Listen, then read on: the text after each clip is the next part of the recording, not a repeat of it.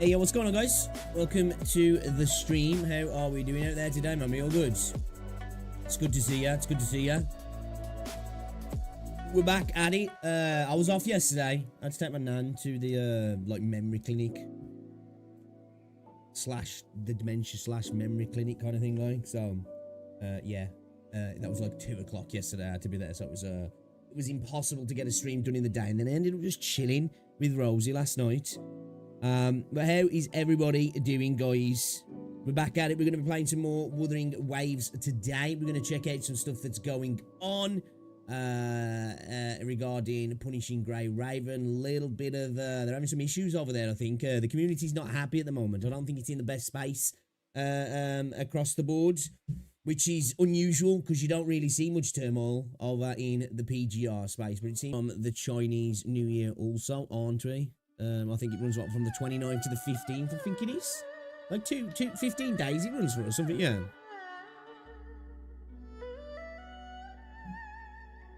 That's a good cup of tea, man. It's a good cup of tea.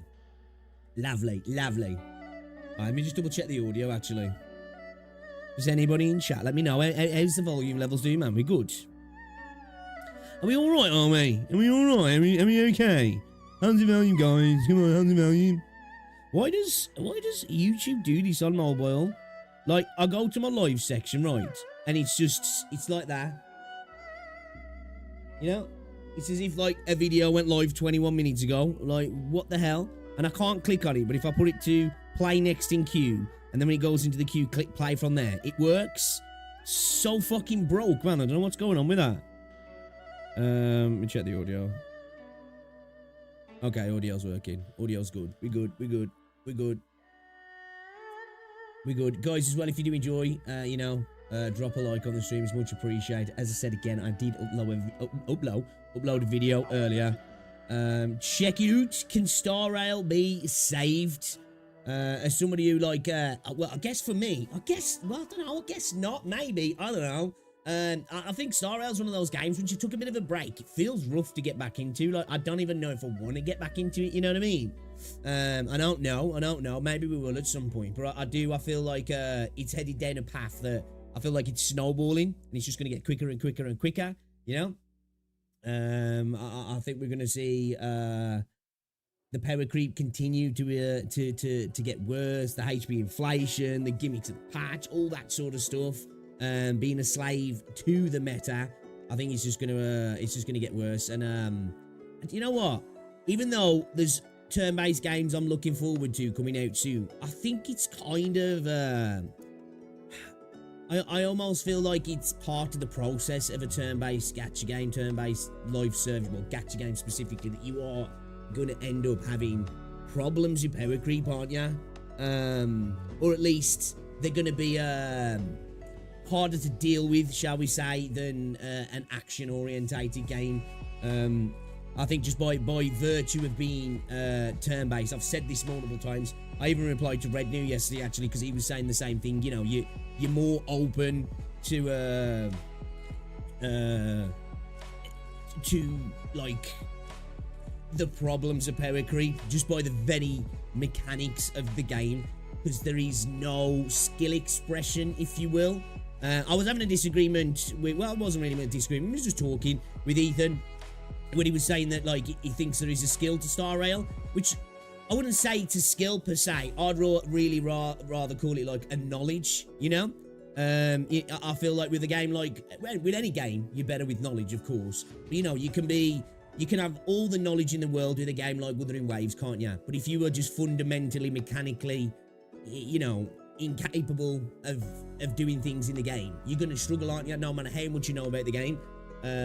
Where you might not know the most about the game, but you're probably going to be able to do a lot of good stuff in the game if you're just good at the game. Where with a game like Star Rail, there's not much room for that, is there? Like, it doesn't matter how good you are mechanically, if you are not set up right, you're going to fail, aren't you? It's, you know, I think it's just an issue that's going to happen. I think for me as well, rather than the power creep, which I suppose it comes as part of the power creep, for me it was just a game that felt like it was a have and have not kind of game. Like, it was either content felt easy, I wouldn't say easy, but just, well, yeah, probably kind of just clear, well, not easy, but like really clearable, with no issues, should I say, rather than easy. Or it was just, it felt rough, if that makes sense. And again, I don't know if it's down to the HP inflation, actual true power creep, or just the patch, you know, the point of the patch, each patch, you know what I mean, being catered. You know, some people are arguing it now with Woo, aren't they, in regards to the tower, being catered, they're worried that it's going to go down the route of being banner catered, which at the end of the day, you're going to always have those spots in a gacha game, because they're going to want to cater to a degree to the new to the new banners, aren't they? To get people to, it's all part of the psychological aspect to get you to pull on characters at the end of the day, right? Excuse me. What's going on, Riley? Mr. Pokey's just taunting with HSR Power Creep. He's actually live explaining it. I thought he's done with the baiting. Nah, man. You know, Pokey, he'll say this. He loves it. He loves it. He breathes it. You know what I mean? Dude just likes to, he just likes to poke the bear, doesn't he? So the name's perfect, really. Yo, what's going on, Vez? How's it going, dude? When it comes to HSR, I think people make Power Creep out to be worse than people think. It's 3 game modes that take 5 minutes to finish each week. The resets every other week, once a month. There is 10x. Oh, you know what? I've got to be honest. Like, at the moment, I can't really speak on it because I haven't been playing the game for a while. But I saw where it was going. Well, in my opinion, anyway, for me. And I just feel like, I feel like gacha games in general, when you take a break, they do, you have missed out in a sense, haven't you? You know, there's a whole point of the fear of missing out in gacha games, isn't that? Like, I just feel like it feels worse. Like going back, trying to have a break from Star Rail and going back to it, I don't know, man. It just feels worse. I just think it's Virtue. It's the way the game plays. You know what I mean? It's the way the game plays. It being a turn-based game, really. Yo, Chase, what's going on? Daniel, welcome to the stream. Where do you go to buy my old retro games? Oh man, what's that site that I check sometimes? I think it's, fuck, you've got me now. I do use eBay sometimes, but there's a place, it's called, I forgot what it's called now, Retro.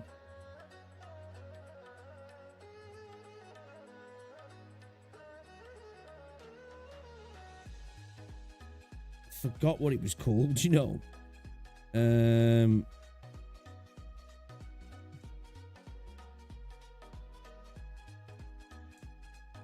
is retrogames.co.uk, like I don't know where you are, so I do use eBay sometimes.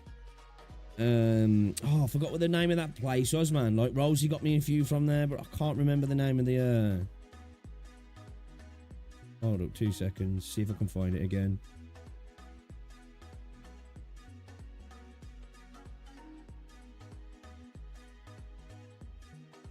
There's 8-Bit Beyond, Retro Games.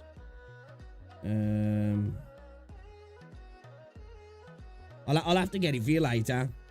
I think Rosie's got it bookmarked. I haven't got it bookmarked at the minute, so I'll get Rosie to send it me after, and I'll let you know. What's going on, Reikis? Right, what is a Kuro drama? It's regarding the stuff that's going on with PGR at the minute. We'll have a look in a bit. It seems like I think the community a little bit more because like I always see the PGR space as a place that, like, you know, seems to they always seem to be quite content. You know, it's a good game. For the most part, the community just, you know, chills, plays the game, stays undercover, doesn't it? But I think with the whole thing with the merger, the synchronization, whatever you want to call it, I think, you know, it's obviously bothering some people, which we'll have a little look at. I saw some stuff on Reddit. People are saying to maybe stay away from the Discord at the moment. Apparently, the Discord's a bit of a rough place right now. Let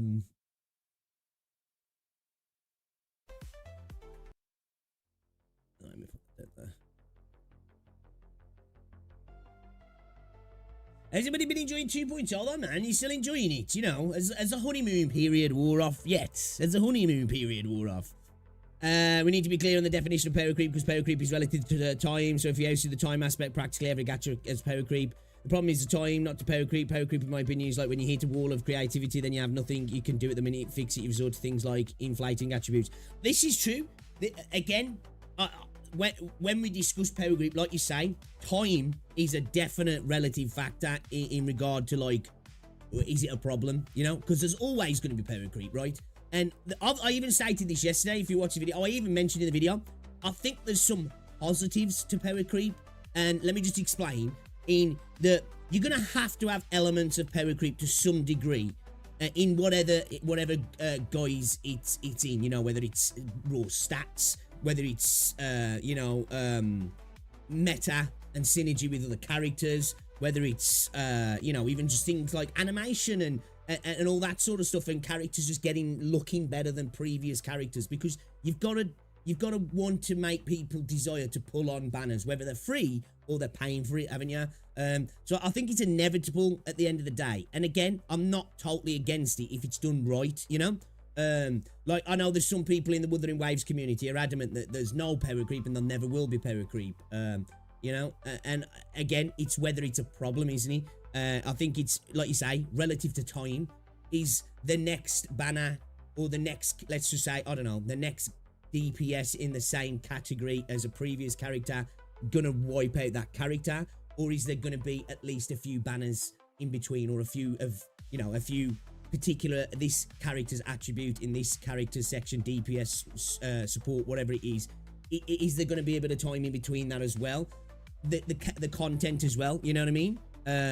The end game content, that's a factor that's relative to it. You know, is the end game content still clearable? And this is why I say, when it's an action game, the skill expression helps alleviate that, doesn't it?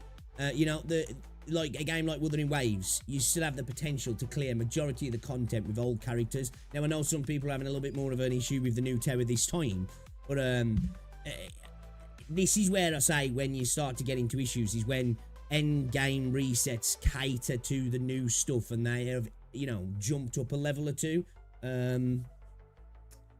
You know, so at the end of the day, you're gonna have power creep. It's about the exponential increase of the power creep, isn't it? Is the problem. You know, it's all about that balance. It's what gacha games are all about, isn't it? The difference between a successful, or not so much a successful, or should I say, because that's the wrong word, because there's plenty of successful gacha games that we wouldn't say balance.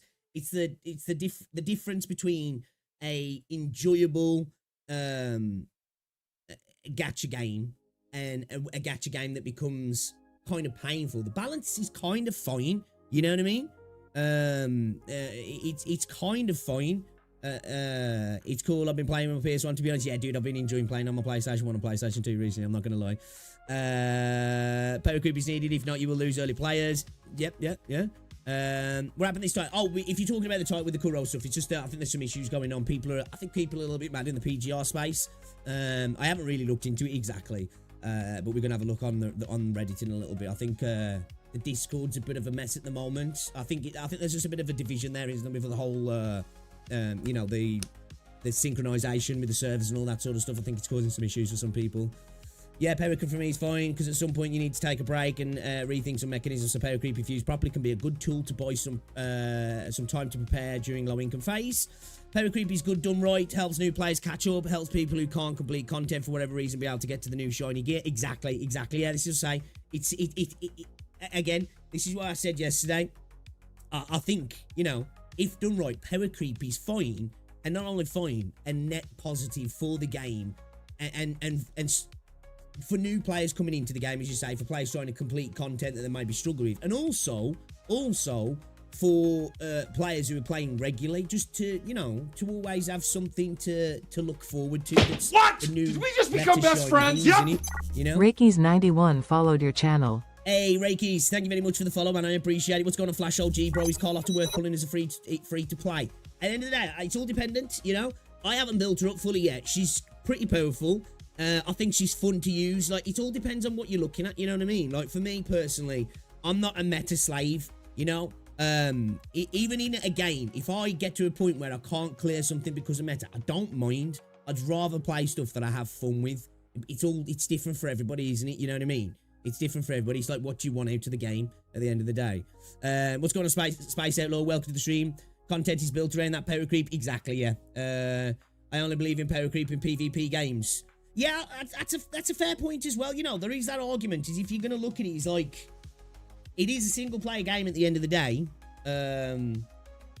You know, again, I think it's right that power creep's relative to multiple factors, you know, time, endgame content, the speed in which a banner replaces a previous banner. And when I mean a banner replaces a previous banner, I don't mean literally the next banner. I mean, like, you know, the next banner that's in the same category as that character. I know, like, when you're looking at something like, let's say, a Glacio DPS or something, or whatever game you're thinking of, the next Glacio DPS, does it just outright just absolutely obliterate it? You know? That's where you got to look at. It's all relativistic, isn't it, at the end of the day?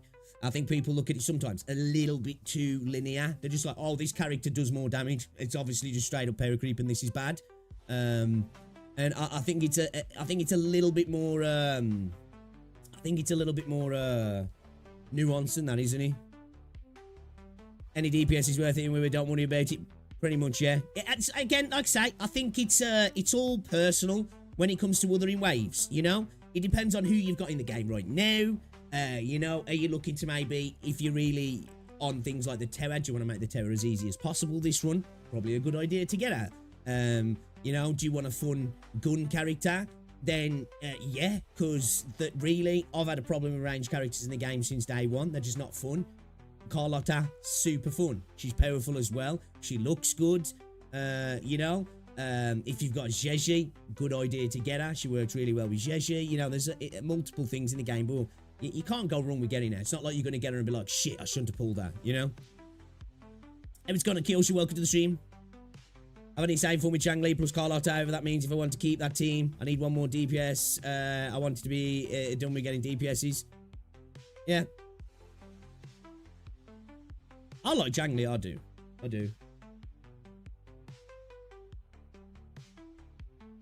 I mean, his power creep really needed if instead the enemies get buffed, but I don't mean it as damage sponges. I mean mechanics, etc. So that they're not forced to pull, but maybe have some characters excel in some cases while others in others. Well, this is an argument as well. This is why I've said, you know, I'd like to see Wuthering Waves lean into, and it doesn't even just have to be specifically holograms, but more hologram-like content, when it's not really about having so much the meta. You just need built characters and just to learn patterns, really. You know what I mean? It's about learning patterns and using mechanical skill. Whereas, like, at the end of the day, you're always going to have stat checks in gacha games because they have to be there. You know, I think we've got to accept they have to be there, really, because there has to be some element of the game for the people who want to clear particular content or have to clear everything, that it's going to be, they're going to get to a point where they're going to be like, well, I need this, you know, I'm going to need this, for the majority of gacha games anyway. And you're going to end up being like, right, I'm going to have to pull on this character now because I need to clear this content. Again, like I say, power creep is a lot more nuanced than people make it out to be, if I'm honest. I do genuinely think people go, bigger number, bad, power creep, it's over, man, game's fucked now, you know? It just isn't that simple, is it? I believe what Wuwa needs more than anything is supports. I think Wuwa need some really good true DPS characters, more of them. You know, we've got plenty of good DPS characters now. Fair though, looking at the characters that are potentially upcoming, I think we might have plenty of them. I don't know. We don't know what Zane is. She looks like she could potentially fill sort of role like that. There's rumors that that's what Brant does. You know, we've got Ruchia coming. She looks great for that role. I know I've heard some people saying she can actually be built out to really be a hard hitter, but she looks like a really good support role, off-field character as well. You know, looking at this Holy Maiden, well, I might be wrong, but she doesn't look like she's going to be a DPS character if she's going to be playable. She definitely looks like she might lean into, I'm thinking, just off what we've got from the story and how she relates to the Sentinel. I just feel like she's got to be a sustain, right? I'm not tripping. Like, she just feels like she'd be a sustain. She looks like it. The role that she's kind of playing with the Sentinel, I feel like she's got to be some kind of healer, right? Which I'd be happy with, if I'm honest, because I don't like Zhezhi. I really would like another main healer. As somebody who likes, you know, Shorekeeper, Verena, they're my two healers. I'd like another main slot healer, personally. I can't either. We might get round to doing the holograms today, actually. Because I didn't stream yesterday, I had like an hour. Because I hadn't done hologram 6 on Inferno Rider. And I don't, yeah, it was in Permanence Heron as well. So I just went and wrapped them up yesterday because I was like, I ain't got round to it for ages. I'm not going to if I keep leaving it up to doing it on stream because I end up yapping for 3 hours. So it was perfect because I was off yesterday before I took my nan to that dementia clinic. I was like, you know what? Let's jump on and clear these holograms because I've been meaning to do it for a while. We only have Verena, Zhezhi, and Shorekeeper, yeah. And I know you can get some heals out of you, but it's just not the same, is it? But for me, I don't class Zhezhi in there, bro, because she's just so clunky to use. So jarring to switch to Zhezhi for me. Not a fan at all. Not a fan. Hats off to Kuro for making better balances foundation compared to other big games. I can practically use any support even if it's not buffing the correct damage type, especially basic attack. Yeah. That's it. End of the day as well, it all depends what you're doing in the game. Like, when we're going back to talking about power creep, you know, if you don't give a shit really about endgame content, power creep just doesn't exist, does it really, to be fair? You know? It just doesn't exist, does it? Hey, Jamie, what's going on, dude? Welcome to the stream.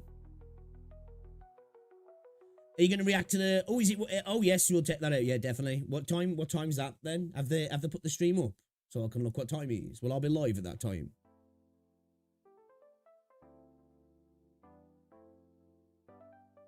Will I be live, then? Will I be live?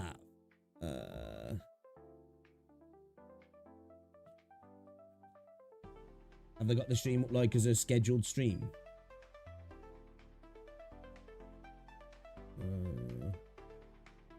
Not yet. I need to know the time. Have they said the time that it's going to be up? Do you know?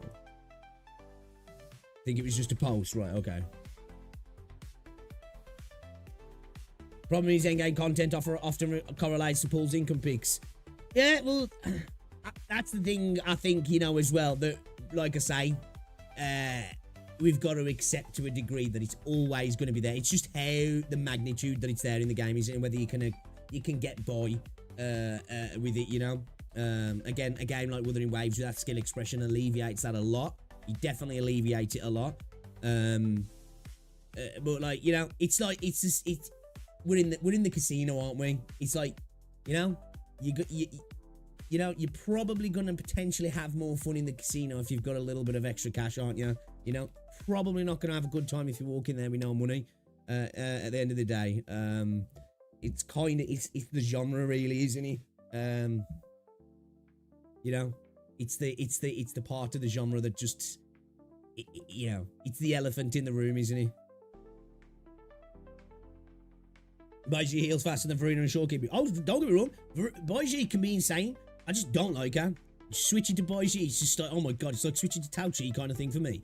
You know what I mean? It's just like, oh, I'm in a flow, and then bang, she comes in. It's like, hey, come to ruin the fun, you know?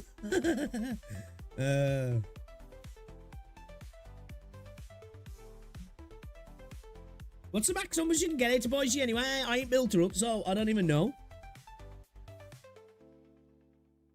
I don't even know what we're talking in terms of raw healing power.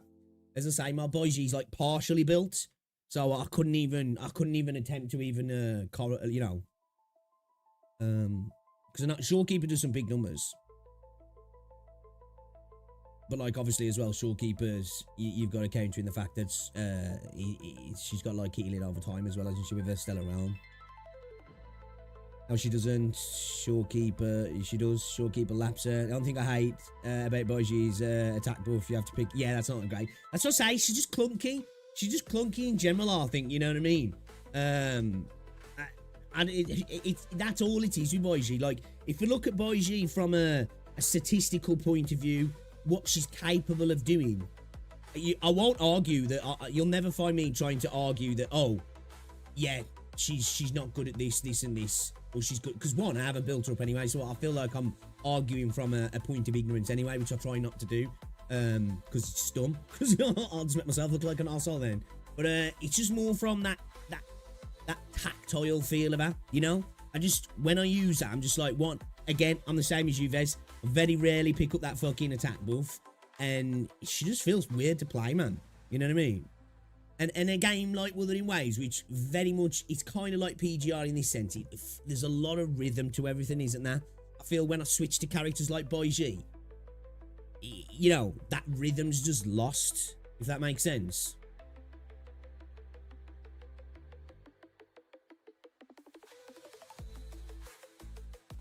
I use every time in the TOA, and she works better in the hills than the two. End of the day, what works for you, man.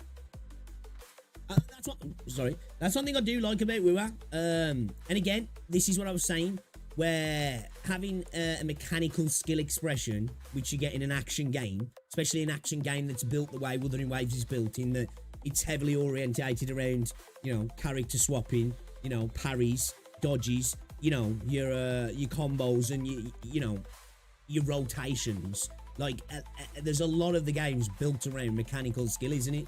So, like, you know, I feel like it makes the game and the player less of a slave to meta. This is like, say, what goes back to the thing what we was talking about in Star Rail, where, like, you end up being a bit of a slave to the meta because there's kind of no getting around that, is that? You know, it's like with turn-based games, I've said this before. You've won the fight before you started the fight, and you've lost the fight before you started the fight, haven't you, really? Unless you do something dumb in the fight, you know what I mean? Where, totally different situation with an action game, isn't it? You can be perfectly set up, and you can fuck it by just, you know, doing something wrong in the fight. You know, when you're panicking, or you're misclicking, or you fuck a rotation up, or whatever it might be. And I'm not even just talking about WoW here, I'm talking about other action games as well.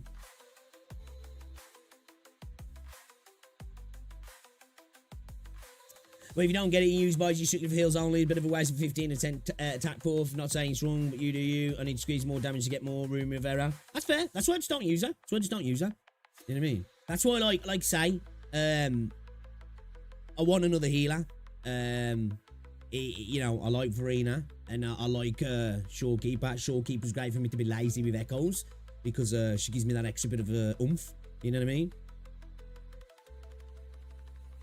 That's why, like, Shorekeeper kind of is like, I suppose she is the character for dummies, isn't he? Which is perfect for me, you know? Because, like, I do, at some point, we are going to start going sweat mode on WoW. At the minute, I'm kind of just enjoying playing WoW, playing other games, and, like, you know, having characters like Shorekeeper's nice, because I can kind of switch my brain off when I'm playing, you know what I mean?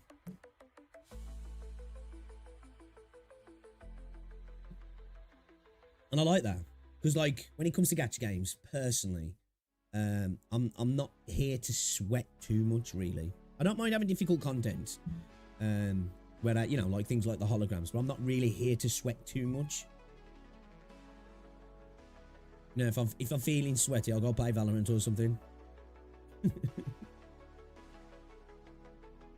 That's exactly what I use, Riley. It's because I'm lazy when it comes to echoes. So, like, I can get echoes that just about do the job, and then Shorekeeper fills in the gaps, you know what I mean? That's exactly why when I saw a kit, I was like, yes, please. That's why when I lost my 50-50 to Zhezhi, I was like, fuck it. Okay, that's the one character I was like, I'm not even going to bother about pulling now, because I want to guarantee Shorekeeper, and I want to get her to fucking Resonance Chain too. Because then she just allows me to be lazy. And I can spend less time doing things I don't want to do then. In regards to, like, you know, farming better gear. Because, fucking hell, I had a voice crack then. Because, like, you guys know, you've seen it.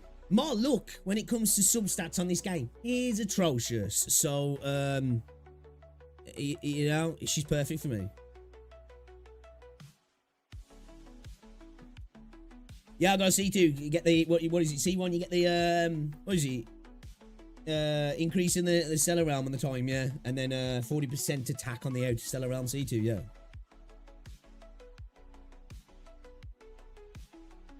I've been playing lots of Marvel Rivals and Space Marine, dude, so we were on the back burner. Yeah, I feel ya. I need to get back on Marvel Rivals, man. The game's fire still. The game is fire. It is actually fire. Alright.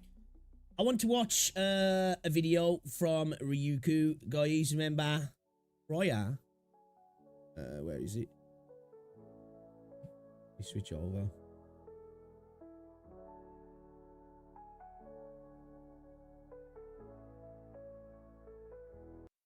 The fuck? YouTube being weird? Where is it?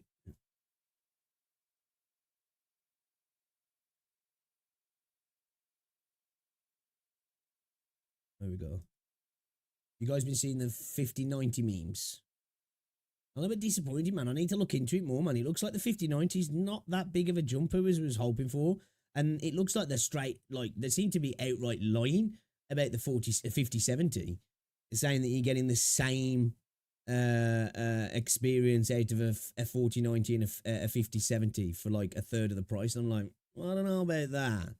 I don't know about that. Considering, like, most of it's AI generated frames, which are not true frames, and you do seem to get quite a lot of ghosting on certain things. Yeah, the price is banging, Riley. The price is banging. Maybe I'm just used to the bottom buttons. I feel like Boise rotations are more easier than Shorekeeper. What? That's the thing as well. Everybody's different, isn't they? You might get into the because you've been playing with a particular character for a particular time. It's always going to feel more comfortable at the end of the day. It is, isn't it? You know, Shorekeeper for me feels perfect. You know, it's like even though it looks like Rachia is going to be best in slot for Cammy, this is what I was saying for me. I need to see the rotation speed because Sanhua just feels, you know, great. You just intro into her, you know, skill, liberation, you know, get to clicking heavy attack in your liberation. So your 40 bars, like, you know, getting ready to go up, or even sometimes you can get it pretty much there in the animation. You know, pop out, boom, straight into Cammy. Yo, Cheese, what's going on, bro? Shorekeepers indeed took too long for the first up, but after that, yeah. That's it. That's all it is. It's just he's getting into it. She's like, I guess she's like a car with a turbo. You know what I mean? You gotta wait for you get that turbo lag, you know, and then once it kicks in, it's boom, you're off to the races, kind of thing. Like, well, like once you got your rotation going, then it's just you're good, like you say, you're good.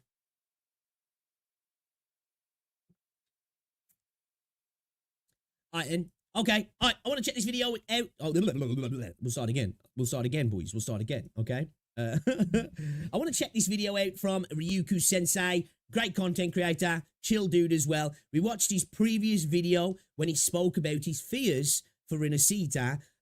You know, we went through a bunch of different things, but it was mainly a tonal issue in regards to he thought it was probably too early to be switching to this, what he thought was going to be the tone that was coming in Rinascita. And I'm curious to see if he still believes that, you know, if it's backed his feelings up, or, you know, he's enjoying the content and enjoying, I guess, the story and the tonal shift, shall we say. Because I don't think he was ever really worried about the content. It was more about the vibe, shall we say. But guys, if you haven't checked out Ryuku Sensei, you should definitely check him out. Great content creator. Let's see what he's got to say then, shall we? Because I'm very interested about this video. Okay, so about 2 weeks ago, I made a video talking about how I wasn't particularly excited about the 2.0 Rinascita update. I gave my 3 reasons. I felt it was too early for a tonal change-up, I felt that there wasn't sufficient payoff in the story for the Huanglong region, and PPTSD, post-Penacony traumatic stress disorder. Yeah, I forgot about that. I forgot about that as well. In the story that was presented to us in the promotional material for this 2.0 Rinascita update. I was mainly worried that we're going to get bogged down in all the political stuff for the majority of the patch. And I made that video as a way that I could just, like, kind of get those feelings out. Which I don't feel like we did we? You know? There was definitely that sort of... Well, I guess it was... Well, I suppose it was political, because, you know...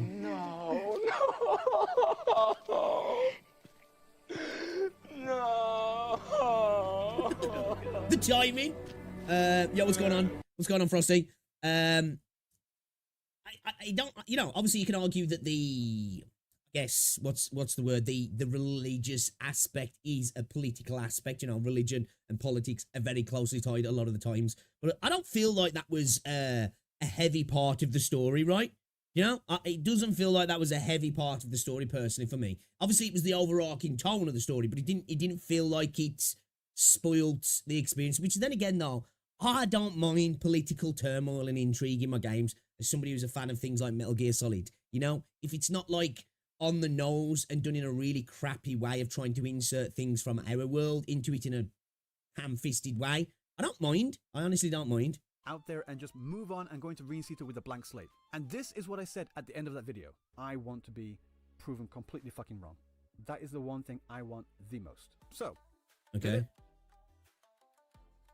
Oh. Well, we're waiting. Love that film. Yeah. Not perfect by any means, but pretty damn good.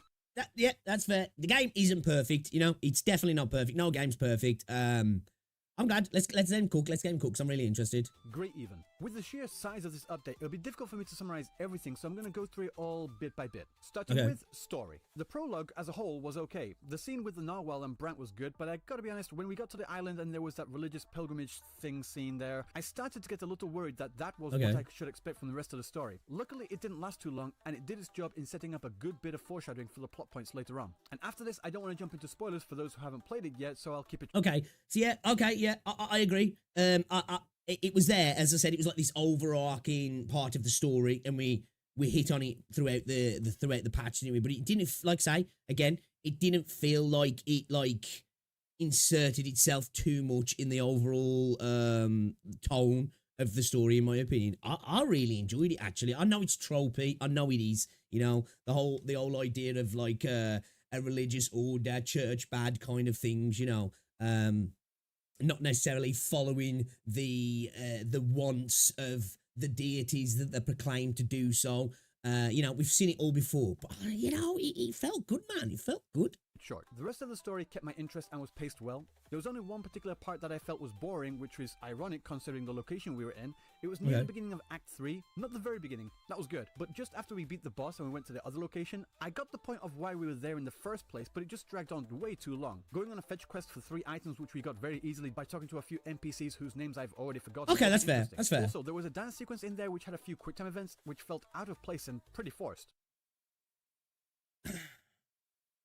Probably did feel forced. I don't know if necessarily out of place personally, but my biggest gripe with that was there were pointless quick time events. For me, I think if you're going to put quick time events in a game, if you fail them, you should fail them, right? And I purposely failed mine, if anybody watched my stream, and nothing happens, which I was like, that's a bit of a shame. It would have been kind of cool if, you know, Carlotta had fell on her ass because you didn't, or you'd tread on her toes, or, you know, just something like that.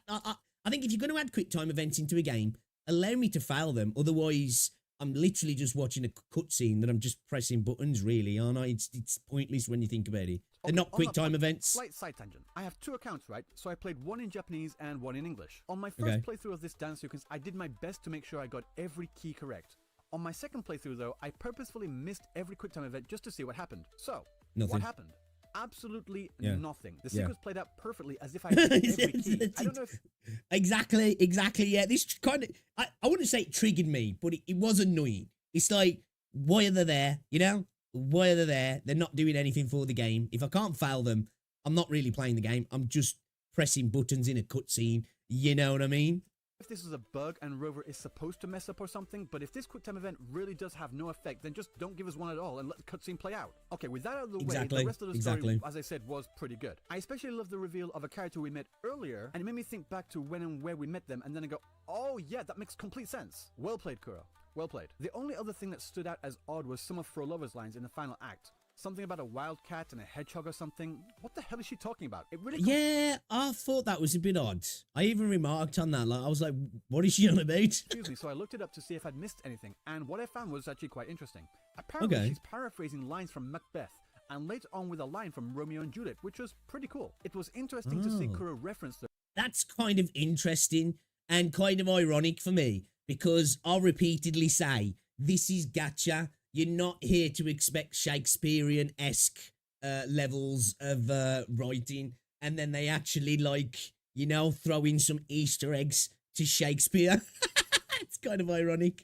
But at the time, it stood out as totally out of left field. But still, like I said, without getting into spoilers, the story was, overall, very good with just a couple of times where it stumbled. I haven't done any of the side stories yet, but that's just my opinion on the main side quest. A solid 9 out of 10 for me. So how about that? Okay, that's, you know, that might even be higher than what I gave it, you know. For me, I'd say it's probably an 8 out of 10, you know. I think it was a good setup. I think it was a good, hey, this is where you are now. This is the, like, you know, kind of laying the ground rules, so to speak, and potentially what you're going to expect. And I think he did a very good job of that, personally, for me. You know, it's made me, I was much more intrigued in this story. I enjoyed the introduction of the characters. The way the characters came in felt better personally for me as well. Again, the voice acting helped out massively because it's a massive thing. You know, if the voice acting is not great, it's hard to enjoy it. And we've seen a massive improvement there. And yeah, man, as I say, I was incredibly intrigued and I'm excited now for the rest of the story. You know, like it kind of ended on that, you know, wait for next week kind of thing. And I'm like, oh man, I can't wait. So yeah, I think I'll give it an 8 though. So annoying, man. I'm actually shocked. I didn't think Ryuko would go that high, if I'm honest. This was something I was a little concerned about as well, but maybe not as much as other people thought. Out of the 8 areas, there were 2 that stood out as places that I wasn't particularly interested in, but the majority of what was shown looked really great to me. The one area in particular that I really didn't want to spend too much time in was the Nimbus Sanctum. Fucking sunshine and rainbows? Please, I don't need any of that My Little Pony shit in my game. Oh, hello. This area is pretty Bro, I think this area is gorgeous, man. I just gotta straight up disagree. Obviously, we've all got different preferences. This is one of my favourite places in the map. I think it's fucking stunning. During the day, but it comes alive at night. The low-hanging fog atop the water, the lanterns, gorgeous, blue luminescent trees, perfect and everything touch. gave this place a fantastic haunting atmosphere, which I really like. And we're almost always there at night because that's the only time when you can see Lorelei, the Queen of the Night. Okay, so I've mentioned that Final Fantasy VIII is my favorite game of all time, right? It came out... Final Fantasy VIII. Okay, interesting. Final Fantasy VIII is a good game. For me, man, Final Fantasy IX, though. Final Fantasy IX clears 8. You know... Yeah, it's there's some issues with the battle system in 8. But 8 is good, though. 8 is good, you know? 8 is really good, but Final Fantasy 9, man, all day long. Final Fantasy 9 and Final Fantasy 12, oh yeah. Out in 1999 when I was just about 10 years old and still thought girls had cooties, until I played Final Fantasy VIII and used Shiva for the first time. Holy fuck, she was my sexual awakening, and I do not care who knows it. Like, Quistis was hot, and she's why I love basically any secretary-looking character, but Shiva was a whole nother thing entirely. Diamond dust? More like diamonds and burst! Anyway, what I mean to say is that Lorelei is hot, and I often make nightly visits. To farm echoes, of course. Moving on, like I said, I played in both EN and JP, and the whole cast of characters we met in Rinascita were absolutely fantastic. Everyone brought their A game to the performances. Usually, if someone asks me which language they should play in, I usually say play in JP. But this update, however, I actually felt myself wanting to hear them more in English. Not because the JP VAs were bad or anything. I've heard a lot of people saying that, and then this is coming from somebody, obviously, when it comes to like anime type content, JP usually clears. But since I've not played in JP, I can't really comment on that. But the voice acting for me, elevated, you know, absolutely elevated compared to the previous patches. I think it absolutely killed it. It's the only one I've never got around to playing. 8's good, 80s, yeah. 7, 8, and 9 with Trinity back in the day. Recently started using NVIDIA RTX filters in Mirror, and I've got to say, Reguna looks stunning, but now goddamn 4K would be... Oh, dude, I just want RTX, man. Give me ray tracing. Give me ray tracing. What's going on as well? Just to go, I don't know if I said hello to you. Final Fantasy 12, what's the people on that one? I just didn't care for it. Not trying to be an ass, just curious. For me, I think, like, the setting, the universe, and just the like the semi-open world aspect, and I did like the battle system as well. I did like the battle system. You know, yeah, man, I was a really big fan of it, dude. Really big fan of it. I usually 100% for JP, but English, Weaver is good. Yo, what's going on, Neil? Welcome to the stream. Not at all. But just because I really enjoyed the variety of different accents from each of the characters. English, Italian. Yeah, that's the thing as well. You're kind of losing out on that, aren't you, when you go to like JP? With the English one, it almost feels like it's, especially for this area, it almost feels like it's the default version to play it in, isn't it? Because, you know, you're getting to appreciate the different accents from the different places, which you're just not going to get, are you, unless there's people in Japanese, speaking Japanese, trying to sound like they're Scottish or they're Italian or they're English, you know what I mean? And when I'm thinking Scottish, I'm more referring to Lumi, which I know she's not part of this, but I'm just like referring to accents. Italian and French, among others. It was great what these different accents brought to the characters to make them even more distinct. I'd say, do you know what? When I think about it, though, I think Zhezhi sounds more Greek than anything. A bit of a Russian accent. Frolova is a Russian name, after all. If anything, I think the weakest link in all the VAs was the male Rover, but that's not a knock against him. He still did really great. But when everyone else is hitting a 10 out of 10 and you're only hitting a 9, it stands out. Next up, we have music. It was great. Enough said. Next up, quality of life. Okay, seriously now. The music was great. The OST for Rinascita was really well composed. I think the music was top tier. The music was top tier. There was plenty of times that I found myself feeling like, man, this takes me back to like PlayStation 2 JRPG vibes. With each area having a distinct sound and vibe that suited it well. And just like the Shakespeare references in Frolova's lines, I loved the Mozart references in Lorelei's battle theme, even if I didn't realize it was Mozart at the time. Shout out to Marco. I didn't know that either. If I was going to say anything, I didn't know that either. I would have liked a few more heavy-hitting bangers. You know, something along the lines of Narwhal, Hikari, stuff like that. But to repeat, the music was great and I enjoyed it. I just felt it was leaning a little too heavily on the orchestral side, and I would have liked a little bit of that variety in there. That's all. Okay, so how about the quality? I can appreciate that though. I've said this a few times, even if it seems like it's out of place a little bit, I would like something a little bit more actiony in some of the boss fights and the combat. Again, I always think back to like PGR because PGR's got some peak ass music that gets you like pumped up. Yo, Noisy, what's going on? Dude, welcome to the stream. Which I think sometimes we relax a little bit, but I feel like the theory is that it would be out of place and some people might see it as that. So, you know, it's hard to say. Lots of quality of life upgrades in this patch, and I would not be able to go through all of them, so this is just a few shoutouts of the main ones that really felt particularly impactful for me. The first one, of course, goes to the new flight mechanic. We were all excited for this, and it didn't disappoint. Yep. Flying around the world felt incredible, and I gotta say something as well. Before we played, I said it makes sense that flight's not in Huanglong, and I still, to a degree, from a design point, still, for the most part, believe that. But as I said yesterday, I hadn't finished off the Inferno Rider and the Impermanence Heron holograms. I'd still got to do 6 in them. For some reason, I just hadn't got round to doing them. So, because I didn't stream yesterday, I took the time and I was like, right, let me just go, I'll do my dailies and I'll go finish those 2 off. And I went and finished them off. And just like wandering back around Huanglong again, I was like, you know what though? Kind of would be nice to be able to fly. I'm not going to lie. So, I get it. But at the same point, I'm like, you know, it would be nice to have it there as well. Brought a new dimension to this game that I haven't felt in others in a long, long time.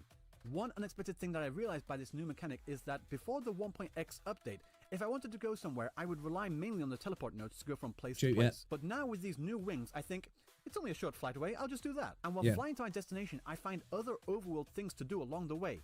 I think at some point, though, this will be a thing of the honeymoon phase, and you will go back to TPing a lot. Personally, I think that'll be the case anyway.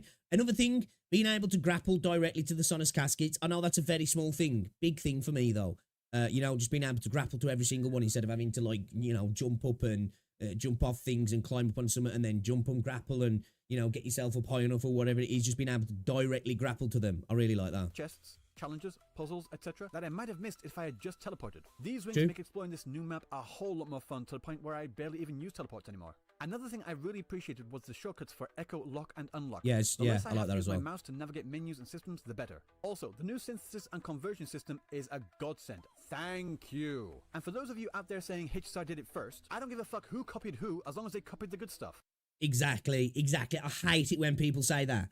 It's like, I do not give a fuck what my game, or the game that I'm playing, not my game, I misspoke there, sounding a little bit parasocial there, but I genuinely, if I'm playing a game, I want it to copy everybody's homework if it's going to make the game better at the end of the day. I do. I don't care at all. You know, if that's a good thing in a game, steal it. Make it better in this game, and I'll be happy. Just try and stay away from taking the bad stuff. There were obviously a lot more QOL that I could comment on, but I'll just leave it there for now. Now we come to my disappointments. One of which was the Area Mama's Echo. This is supposed to allow you to customize your music depending on the region, but when the effective radius is shorter than I can spit, it's pretty damn useless. Yeah, you need to make this radius a lot bigger. Or if you know what? Get rid of the radius. Give us as a tool. Allow us to have basically like a little MP4 player that we can carry around, you know, and just listen to music.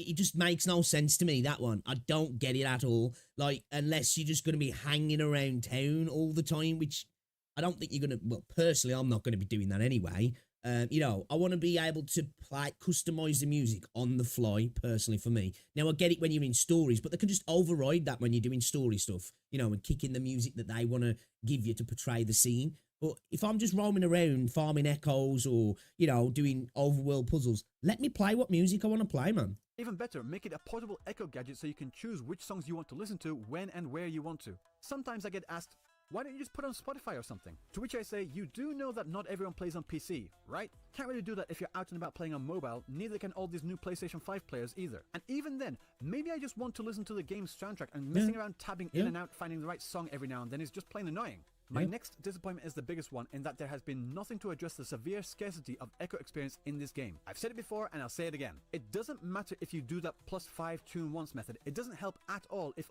I agree. This is what I said this prior. Especially, it just doesn't matter. You can min-max the fuck out of your echoes and be as efficient as possible. If you've just got trash luck, you've got trash luck, you know? What might take somebody 10 rolls might take somebody else freaking 200 rolls. Now, of course, min-maxing is going to increase the potential, the chance of you doing better and reducing the waste. But, you know, it's still a factor, man. Give us more XP, you know? in whatever way they want to do it. But I agree still. That still has to be a thing. All you get is defense and HP because RNG feels like being an absolute bitch. We need this problem fixed as soon as possible. The bane of And my just so we're all existence, defense. absolutely clear, I do the +5 2-in-1 method. I almost always have done. I just did a +25 in the previous video for the B-roll, and even with doing. What did I say? What did I say? I said this. I said this before when Saint was hyper focusing on that. I said that was probably literally just for B-roll for the video, because you're talking about it. It looks good for the edit to just click them all, have it all come down, and instead of like spending 20 seconds showing off that you're min-maxing for the video when it just doesn't improve the video in any way. You know, I think Ryuku didn't best argue that point in the discussion, and I think it was probably because they've been going on for a while. But yeah, I said this. I said he was probably just doing that for the video, and even if he wasn't, it still doesn't change away from the fact that if you do that, it's still a problem. Doing this annoying ass method, I still have shit echoes and 0 XP. Either have RNG and infinite experience farmability, or have no RNG and scarcity. One or the other, but not both. Again, for the love of God, please do not copy the shit stuff from Genshin. I think I'd be happy to say with the RNG if we just had less scarcity, you know, and more option to turn waste into XP. You know what I mean? I don't see the problem with that personally for me. Literally no one likes that. Okay, now with those out of the way, pleasant surprises. Okay, now I know I'm going to sound like an absolute grandpa right now, but I was really happy that the characters were designed pretty modestly. I don't need tits and ass in my face 24/7. I agree. I get enough of that at home when I fuck your mother. But seriously, I think the most... I agree still. I agree because, you know, I've got my Gooner games. I'm a Gooner, man. I will goon all day. Christ, you saw me when we saw Zhezhi. I was all over that shit like a rash, you know. I like that in ZZZ. I'll play a bit of Snowbreak from time to time, you know. I love a bit of Gooner stuff. I do. I really do. But I also like well-designed characters as well. And that's what we're getting in boatloads, in my opinion. But hey, I don't mind some titties and ass now and again, but just, you know, make it give it a nice balance. Give it a nice balance. Goonery character we had was Zani, and she was the one that was most covered up. Kuro, more of this. And no, I don't mean more covered up. I just mean... I said this before, man. I said this before. You know, sexy isn't butt naked, man. You know? Sexy's, yeah. So yeah, you don't need a character's titties like falling out of a bikini to look hot. You know, to me, hey, you know, it's Guna, but I'm not into that stuff when like literally the characters have got like insanely big tits that are exploding out of the bikinis. It just looks a bit weird. But yeah, dude, hey, look, I'm a goon, man. I was gooning over Phoebe, so come on. That I want them Hopefully, to make really well-designed characters. I might regret to say that, actually. I might regret to say that. Instead of just relying on tits and ass to make money. Not only the designs, but the way that they were presented was very well done, and we didn't have an incessant amount of rover glazing either. Characters were kind and cordial and treated us with respect, and that's literally all I wanted. And I think that's about it. For now, anyway. Not a perfect update, but it was pretty damn good. I'm really enjoying flying around and exploring this new region to find out everything that it offers. I have a few ideas for what they could implement in future updates, but I think I'll save that for another video. So having said all this, I'm really glad that Kuro proved me wrong. That's literally what I was for the future, lol. She's an adult, right? She's an adult. I fucking hope so. More, I hope that Kuro continues this trend of fantastic updates. So guys, that's what I think. But what about you? Let me know down in the comment section below. And if you like this video, don't forget to hit that like button. I'm working on a What Does Japan Think About Rinascita video right now, so make sure you're subscribed if you want to see that. So until... Okay, I'll be interested to see that, actually. You know what? I'm really happy that he enjoyed it, because it genuinely seemed a little bit, you know, I don't want to say, like, depressed. Like, obviously, I think that's too extreme about a video game, but it definitely did seem that he was worried about the tonal shift in the game, and that it was going to take away a lot of his enjoyment from it. So I'm glad that it didn't do that for him, you know, because again, for me personally as well, I think it was great. I love the update so far. I love the tone of Rinascita personally. I think it's balanced just right. I think you've got dark, foreboding areas contrasting with some quite gorgeous, you know, bright areas. I think it's done just perfectly, in my opinion, in regards to design. For me, you know, I think they did the story well. The characters were all introduced well, in my opinion. The voice acting was great. I love the character design. Yeah, so overall, I agree with pretty much everything he said in this video, if I'm honest. And I'm happy to see that, yeah, it didn't disappoint him, and it avoided his fears coming true. But guys, if you haven't checked out Ryuka, you guys have probably checked out Ryuka. He's absolutely killing it recently with the uploads. His views are absolutely insane. So go check him out, go show him some love, and yeah, man. Hopefully you continue to enjoy the updates, Ryuka, man.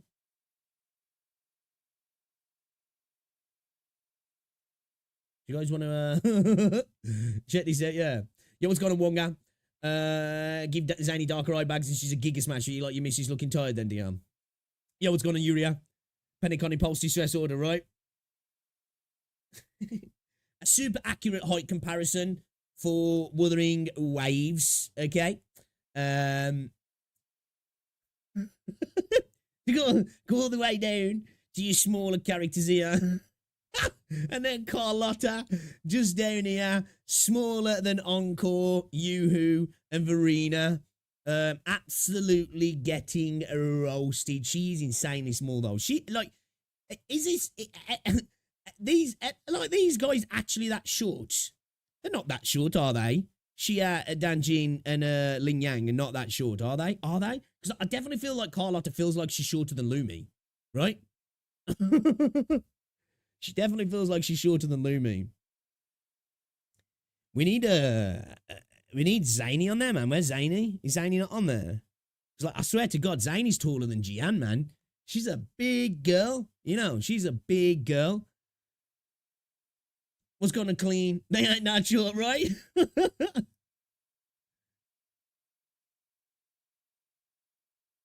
Yeah, Zany's a big girl, man. Zany's a big girl. Where's Cal in that pic? I feel personally attacked. Dude, I think people have just forgot that guy exists, man. You know? He's literally gone the way of the calculator. You know? Nobody uses that shit anymore. There's a post I found on the Wimmers subreddit that I want you to hear your thoughts on later if you're able to. The titles, wouldn't you guys rather things be unique than inspirations? Okay, let me have a look at that then.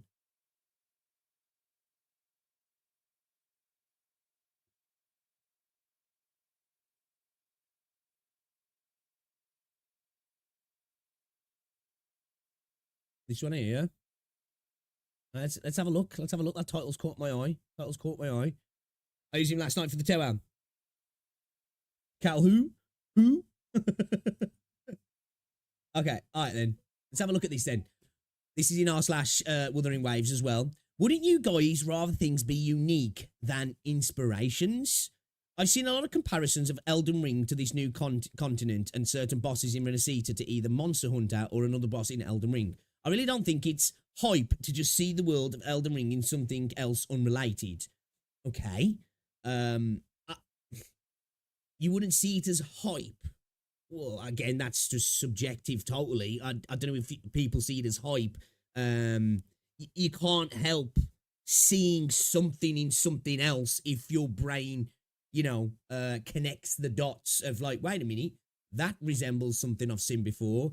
Besides early Genshin ripping off Breath of the Wild, wholesale, and that community not caring, wouldn't you all like to see more of Kuro's unique take on stuff rather than thinly veiled inspirations? End of the day, well, it's one thing being thinly veiled. You can't get away from being inspired by things. Nothing is unique anymore. Nothing is original. You can get as close to being that as you want, but at the end of the day, you know, everything now is built on top of something, whether it's conscious or subconsciously, you know what I mean?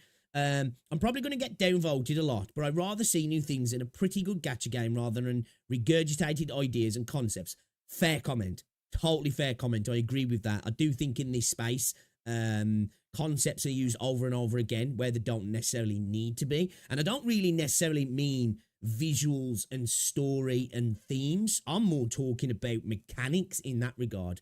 You know, now I know it's gacha and there's a formula to make gacha work, but it doesn't mean there isn't other formulas. And I feel at the minute we just keep using the tried and tested formulas because, you know, it works. I would like some other companies to, you know, find another formula that works, that makes profit, but it's, you know, just a different way to play the game, a different feel, so to speak. And I'm talking about your grind, you know, the farming, the mats, you know, the daily chores, if you will, within the gacha space.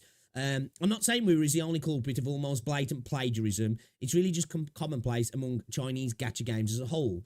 I'm just asking, do you guys even care about this stuff, or if it doesn't bother you at all?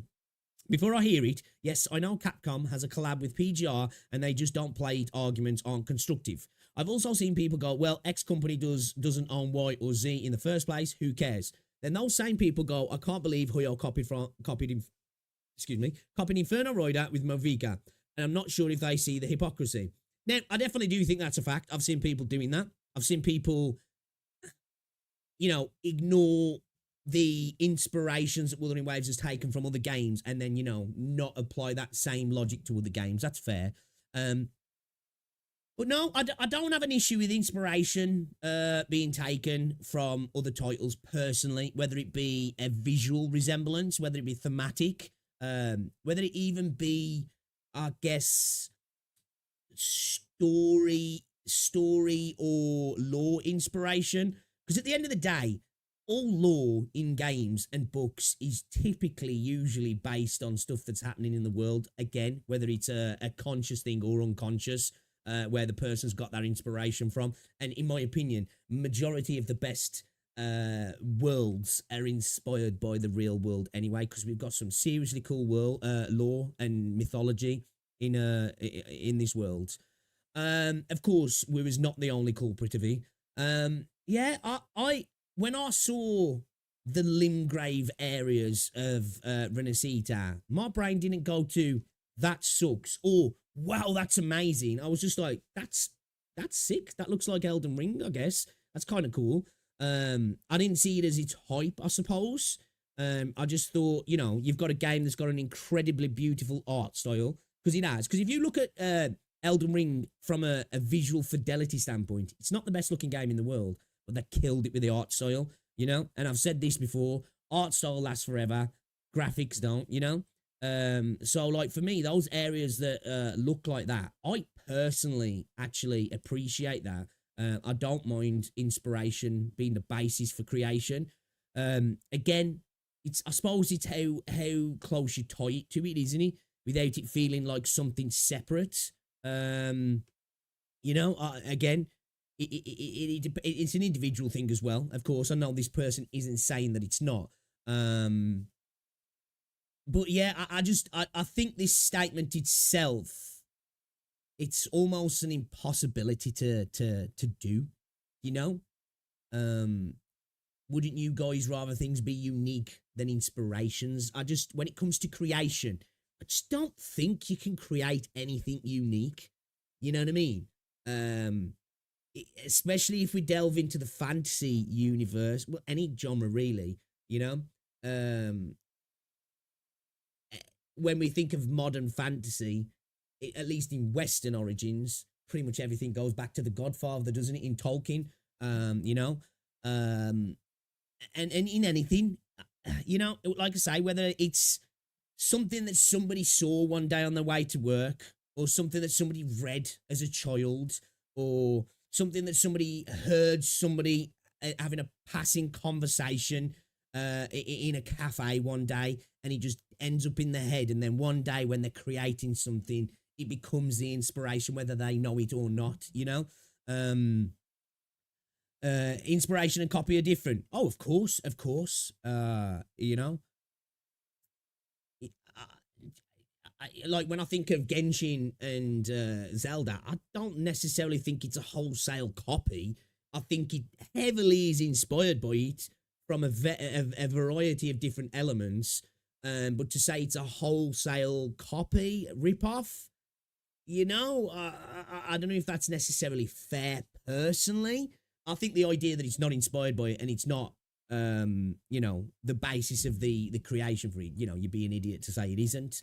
But it's like, I suppose you got to look at like what he's copying. You know, there's plenty of that stuff in China where like it's literally a copy of a game. You know, it's just got a different name. Like, look at all the different PUBG type rip-offs. You know what I mean? That's a rip-off. You know, you can argue it's inspired by, you can, and then I suppose in China they would say that. But I don't think that line is so fine, in my opinion, between copying and inspiration. Something can be heavily inspired by something and inevitably end up as something totally different. You know, I think we're seeing that with Wuthering Waves, aren't we? It's heavily inspired by Genshin Impact. There's no denying that. But I also think it is, as time goes by more and more, it still has a lot to do in making itself an individual thing, and giving itself an individual identity. But, you know, it really has separated itself from Genshin Impact now, hasn't it? You know, you could look at, like, say, like that re-memento. People could argue that's a copy of something like Star Rail. It's like, well, isn't Star Rail basically just an inspiration of any turn-based video game from the past? I think we're just in a space of video games now where, like, everything's inspired by something, isn't it? Let me see what you guys are saying. I replied to this post under the Chemical Wrongdoer saying that I agreed for the most part, but also explain why this post also kind of stupid. I think the title's the problem with it more than anything. The title's almost like I don't want to say an oxymoron, like, you know, but like I think it's almost an impossibility. Exactly, everything's based on something we can usually comprehend or be aware. Exactly, yeah. A Baldur's Gate. Oh, was that? Have you played Baldur's Gate 3? Because if you haven't, and you should, it might get you to places. I still got to play Baldur's Gate 3 myself, to be fair. Don't you think their inspirations are a little too obvious, though, and they need to do a better job of being subtle about it? Are we talking about Wuthering Waves here? Do you think Wuthering Waves needs to be a little bit more subtle about it? I don't know. It's hard to say, because it's like, do you want them to copy stuff but hide it better, or do you want them to genuinely come up with their own thing? You know, because I think when we say they should be more subtle about it, all I think from there is like, well, they're still copying, well, they're still inspired by, but they're trying to make it not look like it's inspired by, which for me, when it comes to creative aspects of things, I genuinely kind of like when somebody creates something and puts it on display that it's inspired by something else, because it's almost like a respect to the previous art, isn't it? You know what I mean? As like, hey, this is a thing and it was amazing and we liked it that much that we wanted to replicate it in a sense. I think what for me, a lot of it comes down to is like themes and mechanics is when it becomes a problem, you know? This is why I always say I don't mind the video game that I play copying the homework of a video game that I maybe don't play, as long as it improves the game that I do play. I think at the end of the day, when it comes to being inspired by another game, I don't mind. I personally don't mind, as long as it improves the thing that I am that I'm playing. Now, obviously, when we look at like the quality of something being unique, I think it's definitely an important quality. Especially if you're looking for that, and I know some people do look for that in the video games. I think if you're going to look for something to be as unique as possible in the gacha space, I think the model just doesn't allow for that anyway, does it? You know, and I'm talking like mechanics, story, the way story's told, the way mechanics are told, the way content's brought out. It's always going to brought to you in a certain way because it fits the market of the gacha model, doesn't it? I think storytelling, definitely, I would like companies to strive for something more interesting and potentially unique. Again, it's hard to do that, you know, whether people are inspired by things or not. And again, I'm somebody who likes tropes. You know, I genuinely don't mind tropes as long as they're done well. And if you are going to heavily lean into a trope, at least be self-aware about it as well, personally. I think when tropes kind of become shitty is when a trope in a game or a story or a film or what, it's like they're lacking that self-awareness. They try to take it too seriously and they kind of just don't, you know, make it work. But I genuinely don't mind tropes if they're done well, like cliches, tropes. I'm here for it if it's done in a way that's enjoyable. I feel like that would ruin creativity by itself, because instead of trying to make your own idea, you would focus on trying not to be similar to something. Exactly, it's impossible. Impossible. Like, even if you're not, like, inspired by something from a biased or unbiased factor, you might come up with an idea and then find out somebody come up with a very similar idea. We're human beings, even though we're individuals, our brains, although work very differently, also work similar in a sense, you know. Our brains work on the same basis of chemical reactions and neurons activating. So to some degree, you know, you're going to come to the same conclusion or roundabout where you could say, well, that's kind of similar to that and that's kind of similar to that.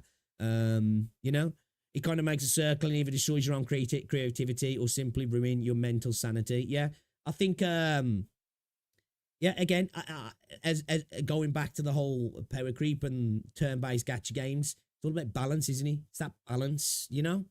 It's that balance. Genshin and PGR are a blueprint of Wuthering Waves. Yeah, again, I've said this, man. Like, I think people have to put some respect on Genshin's name. Just from the fact that we wouldn't have Wuthering Waves. We wouldn't have, you know, the games that are coming in like Azure Premilia, Arknight Enfield, Project 2/3, Ananta, Nevernis to Evernis. We wouldn't have all these amazing looking games coming if it wasn't for Genshin. So, like, they're all inspired by Genshin in a way. Whether they're trying to be something different, they're all looking at what Genshin did and been like, right, let's replicate that with our own style.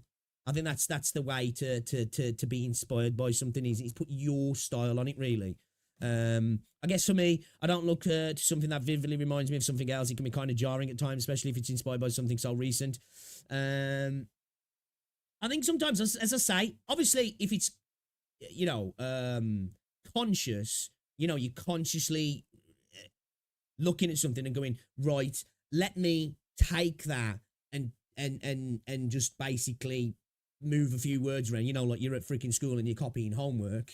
You know, you could argue that that's, you know, bad. It's lacking creativity. It's pretty much copying, which it is at that point. But I think, you know, again, look at things like, you know, Game of Thrones, right? You know, look at all your modern fantasy. Think of all the Western modern fantasy video games that you've got today. They are directly, and sometimes maybe a little bit less directly inspired by Tolkien's work, right? You know, the modern idea of what a wizard is, the way a wizard typically is, you know, and I know we've got different versions of a wizard now, but they all kind of go back to that same sort of thing, you know, the more flowing clothes, you know, pointed hats, you know, beards, staffs, you know. Now, I know we might have slightly different things now where you have women and male wizards, witches, sorcerers, whatever you want to call them, typically go back to something where there might be a staff involved or something like that, or they're using rings with gems and, you know, all this sort of stuff kind of like relates back, and orcs and goblins and dragons and, you know, elves and all of that modern fantasy all kind of goes back to that, you know? And I don't think there's any way to get away from that personally. I think there's always going to be that sort of, if you're trying to create a character that does magic, it's going to end up being related to something like that anyway, isn't it, really? Whether it's Eastern or Western, I guess, and then the inspiration is going to come from either of those. But yeah, it's interesting topic. And I get what this person's saying. You know what I mean? I do get what this person's saying. I just think in the attempt to be unique, just like Just a Guy says, you're going to stifle creativity because you're going to come up with a cool idea, and then, like I say, whether you consciously or unconsciously came up with it from something else, or you just happen to create it in a vacuum and it's similar to something, you're going to look at that thing then and go, shit, scrap it, it's too similar to that, you know? And then you come up with another idea and it's too similar to something else. I think it's just about creating something cool. That's what I'd like personally. I think visual themes are a factor. You know, if something just looks too samey across the board, and obviously stories, I think they're the most important things, and mechanics as well. I'd like and I don't mean like in combat mechanics. I'm more talking about like the daily gacha grind mechanics. I'd like to see something a little bit more unique in that regard, if we're talking about gacha games specifically. But yeah, I'm glad you pointed that one out to me, actually. Interesting. Like, again, I do like these discussions when it comes to video games and just general creativity and ideas. Because, you know, how far we are in creative purposes in humanity now. It's incredibly hard to be unique, isn't it? Without having some inspiration from something else, or even if it's not there, it just by coincidence being similar to something else. It's a hard thing to do now. Yeah, I appreciate these sort of posts because I think this person's, you know, I get what they're saying. I just think the title itself is the worst part of this question to the community, if you ask me. But I definitely don't have issues with parts of Rinascita kind of looking like Limgrave. You know, at the end of the day, it's like, well, man, we've got to have a problem with the entirety of the place because it's inspired by Venice, isn't it? Is that a problem? I don't know. Yeah, thanks for that. I appreciate that, Wonga. Comes off as trend chasing sometimes. Oh, hey, you won't get any argument from me there. The video game industry has a massive problem with trend chasing. You know, look at what happened with battle royales and then extraction shooters, which, hey, I don't mind. I don't mind because there's been some other games that have come out of that have been really good. It's just you get a lot of slot with it, don't you? You know, like majority of the battle royale games that came out after, well, what we had first, we had the battle royale in Arma, you know, that PlayerUnknown made, and then obviously we had PUBG and H1Z1. We had Fortnite. You know, we've got Warzone now, but like we had a lot of shit as well, didn't we? You know, a lot of shit, and like I used to play a lot of gacha battle royale games back in the day. I did.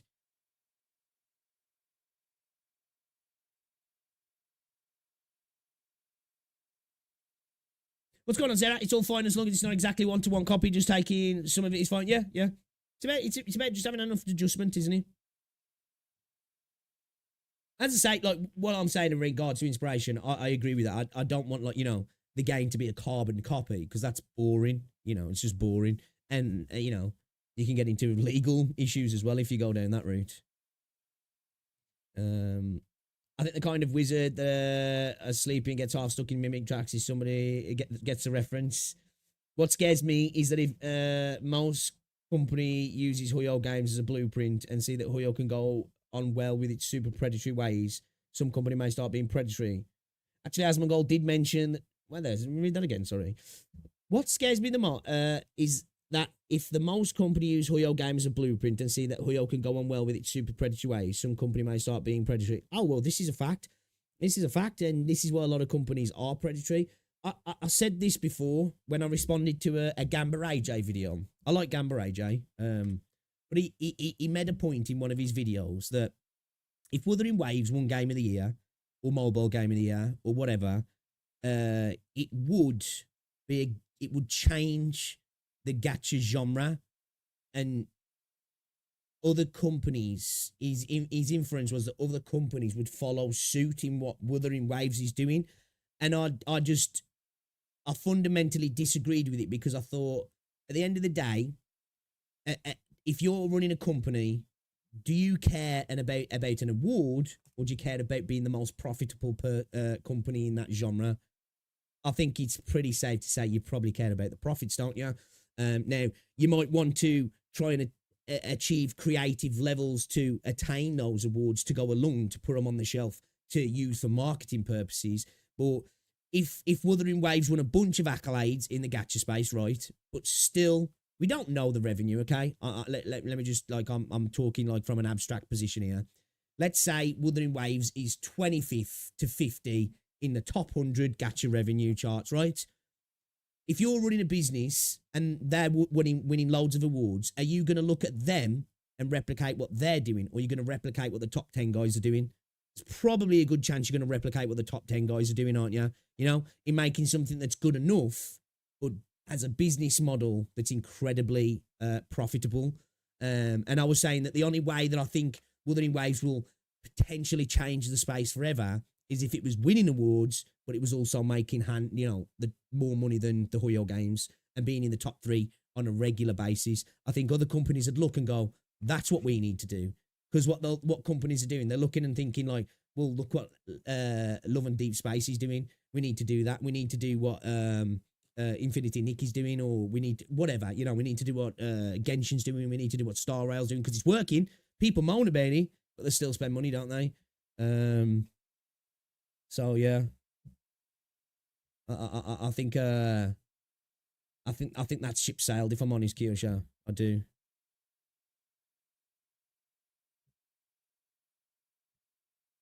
We came just in time. Yes, agree. I think the next 2 years are going to be great for us as players to try new games. But I think there's going to be a lot of games struggling to keep their head above water that they might not have done so if they'd have released like 2 years ago. I would try to make a unique Pokemon. Now they're in a lawsuit. Well, that's Nintendo just being douchebags in regards to mechanics, isn't it? Really, it's less about the Pokemon reference, and it's more about that they've tried to patent the mechanic of throwing a ball at something to capture it, haven't they? Which, when you think about it, Wuthering Waves is something similar. You throw the gourd out to absorb the echoes, don't you? But it was they tried to be very specific with it in a way as well, so I think it wouldn't work against Wuthering Waves if they did look and go, wait a minute, that looks a bit like a Pokeball, that does. I mean, isn't the so-called reference by itself not a unique thing? People mention Elden Ring, but isn't Elden Ring itself inspired by Dark Souls? So yeah, exactly, yeah. It's all cyclical at the end of the day. Like, you'll go, well, this is inspired by that, but I bet if you go back to that thing that thing's inspired by, it's inspired by something else, and it'll continue all the way back till it's inspired by mythological things, And guess what those mythologies are inspired by? Some person who was probably fucking raising cattle a few thousand years ago, hearing things in the night, and the granddad saying, hey, that's the fucking, I don't know, whatever it is. If you're naughty, you'll get taken away. You know what I mean?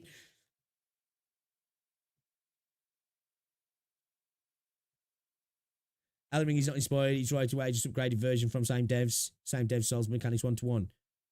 Oh, just because it's not, but it's still inspired by, isn't it? It's still inspired by. The world is inspired by it. You know what I mean? Just because it's you can take inspiration from your own work, can't you?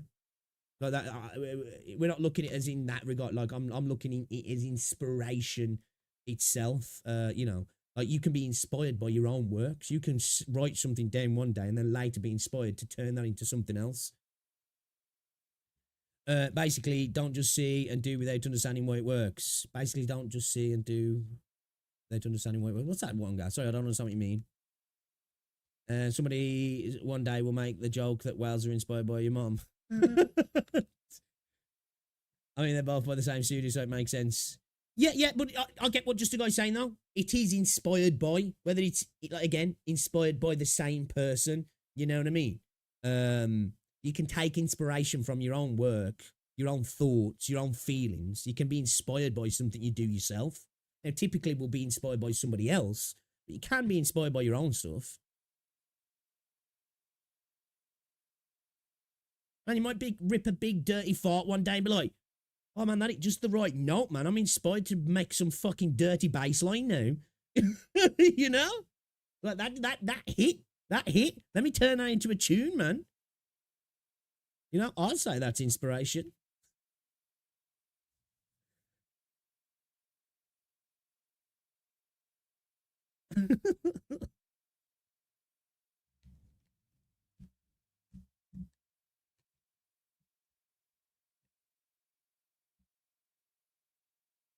Yeah, I think it's incredibly hard to be unique nowadays. Incredibly hard.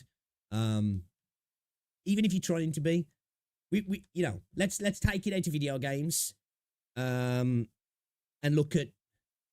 We're not going to get into the do's and don'ts and wrong and rights, but like, look at the culture wars now. Look how some people try to be individualistic, and you'll hear people claiming like, I want to be unique. You see it through your teenage years. Whether people are being goths, people are being grebos, people are being alternative, people are dressing a sort of way. They're not unique at the end of the day, because there's thousands of other kids doing exactly the same thing in the pursuit to be unique. So I say, it's just it's like it's almost like perfection unique, isn't it? The only thing that's unique really is you yourself, in that you are a unique being. Life is unique, should I say, in regards to, the essence of life, like being. You yourself might not be unique in things you do, but you are unique in what you are.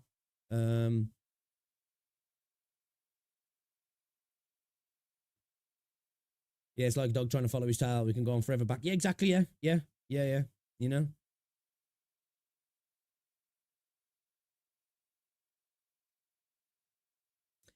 Don't just see something and copy it just because it's successful without knowing how it'll fit into your product. Yeah.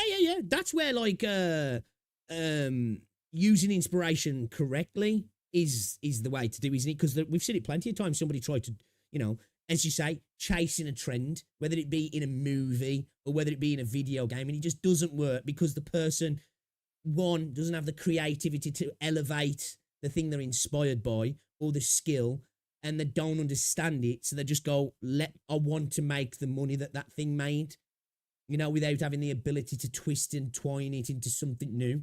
So yeah, it's fair. Your soul is unique, so it's a game depending on how the devs decide to work with it, even if it's inspired. Yeah. People are saying that Kuro went all out with Carlotta's combat and combos, but I think Kuro has not even scratched the surface of their combat. Look at... Oh, yeah, man. I've been saying this for a while. You look back in Wuthering Waves in like a year, the progression in a gameplay sense will be insane. Like, look at PGR. Look at Aether Gazer. You look at, like, the combat progression, you know, in terms of, like, animations and the way characters work. It's fucking insane. Wuthering Waves will be no different, man. Like we'll be looking back at like say in like a year, 2 years, if Wuthering Waves still flourishing, which hopefully it will be, and I think it will be. You'll be seeing some insane shit, man, and be like, damn, dude, look how far the characters have come, you know.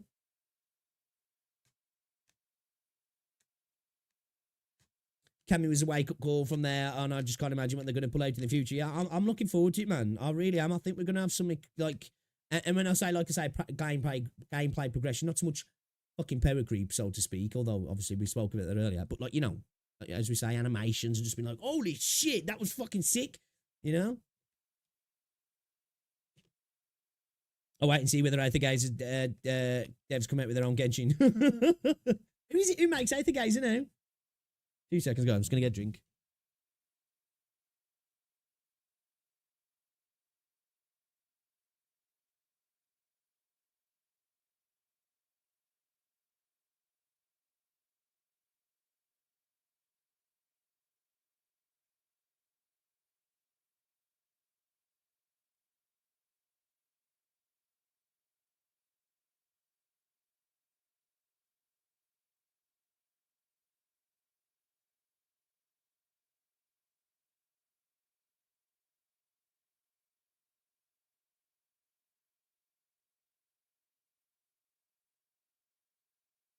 I like Aether Gazer though, man. Fun game. They just need to hurry up and get the mouse and keyboard situation sorted for global. So I fucking hate using a pad.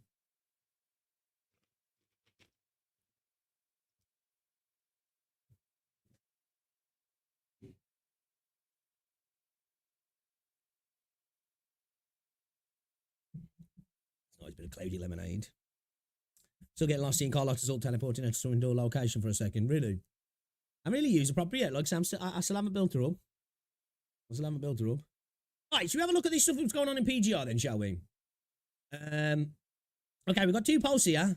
Again, as I say, Punishing Grey Raven tends to be a place, what I always consider, it always seems to be a positive space for the most part. As somebody who doesn't delve into the community, just from the outside looking in, they just seem to get on with the game, enjoy the content, eat it up. They're usually happy about what they get because they do get an incredibly good game. But obviously, we know now the synchronization started now, hasn't it? Where Global's catching up to China, which means lots more content each patch. I think you're getting three patches worth for every patch, I believe, right? So it's a lot of content. So that means that obviously, if you're a payer, that's more content that you're potentially going to miss out on as well. And if you're free to play, the same thing again. I think it seems that it's a bit skewed to be a little bit better for free to play players than paid players from what I've seen. But the FOMO is definitely going to be there now. And it's just, you know, a little bit harder to potentially get through everything you want to get through, especially if you're doing other things or you just, you know, you got a life. So let's see what this post got to say then. I'm sick of the negativity. Is it only me? Guys, I understand that you may not be happy with the solutions that Kuro cooked up for the CN catch-up, but it's just a couple of BPs and monthlies that you don't have to buy, especially when the fact that we are getting shit faster now. The lifespan of certain characters has been shortened, so we don't really need to have SSS plus all of the characters right. I really think that we could be happy and somewhat grateful for the reasons that Solon gave, no spoilers, addressing the feedback quicker, and focus on what's good to come, rather than whine and repeat the same complaints in every post, every comment section, every tweet. Aren't you tired? Now, obviously, I can't comment on the amount of complaints, but I don't like this attitude. Now, I'm not saying this person's being specific about that, but obviously they're talking about the repeated moaning. I don't like it when people say that people should stop moaning and just suck it up. Like, for me, everybody's got a different problem with a video game. And again, I think people are valid in having complaints about things, especially if it potentially means stuff's getting compressed together and they might be missing out. Of course, as somebody who has been new to PGR, I'm only at chapter 10. I'm far behind. I played a little bit the day before yesterday. Again, I'm trying to catch back up. So I can't speak in that regards, but I think you're going to have issues when you're trying to have this catch up, aren't you? Because you're compressing a lot of content into a small space of time, which is it's bound to cause issues. So I think the idea that people are going to have issues sounds pretty reasonable to me. But I can understand the idea that you're probably like, oh man, people complaining every day. And I'd suggest to somebody like this, just ignore them and just look at the post. If you're happy with it, you're happy with it. If somebody else isn't, they're not happy. Leave them be unhappy about it. You know what I mean? Because I am. At this point, I want to take a break from reading Reddit, which, honestly, guys, if you're ever here, if you're ever at this point when it comes to Twitter, Reddit, whatever it might be, just stop. Just stop, right? Because if you are getting down because other people are complaining about something in the community, just stop. But like involving yourself to the point where it's giving you an emotional response. You know, if you want to have a little scroll through and be like, yeah, dickhead, carry on. You know, but if it's genuinely getting to you a little bit and you're feeling like, man, I need to take a break from Reddit, take a break, man. You know, go involve yourself in some communities that make you smile. Go watch some cat videos, man. You know, that's all I'll say. But I get there's going to be some crying in my fridge instead. Am I against any criticism? Hell no. Okay, that's fair then. Okay, glad to see that. I really dislike toxic positivity. Okay, me too. But I really believe that Kuro heard all the concerns and calculated everything. They're not stupid. I agree that they're not stupid, but I think sometimes, I think we do this with Kuro, but some devs get it as well, where we believe that they can never fail and they can never mess things up. I don't think that's true. Again, I won't quote what they've got wrong because I'm a little bit ignorant to it, so I'm not going to pretend that I do. Right? And for their own reasons, money, they decided to stick to their plan. So the best you can do is put your money where your mouth is, because typing the same shit everywhere won't change a thing. Fair comment. I think when it comes to games, especially gacha games, the best thing you do if you want them to stop doing things is stop spending money. But I think with the way this is going, I don't think it's going to change a thing. This is happening whether or no, in my opinion. You know, this merge is happening. Even if you stop playing the game, it's happening. I think voicing your opinions is probably a good thing to do, though, personally, because Kuro listen, you know, and whether they just maybe give more rewards for people to help them out a little bit, you know, maybe increase that sort of thing. I'm of the ilk where I'm like, you know what, it's better to have a little moan about something than bottle it up, really. Maybe that makes me toxic, but I'm British. We love to moan. You know? Hey, Kathy, what's going on? Welcome to the stream. I play a few gacha games and we are being treated well in comparison to other titles. Fair. Also, PGR is not the best cow to milk, and that's why I don't mind to support the game, but at my own pace, if I can afford, I buy. Fair. Hopefully this post won't get me banned. Cheers, everyone. I love the community anyways. I agree with, like, the gist of this. But I think, you know, just let people have a moan, man. Just let people have a moan. I'm one of these people that I don't think you should get upset when people are moaning about a video game. Just let them express their opinion. As long as they're not being toxic towards you personally as well. Just let them do what they've got to do is the way I see it, man. Whether you believe what they're saying is true or not, just community's going to do community stuff, right? I do agree that the negativity is overwhelming, but it's common as not many people will post happy things about the subject when it doesn't really apply. But at the same time, I'm kind of in a camp of why do we need to an accelerated schedule to catch up? It's never been a good thing for most games. I agree with this as well. That decide to do it, and the reasons behind it don't really justify the expense increase for the people that keep the lights on for us low spenders. Being behind by 6 months can feel anxious, but at the same time, it's also to our advantage. Accelerated banners and events in general just feel bad. I do agree with that. I do agree with that. There's advantages and negatives, isn't there, to being behind? One, you can plan banners, you can plan content, you can plan what you're going to do in spending wise, or if you're a free to play player as well.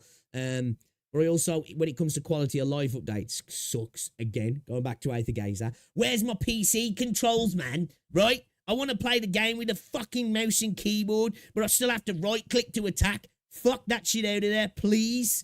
You gave it to China like 6 months ago. Why have I got to wait for that, man? It's got fuck all to do with content. Just put it in the game. The dev's reason is so that global players can enjoy the excitement of new events. Fair. It's probably expected by then that global whales will disappear on their own move. They themselves could also lose some potential profits too, but they keep doing it because they prioritize experience rather than continue their service of releasing CM first and global 6 months after. The move is to make us more happy, and in my opinion, they should be respected for doing such as... I don't think it's to make people more happy, personally. I think it's probably a cost basis kind of thing as well, and an efficiency. If you're having to do separate updates for global and China, that's surely got to cost more money, right? You know, you update for China, you have a team updating for global, and you're moving backwards and forwards, where if you can just focus on one global update for everybody, if you can afford to do it, it makes sense, doesn't it? You know, again, for games that have to release in a certain region because they can't afford to launch globally, I understand where you can get into a period of when a new game comes out, stuff's behind. You know, I think they did the best thing in Wuthering Waves. You know, it came to PlayStation later, and you just got the entirety of the game right away, and you could just catch up. You know, you just had more content to burst through. I think they should do that with most games. You know, if your game comes out in China first because you can't afford to go global, and then you start making money, loads of money, and you're like, right, we're going global now. Launch the game in its entirety is the way I see it. You know, I suppose it's different with banners. You're going to miss out on banners, but I still think it's probably the best way to do it. You know, just have reruns. And that way you can probably fix it. I don't know. It's hard to do. You're always going to come up against a bit of a negative. I do think doing mergers can go fucked up. It can go really wrong. And I don't think you're always going to get everybody happy, are you? I don't think they're doing the merger necessarily for the players, though. I think it's for themselves. And that's not a bad thing. That's not a bad thing at all. But I definitely think it's for themselves.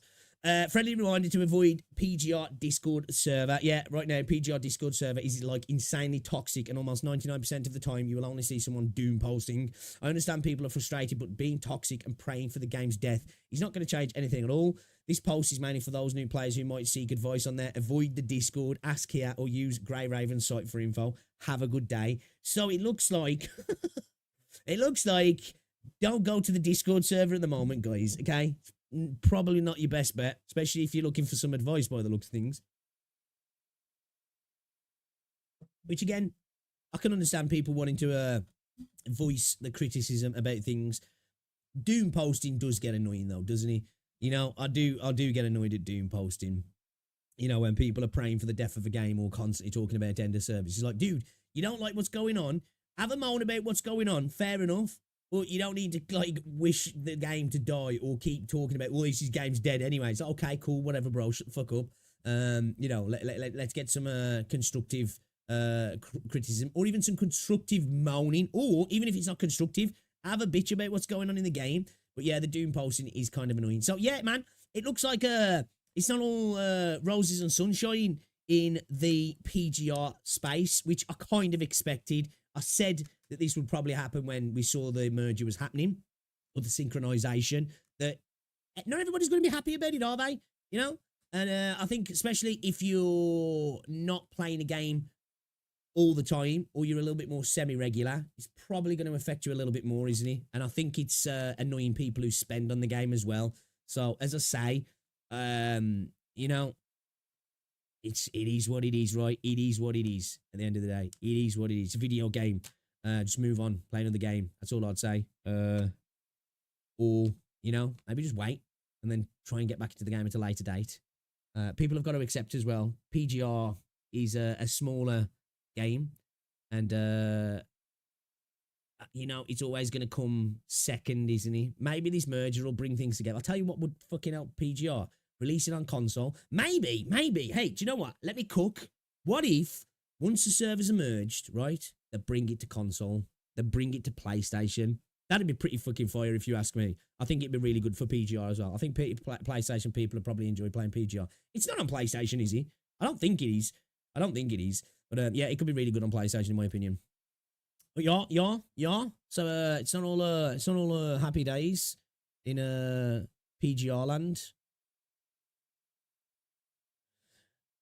Sorry, what's that? Let me look at what you're saying in chat, guys. I've been yapping and I haven't been seeing what you're saying. Where are we? Many science experiments or inventions or accidents or inspirations. True. It was penicillin, wasn't he? Penicillin was the one that was the accident, right? And a dude saw a mold growing in his petri dish and was like, "Oh damn, we put that on some toast." No, he didn't. Don't you just see something and copy it because it's yeah. Most people are saying that Kuro went all out with Carlotta's. Yeah, I read that, didn't I? It's always unique, man. People are saying that. Yeah. I went to see what I think. Yep. How's it going as well, Kathy? Hello. Been lurking till I wake up. If you're using an Xbox gamepad, the vibration feels amazing during Carlotta's Ultimate. It really makes you feel the force. I admit, to somebody who used to play console games, getting a feedback on a pad is good. It is. I'm sorry to the loop with PGR. I haven't seen the new content from CN and I haven't spent on the game for nearly 2 years now. Still managed to get every character and weapon. Yeah, I was going to say, like, I think that's what a lot of the problem is people felt like they could do that, where I don't think they're able to do that anymore just because, like, you're getting 3 patches in every patch. Which it's going to cause problems at some point, isn't it? You know, obviously at the end of the rainbow, you can be like, well, we're going to be caught up, but you're going to miss out on something. You're just going to have to be a lot more specific in what you go for now, aren't you? For the next, how long is it going to be? Is it like 9 months? It's going to be. It's the end of this year. I think it's synchronized, yeah. There was a PGR live stream last night. I don't know, actually, Kathy.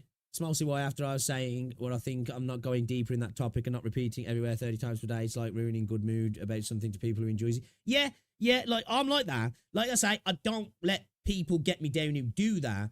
But yeah, I'm the same. You know, if I'm not enjoying something, I tend to just not do it anymore. And if I feel like a game isn't respecting my time or my wallet, I tend to, if I'm enjoying it to the point where I can overlook that, I will. And I'll mention it. A good thing about being a streamer sometimes is you get to vent and bitch. And it's a lot easier to vent and bitch talking to somebody without constantly like posting on a community somewhere and kind of being that annoying little voice that everyone's just like, shut the fuck up, bro. People do tell me to shut the fuck up anyway, but still.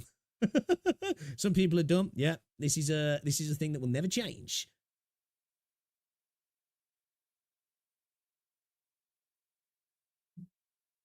What's this? I almost forgot. The hope I woke up today with, did you hear about the most likely upcoming Rome-like region? Those hinting game about, what, like, be a part of, like, Rinascita, yeah. It's like one of the, makes sense. It makes sense if they're going down that, like, sort of, Italian sort of vibe, wouldn't it? Kuro said that if 3 characters come out, everything is tripod. Is that Kyoto? We said on the 3-5-star dude because of the delayed release, which sucks. Yep.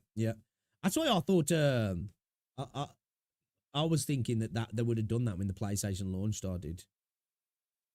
The funny thing is that if it was Hoyo, people would have been okay with it, and the fun part is that Hoyo can't tripod the rewards like how Kuro did, so I don't understand the PGR character banned on 50. Oh, okay, I get what you mean now. I get what you mean. I'm most likely to quit PGR after DMC collab. I don't play events anymore and just do dailies and weeklies. See, like, for me, I'm enjoying PGR because I only started playing it recently and I'm only at like chapter 10 and I've been enjoying going through the story, and it's got fire combat as well. So, you know, it's kind of nice for me. People need to touch grass for real. True. Controls are pretty clunky on controller. Are they? I don't think it's beginner friendly enough at this point until they revamp everything for console. Yeah, fair point. Fair point.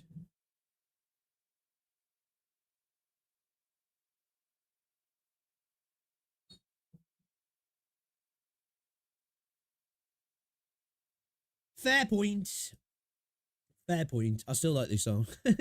I still like this. Maybe because of the orb system. Yeah. as somebody who like always used to use a pad, I find going back to a pad just clunky full stop now. Like even when I'm playing 8th games, I'm like, oh, this feels fucking weird, man. Feels weird. I feel like I've got I feel like I've got extra input delay and everything, man. Probably more so. Yeah, that's probably more so because I'm on PC as well. But yeah, I do. I feel like that. It's like using a mouse and keyboard now. It is the way. It is the way. Guys, as well, it looks like a pre-download start for CBT for Stellar Sora tomorrow. I don't know if this is global or what, man. I don't know. I don't think it is. So it's running from the 9th till the 13th by the looks of things for a test. It's coming to Steam. This is, I think. I'll be getting this on Steam because I think this looks kind of cool, man. Looks like probably for China, I guess. Mummy. Combat looks kind of cool. It's like an ARPG. Yeah, I'm going to be playing this when it comes out, but I think it's Steam. I think it's going to be coming to Steam. I think so. Anyway, speaking of Wuthering Waves, the co-op event drops tomorrow, according to the website. Although Colours of No Form featured co-op challenge events. Beside a mysterious morph painting, you find a painter named Claudia, trapped in a nightmare's duration from the 9th till the 30th for the co-op challenge. I know some people won't like that because people have been asking for some like permanent co-op events, haven't they? Or co-op endgame, I guess. Asteroids, 600 asteroids, forgery, premium supplies, times 8. Enclosure tanks times 12, malleable elite class Echo, one of those, and Echo 4 class, 4 cost times 1, 100 premium tuners, 24 advanced supplies for the forgery, 36 advanced enclosure tanks, and 440k shell credits and other materials. Eligibility: reach Union level 22, unlock co-op mode, and unlock the Resonance Nexus in Raguna's City during the main quest. Event details: Claudia asks you to investigate the world within the painting and gives you a protective talisman within the painted world. The talisman transforms into various echoes to assist you. Okay. Clear all enemies in the investigation area to advance. The echoes transformed by the talisman will boost your resonators power creep as you progress. Clearing enemies before the countdown ends earns extra points. Reach the required stage points for stage rewards and the required total points for points reward. The match feature is available for all challenges, allowing you to team up with other players. Okay, so the matchmaking. So, to progress, now, is that just going to be waves, or is this going to be like a pseudo co-op dungeon? I hope it is. I hope it is. Boosh. I'm just looking into the word progress too much. I think you're probably just going to be going through fucking waves, aren't you? Yeah. I think you're just going to be going through waves.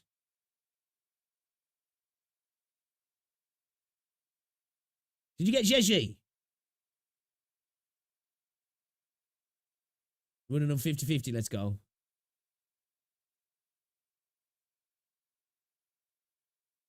So yeah, co-op. You want to register for any CBT, or you just wait for finished versions on release? No, I'll register for closed beta tests. I'm down to play closed beta tests.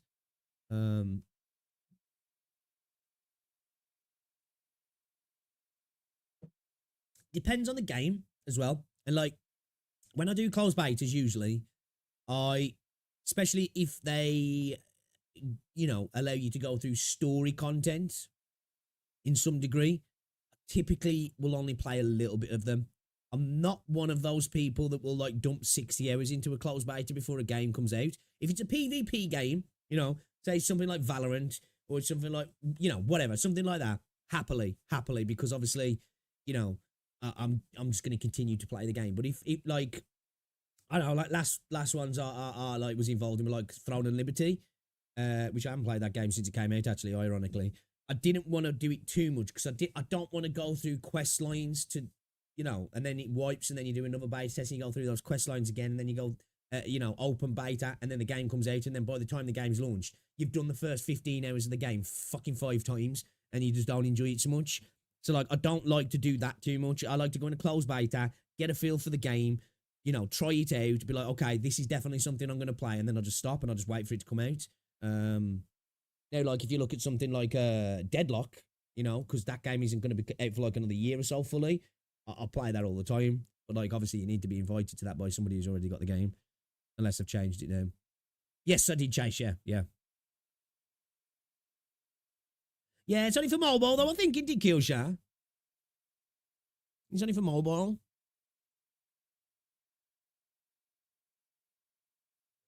Max level 18 is to get mostly gold echoes, mostly shit as you. Yeah, I'll feel you on that. I'll feel you on that. 60 hours into Girls Frontline 2, analysing clothing and feet quality and speculating what kind of reverse science they did to reach that level content. Bro, I swear to God, the levels that they need to paint in that shit, the levels that they've gone into to like the physics-based stockings and pantyhose over spread toes, that needs to be investigated because those dudes spent a lot of time looking at women's feet in tights. You know, a lot of time.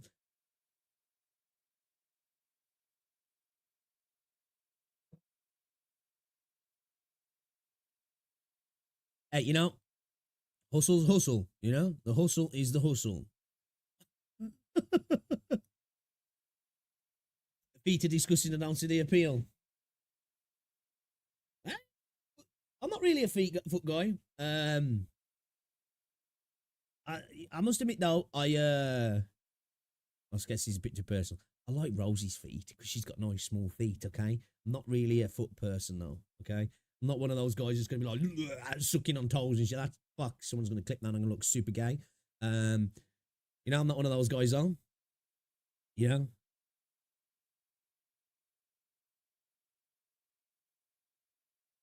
It's going to look bad. It's going to look bad. That's going to be one of them clips like on my fucking what's, you know, I'm a connoisseur of Southeast Asian penis.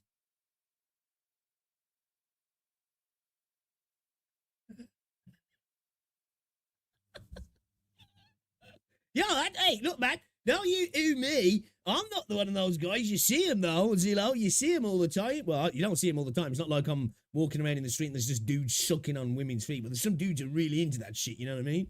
Really into that shit.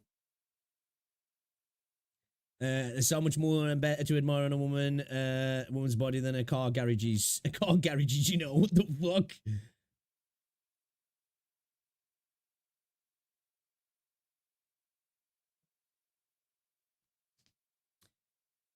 Man, there's a lot of women who got some ugly ass feet, though, man. Like, you see some dudes going on about women's feet and that, because, like, you obviously see it online. It's like, dude, she's got fucking bolts. What you on about?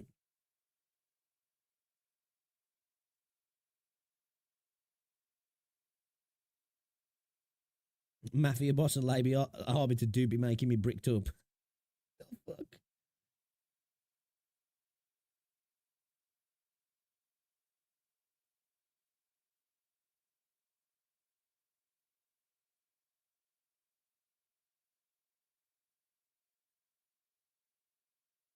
Two seconds.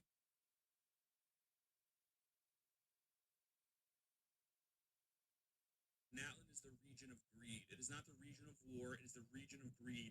I wouldn't hear Recon has to say that real quick. We'll put two times this. And Western CCs. And Oh, should we check out that? Oh, fuck, bro.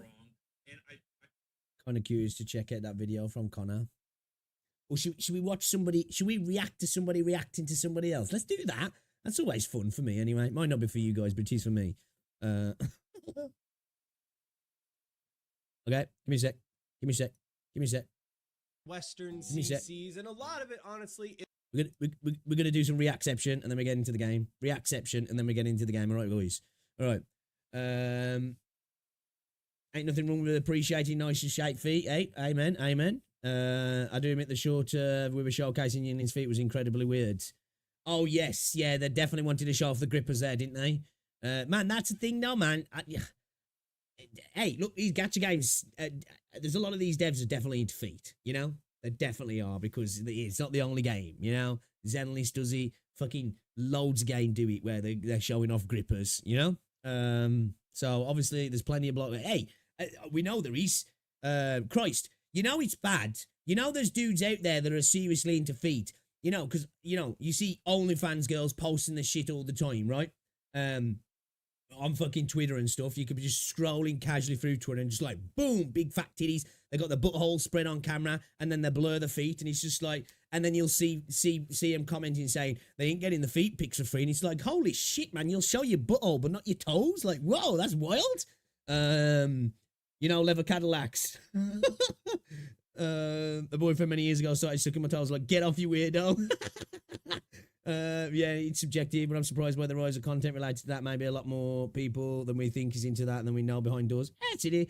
Hey, yo, unless you're into some shit that's fucking, you know, I want king shame, man. Everybody's got the thing they like, you know. Everybody's got the thing they like, as long as it's not illegal and it's with consenting adults. Hey, yeah, I've had it, man. I've had it, you know.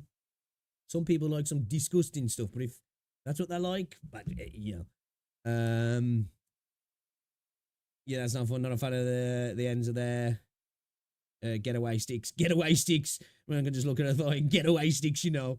Then again, the garage is rubber shoes, so I misspoke. I'm old and I can't remember my name half the time. I like that, getaway sticks. I would wait, then there will be 3 more reaction on reaction to make it even more chaotic. Someone like to be stepped on. True. Apparently Liliana has a feet OnlyFans, really, and I bet it makes a fucking shit ton of money as well, right? I bet it makes a shit ton of money. I'm pretty sure. Isn't there like a foot OnlyFans? I don't know if it's like, well, it's not OnlyFans obviously, but I'm pretty sure there's a website like that for just feet, isn't there? Yeah, man, yeah, that's a big thing. Feeties for some dudes, you know. Hey, more power to him, man. More power to him. You know what I mean? Each to their own, as I say. Each to their own. All right, then. I think this is a little bit of reacception here, guys. Wuthering Waves ruined Genshin Impact Exploration. We've spoke on this before, months ago, actually, where it pretty much did. You know, it's going back to a game like Genshin. Feels like you're running through molasses compared to something like Wuthering Waves. You've got momentum, you've got variety in your movement, and then you go back to a game where you've got the stamina of a 75-year-old asthmatic, and it doesn't feel great, does it, sometimes? But let's see this video from Ethan. I think he's reacting to Connor on this video, so let's do a bit of reacception. We'll react to somebody reacting to somebody, right? Because this is peak content, right? This is peak content. All right, YouTube, come on. Natlan is the region of greed. Oh, hold up, my headset switched off. Hold up, I'm a professional here. Let me turn my headset back on. I'm a professional. Give me a second. Whatever floats your boat. Well, I suppose if you're sticking things in your mouth on people's feet, I guess whatever floats your throat as well, right? But just what the fuck are we talking about here? This is uncomfortable.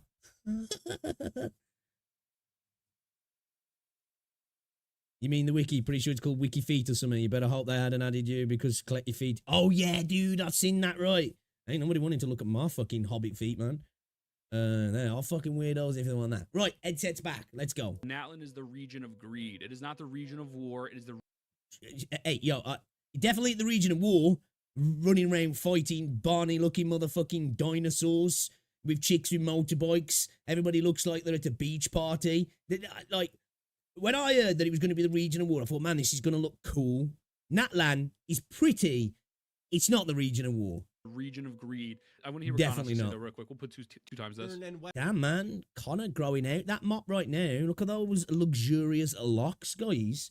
Look at those luxurious locks. Let me move me up here so we've got all faces on camera, right? Triple faced, guys. We've got the trifecta here. Western CCs, and a lot of it, honestly, is the biggest nothing burger in terms of like actual substantive arguments. It's just a lot of people either being racist or just downright ignorant. But a lot of this comes out of the foundation, really, of the idea of drama in content creation. Now, I want to give credit where credit is due, and so I want to give a little bit of a shout out to Ethan here, who he had this video. Let's talk about drama. It's a little bit of inspiration for me in wanting to talk about this. A lot of people have been talking about how Genshin has definitely had a bit of an uptick since the 5.3 release with Malvika, but I am amongst the Ethan, I just moved my face up there so I ain't in the way of your face. Now you move your face up there, bro. What's the fucking musical chair shit, man? Let me go down here now. Now stay up there. People saying that it's probably going to still end in a massive fall off after that takes place because the rest of the patch did not pull through. The uptick low-key sucks too. Added into the game that's really been progressing it in a positive direction that's made it feel new and refreshing. They've only continued to I think even, you know, I'm not tripping. I think a lot of like Genshin fans are a little bit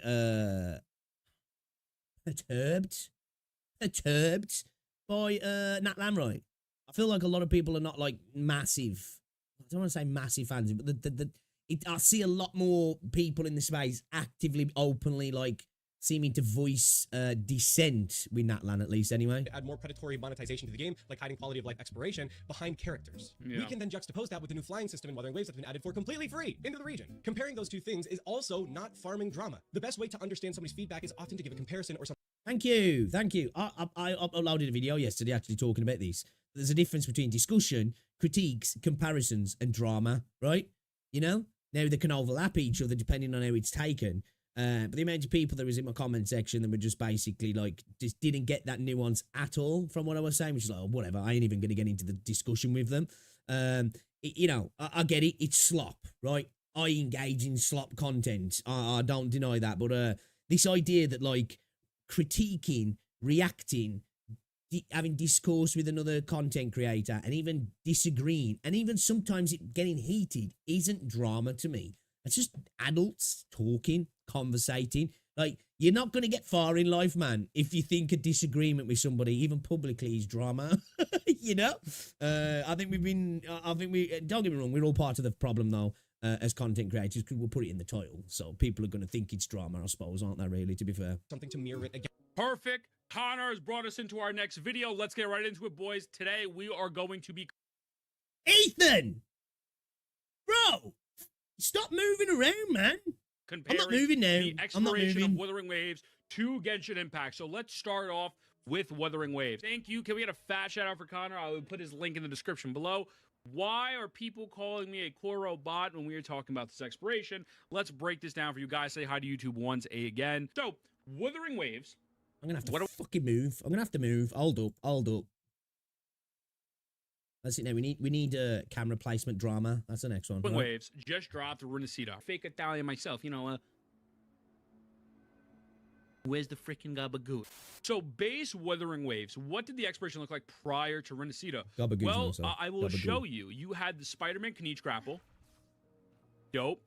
You had unlimited stamina. You run out of stamina. You unlimited sprinting stamina. Let me rephrase that. And then after that, check this out, boys. Oh, check this one out. This one's about to be widowy crazy. You could just run up walls, right?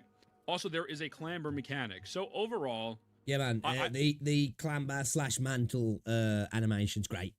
It's great. As soon as that happened in the game, I know like it might be a small thing to a lot of people, but I was like, oh man, they're flexing here with this mantle animation. It's nice. Now that clamber was kind of clunky, you know. But you see the vision. To be fair, you are probably using one of the worst objects in the game to display that mechanic, to be fair. See the vision, right? I just clambered on. I'm going to tell you how much that cost, okay? That was $0 hairs. Now, let's go to Genshin. Let's look at Nalan, all right? Let's look at Nalan. Everybody's first game, you need this? And so, like Connor said, this is not drama.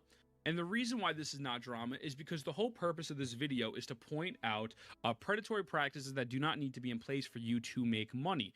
Rinascita, which we'll get to their expiration in a moment, I am just right now only looking at the base. They don't, but I think those predatory practices have made them a lot of money though, right? You know, like I think we've got to accept that, right? You know, Genshin have made, what, over $10 billion since the game came out?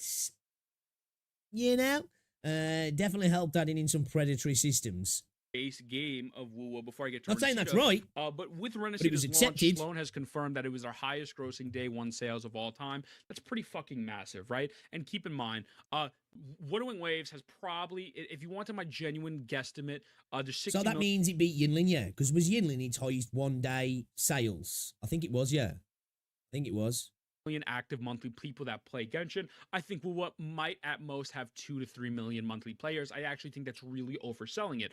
So they barely have a percentage of that compared to Wuthering Waves, right?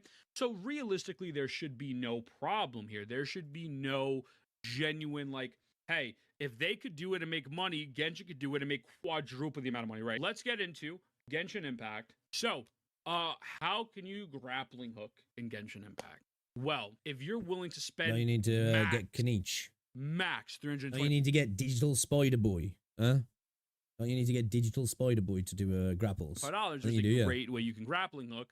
It is by a character of the name Knight.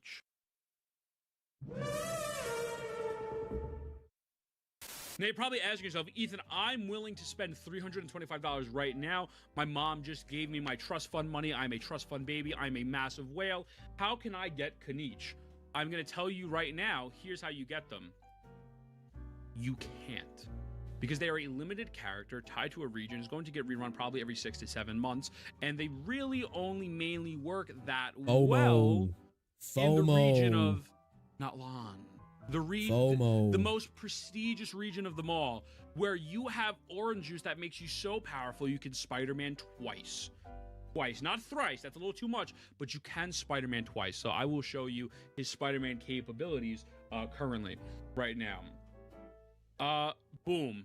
Like again, man, like I say, when I look at Natlan, I'm like, man, Natlan looks pretty, but it is not the nation of war, you know? It's just not easy. So some would say, well, this is better than Wuthering Waves. I don't even want to be mean, but Genshin looks like such a... Yeah, bro, straight up, man. Like, if you're going to look at visual fidelity, cleared by Wuthering Waves. Now, art style, I do like the art style of Genshin Impact, personally. But yeah, visual fidelity, character models, you know, poly counts, all that sort of stuff. I don't know the exact poly counts, but I'm just going to assume that it's a lot higher in Wuthering Waves, because it fucking looks like it is anyway. Yeah, like art style's pretty, but yeah, I agree. Visual fidelity, yeah, it's just it's night and day, isn't it? It's night and day. Because I just Spider-Man twice, yeah, we just paid $340, $325, and this guy's not going to be back for a couple months. But Ethan, how can you climb walls? Wow, don't you worry, I have this. And you need the chick with the rollerblades.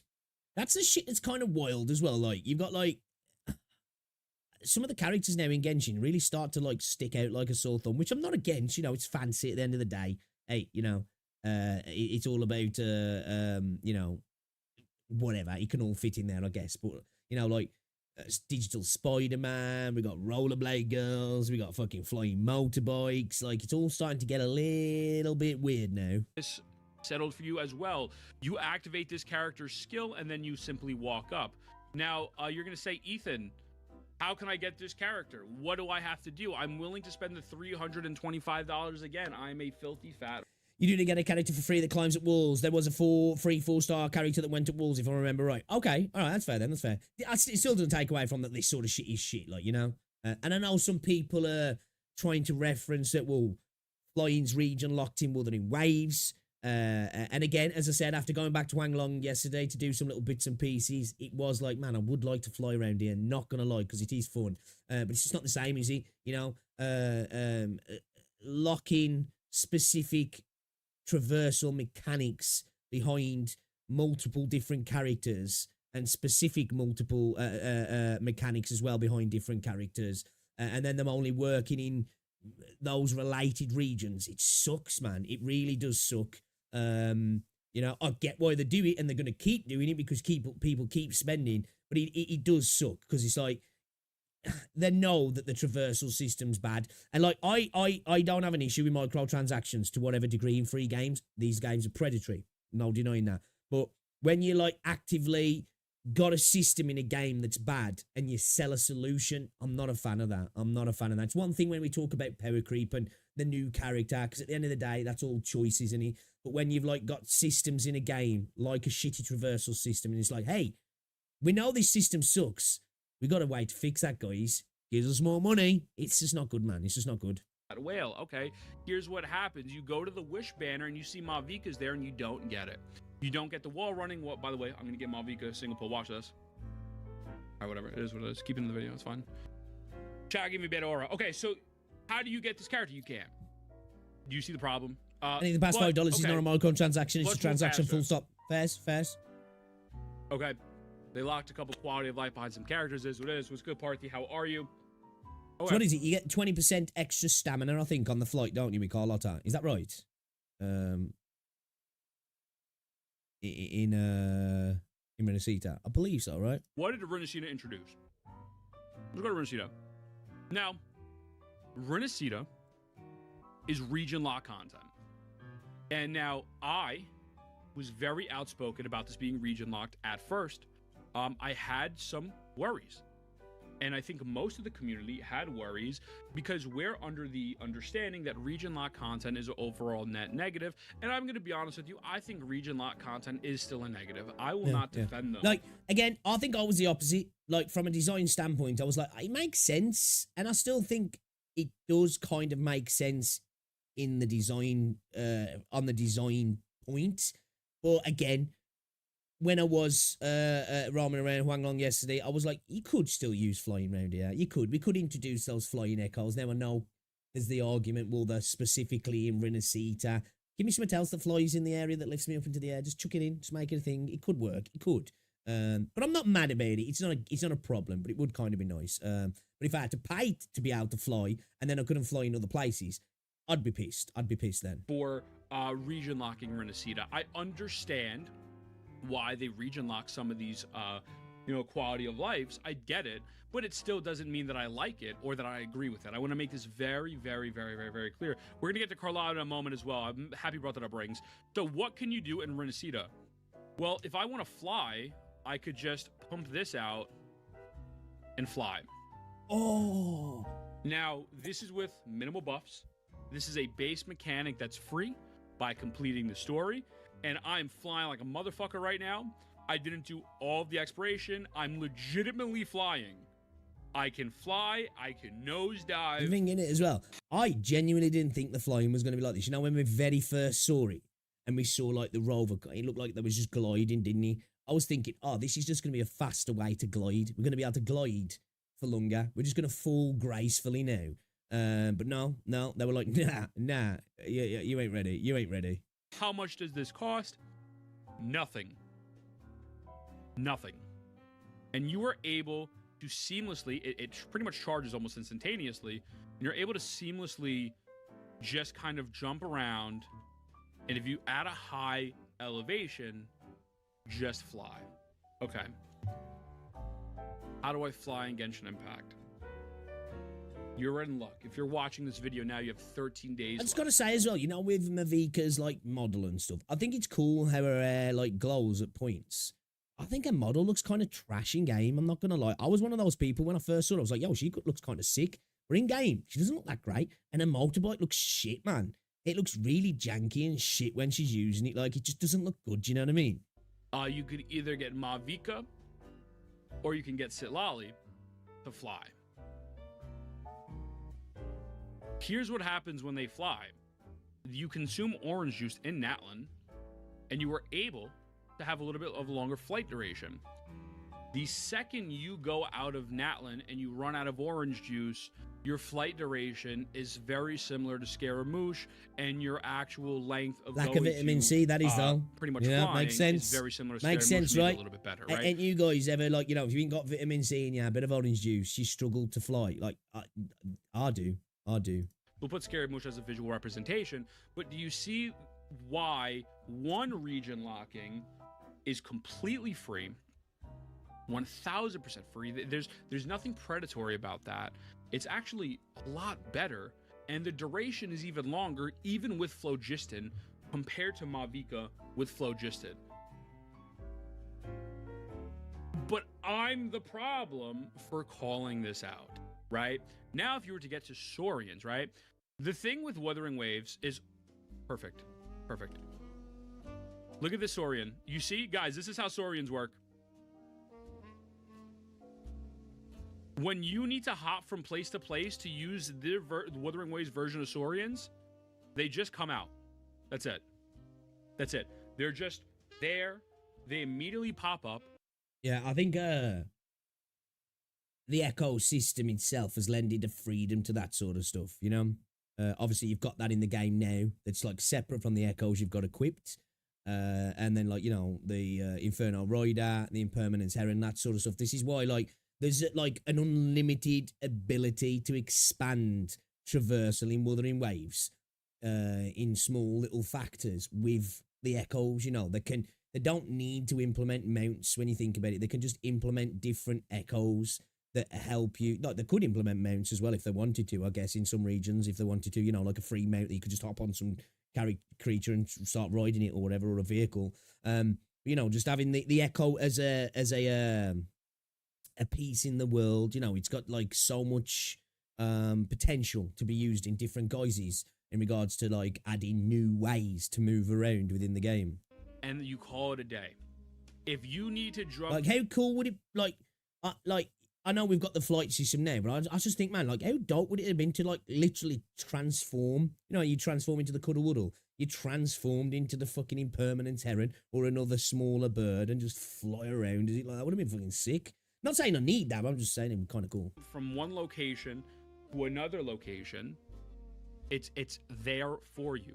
Now, you can't roam around with the Saurians the way you can in Genshin. Some people might think that's a negative. I think it's whatever. I don't really fucking care. I don't need to walk around with something looking like a ghetto gingerbread. You know, I don't need that, right? I want to play my characters. In Genshin, you need to find each Saurian that you need. Now, to give them credit in a region like this where you need to fly, they will put the flying Saurian around you, but you need to fucking find them, right? You have to actually find this. When Yeah, Wu it's just trash. straight up intrinsically trash. says here, It's like it's giving you the ability to fly, but it's also making it a chore to fly.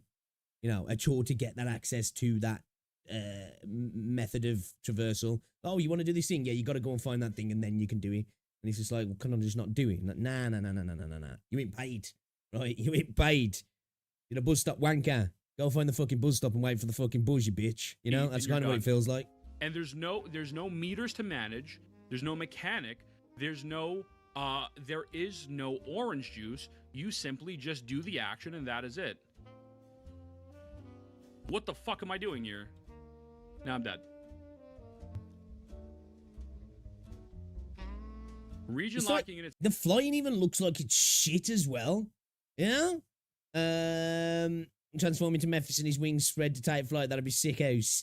Genshin has the odd ability of making everything that is supposed to be an improvement a chore. Exactly. When they do bring something into the game, it's like it's almost like they've got a piecemeally. I'm like, well, we can't give you two, because I think sometimes it's not just that they want to profit on some of that specific minute regarding a banner or something. They just think that, well, if we give them too much now in the future, they're going to expect that, and we're not going to be able to piecemeal again. Yeah, I agree. It does. It sucks, man. It does. It sucks. I don't know how people can like. Hey, you know, if you have fun with the game, fair enough. I'm not like shitting on Genshin here, really. I'm just shitting on those sort of systems, which obviously I'm shitting on Genshin because, like, it's just as a gamer, like, lack of freedom sucks. Whether it's a paying game, a free game, microtransactions, whatever. When you take away that freedom, it just sucks, man. You know. And even if you're paying and you've got all the characters in the game, you still lack some of that freedom because you've got to have the things equipped when you need them and do A, B, C to get the thing you want. And it's just like, man, it just blows, absolutely blows. itself is shitty. I don't disagree with you. I agree. I think region locking fucking sucks and it's not good. And like, you really have no reason in Wuwa to go back to this old region because it feels extremely outdated. Very similar. I killed it. Fuck them. You have no reason. We need to add vehicles in the future regions. It seems like Koyo loves to create problems so they can sell you solutions. Exactly. Yeah, it definitely does. Especially when it comes to traversal. I feel like it felt like the traversal was designed in a specific way initially. It just wasn't the best design. But now, when the more I look at it, it was specifically designed in a way for that. You know, they wanted it to feel a bit rough. You know, so they could sell you the ability to smooth things out. Yeah, I'd love mounting where I'm currently in the older regions exploring. Would love a mount. Yeah, I was thinking that, like, you know, potentially maybe we could do something like that in the future. That, like, if the region was specifically designed with mounts in mind, that could work. Obviously, it'd have to be a larger area, but I think it could work, man. Even worse when it's in an open game. Exactly, Wonga. When it comes to an open world game, when it comes to your traversal, at least, anyway. Now, I understand they want to profit off it, and it's worked for them. You know, we can't deny it's worked for them. You know, that more fooled us, I guess, as a community. But when you look at an open world, the whole point of an open world is scale, scope, freedom. When you take away the scale and the scope and the freedom, it fucking sucks. Well, I suppose you've still got the scale because everything feels bigger. But yeah, you remove the freedom. It's not fun, man. It's not fun at all. But even if it's shifting on Genshin, is it bad to do that when the game is bad? Shitting on Genshin, is it bad to do that when the game is bad? You were basically asking for more improvements on behalf of Genshin players and they get mad at you for that. Yeah, it's fair, it's fair, it's fair. Reason to go back to this True. old region because it was very similar to Natlan's Genshin's other regions. It just feels outdated. But in Genshin Impact, you have to pay money for exploration teams. You have to pay money. Streamers have exploration teams, including myself. I've spent probably about $700 to get an exploration team. You don't need that in WoW. And I have fuck that. Like that there is where, like, for me, just when like, it's, you know, like I said, I've spent now probably, like, I don't know, 150, 160, 70 quid, something like that on Wuthering Waves, right? I'm thinking about chucking another 100 quid on at the minute. That's in 7 months. So that, to me, it's a small drop in the ocean in compared to spending. But to me, as an adult, when it comes to playing video games, 7 months of doing something for like 200 quid, I think that's a good deal. It's a good deal, you know? If you're going to the gym, especially at the village gym or something, you're spending 50 quid a month, you know? In 4 months, you spend 200 quid. Now, one obviously is benefiting your health. I get that. But you know what I mean? You know, nowadays it's expensive to do things. So if you could do something like 7 months for 200 quid and do it daily, I think that's a good deal.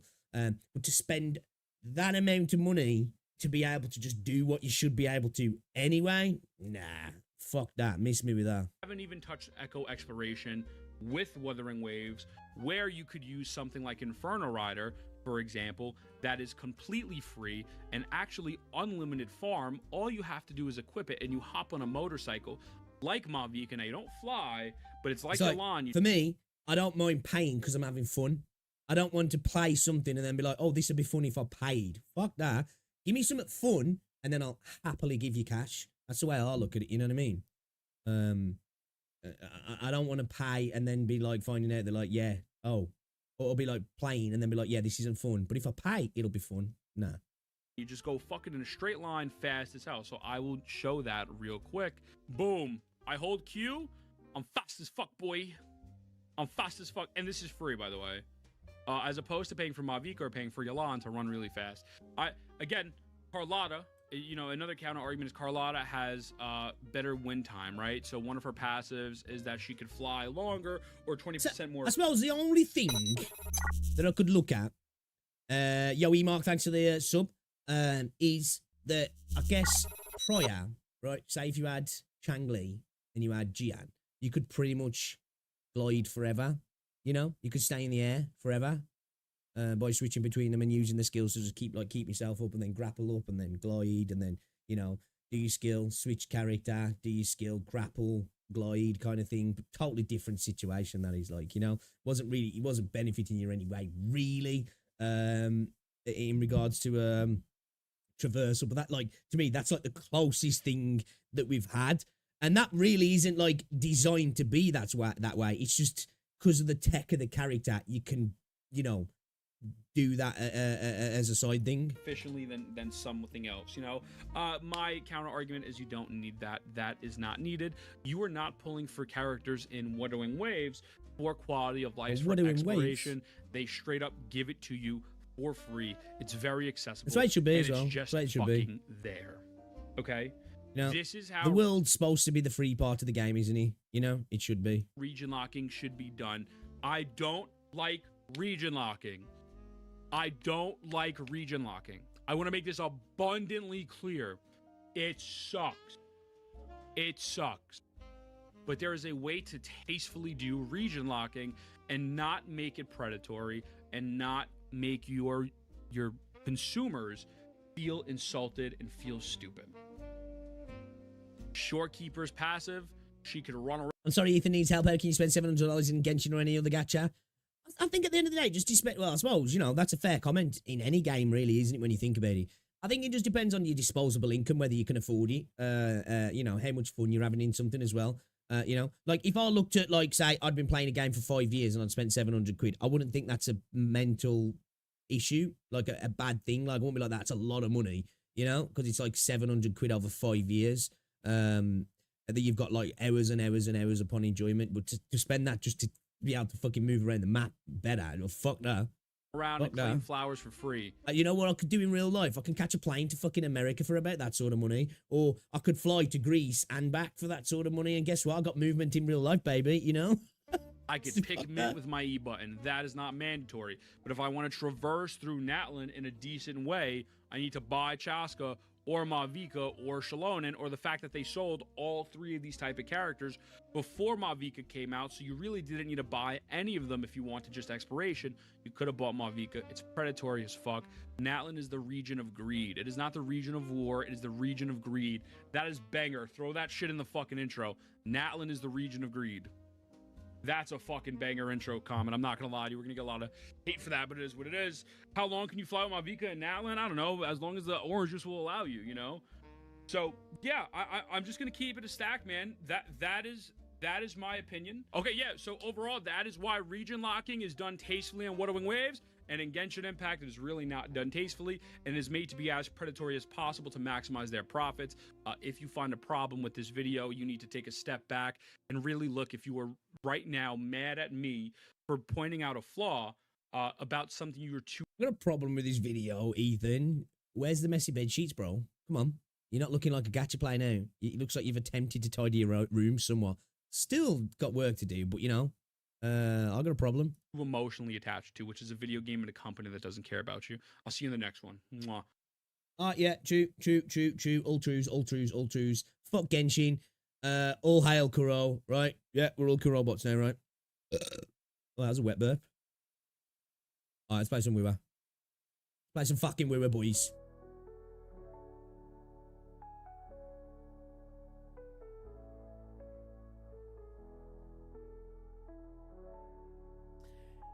Does he still play Genshin or no?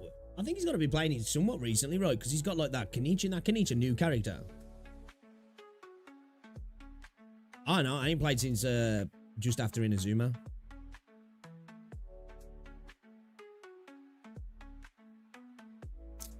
Region locked is like you get 1,000 steps ahead of other games, but now a few patches and then you go back to the same level to other games or maybe even lower. It feels weird in comparison. I spent way too much in Terra Fantasy. I had to take my bank card off my PS5. I knew it became a problem.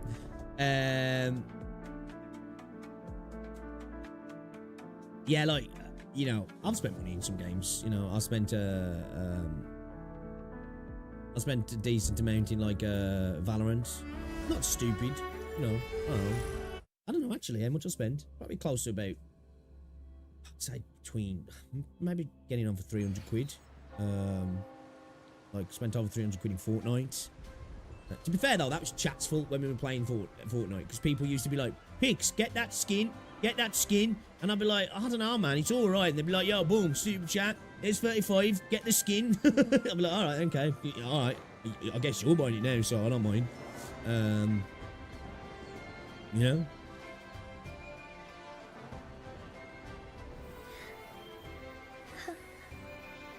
Thinks he's looking for Ethan's DNA stains on his sheets.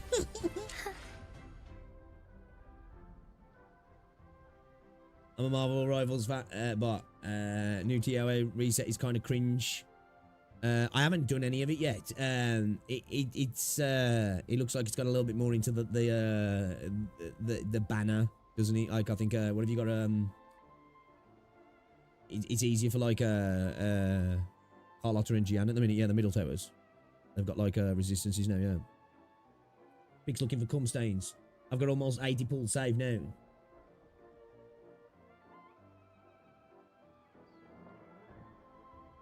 Arcateur.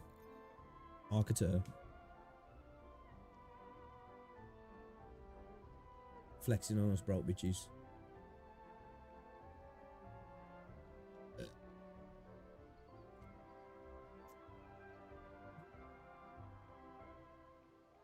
I don't know who to pull for. Yeah, I saw that. What is it? Is it Aero and Glacial? No, is it Aero and Glacial reduction in resistance, Sharon? What is it? Or like it's a benefit to using Aero and Glacial, I think, yeah, there's like a resistance to... Was there a resistance to it at the mini? Is it...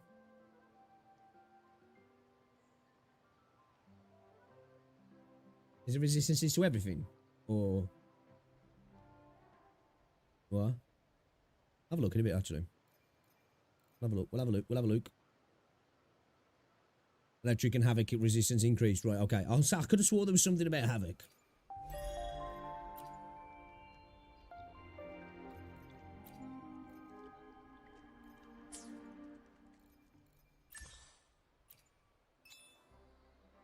Might, if we get chance as well, because we're just going to be roaming around doing stuff today. I might, I don't know if it probably won't do Carlotta's companion quest, but I do want to do these two bad boys as well at some point. Give them a whirl. Give them a whirl, but really at the minute, I'm more concentrating on wanting to build Carlotta, farming some decent echoes so we can get her built up a little bit. Try and get Zhezhi, get Zhezhi. Well, actually, we don't want to do that now, do we? That's not good. We definitely don't want to get Zhezhi nowadays, do we? So yeah. Stick to Zhezhi. Stick to Zhezhi. Right.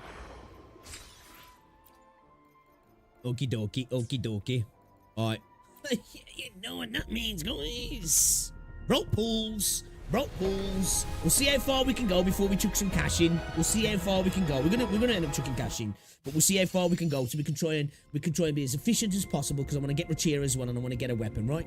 And there's been a part of me thinking, do I want to get some copies of Jinsei? I don't know. Maybe. I don't know.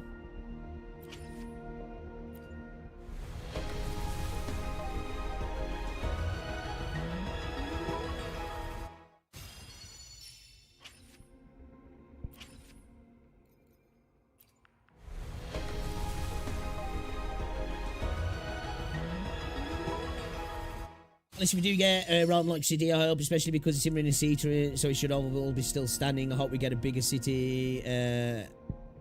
Yeah, I would definitely like more cities to explore. Do you reckon it? I don't know if it'll be bigger than Raguna though, will it? Maybe, I don't know.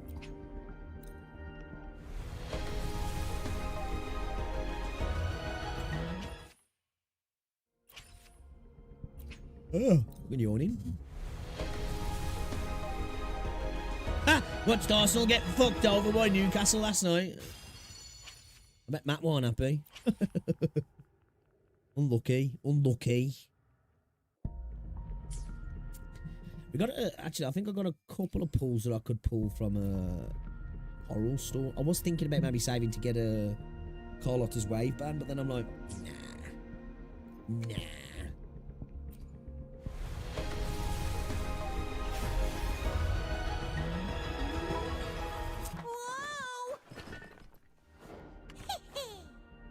Catch me, huh, you thieves?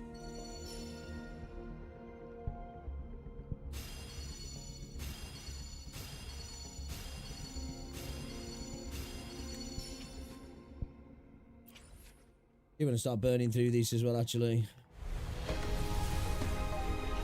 Because I haven't really been pulling on the standard weapon banner. You know?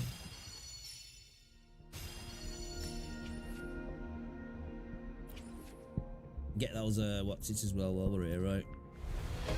Get those corals! Whether you need help with working out or maintaining your health, feel Discord free mod. to come by my gym.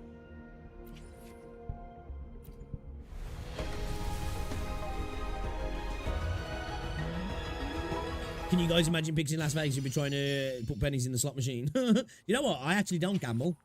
Actually, outside of the gacha games, I don't gamble. Never. The only time I've ever gambled in my life is at the dog races.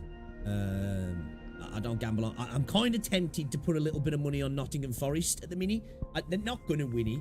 They're not going to win it. Like, I'm pretty sure Liverpool are probably going to win the Premier League unless Man City come back and do what the Man City do. But it's 50-1 at the minute on Nottingham Forest. I'm thinking, I could chuck 30 quid down there, man. If they did somehow do it, that's 1,500 quid, you know what I mean? Yeah, but I don't gamble at all, I don't. I only gamble on waifus. I only gamble on waifus, okay? We don't gamble unless there's a big titty anime girl involved, okay?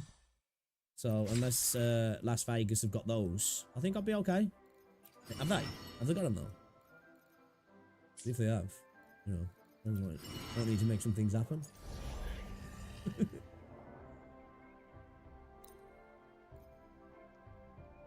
Looney did this shit as well. Guys, into doing his deepest blue obtainable after starting side quest Traces of Toys.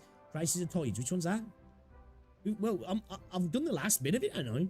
I've done the last bit of that, so I must have done, yeah, right?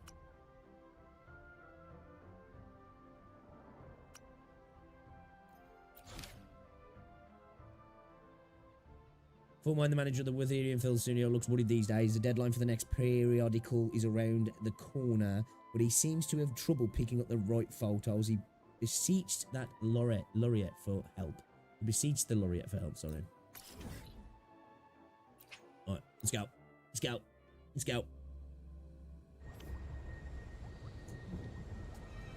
I do plan as well this week, guys. Maybe tomorrow.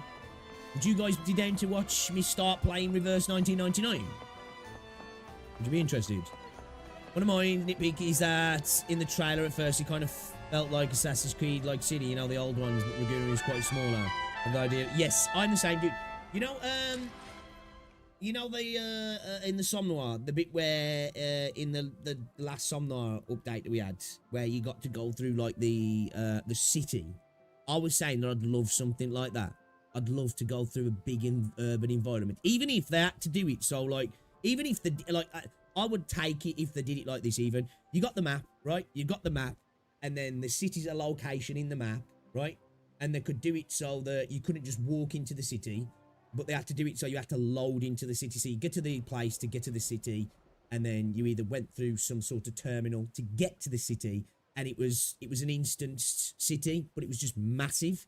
Like, I'll be down for that, because like I can understand from a technical standpoint, it'd be really hard to have a quite big, you know, urban area within the world. But I'll be okay with having a region that was like, you know, you had the region, and then the city was within the region, an instance within the region, but it was expansive that you could walk around and explore. Like, I'll be fucking down for that, man. I'll be so down for that.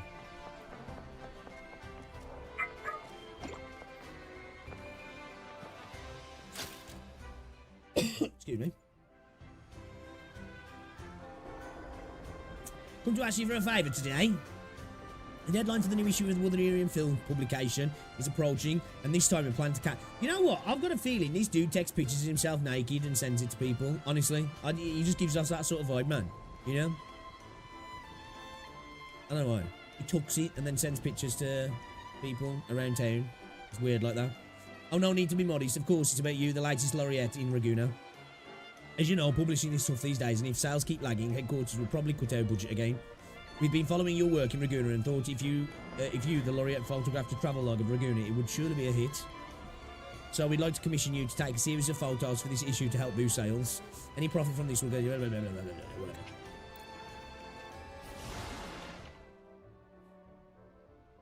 Ooh, calculator and a Yao. Yeah, do you know what? I've come around to Yao. I wasn't a fan of Yao at first, but I think he's actually kind of fun to use. Yeah, I totally agree. They could put tacit Discord like on top of the houses or any bad places. It's such a bit difficult concept with the Assassin's Creed thing. Yeah, I'd like something like that. I would definitely like a big urban environment. I would agree. Maybe we'll get something like that in the new Federation, maybe, because to me the new Federation just screams that potentially that's going to be like America, maybe. If it's not America, maybe it's an inspiration on the British Empire or something like that, or an amalgamation of both. You know, the new Federation's kind of like the West, if you know what I mean. Maybe that could be the area for something like that. Picture, where did you get Fullman taking naked pics of himself from his NPC? I don't know, man. He just looks like that because, like, it's his forte. I can imagine him just being like, you know, doing the what's it out of Silence of the Lambs, you know? What is it? Would you fuck me? Or would you do me? I'd do me, you know?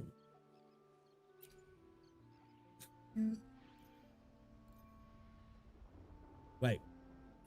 Can I? Okay.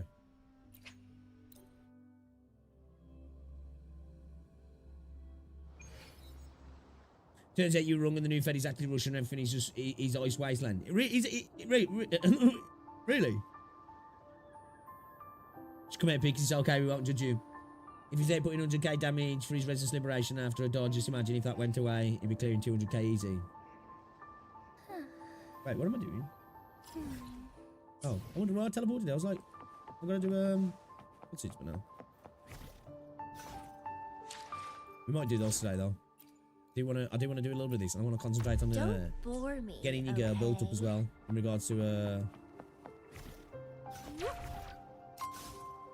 too slow. In regards to echoes.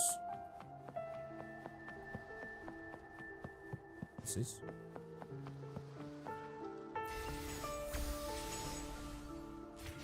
Oh, cool. Taxi!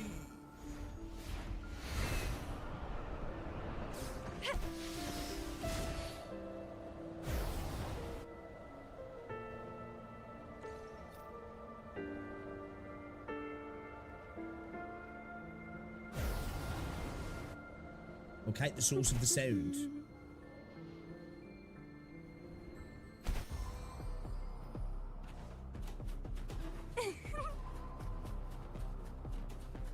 Take photo. We've got to take photo of this. Better do. Take a photo. I'm going to save that. Could be some thumbnail shit. Have you taken the first photo? Yeah, let me take a look. Send the photo. No, I'm just speculating, but it would be funny. That Russia like urban exploration would be kind of cool. Yeah. I'll be there for that. Yeah, definitely. In Caltero from the New Federation. Caltero looks like it could be like Russian inspired almost. I don't know why. I feel like it'd fit. When I'm doing hologram fight, I can imagine the bosses are like, help, they're jumping me. Oh, you're talking about your boys, right?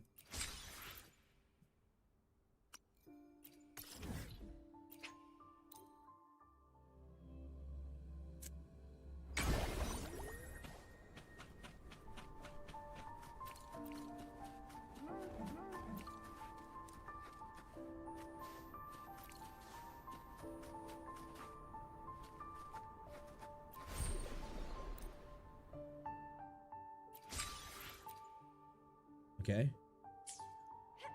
The lovely smell of all my prey. Let's have fun! And twine! Crooning. Loading.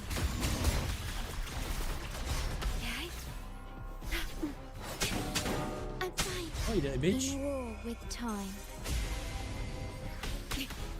Stay behind me. Shackles be gone. Bloom from ashen shell. Struggle harder. Entertain me. Yeah, this patch did a lot of things of trying to make me feel good bad about doing stuff. The game's like, hey, how do you feel about that? You just killed that innocent creature. Listen to it cry. That make you feel good about yourself. Shit, bro.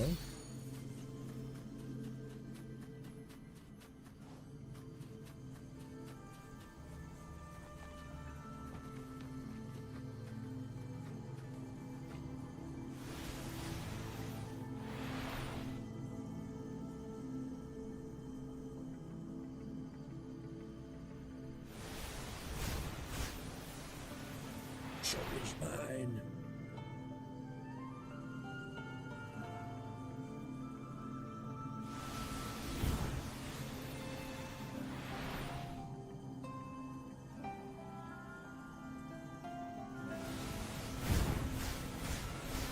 Me at the minute, I think I had the most fun with a lot of people don't have fun with Jinxie, but I have fun with Jinxie, man. I like running Cammy with Sanhua. She's really fun. Like, that fast rotation is just really nice. Yeah, I think they're my favourites at the minute.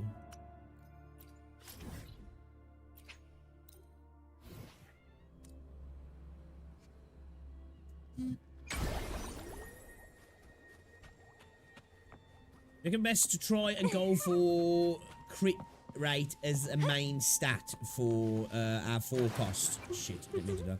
For Carlotta, considering we got a lot of crit damage on a weapon. Then obviously trying to get a...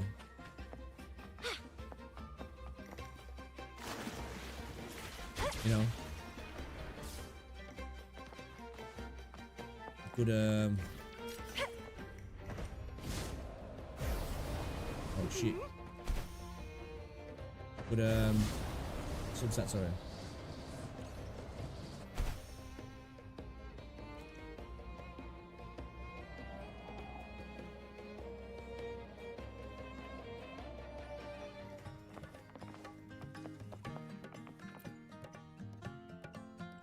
Unexpected to run into you here. Take a commemorative postcard from the exclusive Laguna performance. This performance marks a reunion of Laguna and the theatrical arts after many years apart. When the first sets out from here, we promised, it's kind of like in Venice, isn't it, in the Renaissance. Now we've come back to not prove great news, but to show everyone that things we lost will be reclaimed. You must come to the next performance too. gimme. Love it. Yeah, we did this in reverse. We did the final one first. You know, the bit where you run through the really quite cool cinematic event that we saw IGN playing. The lovely smell of all my prey. Crafting, scepter, loading.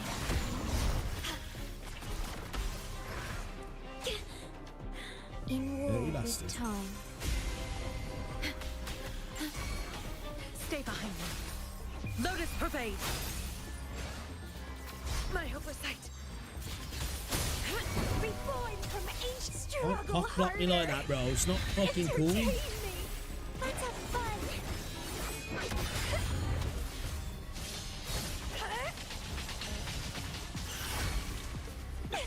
Crimson Blossom.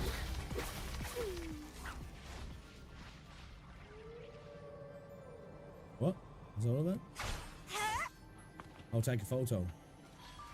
It's the same photo. The lovely smell of all my prey.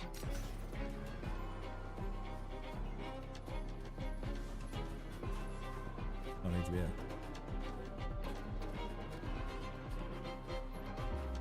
I need to beat these first. You don't want me to do it because they're here to fight.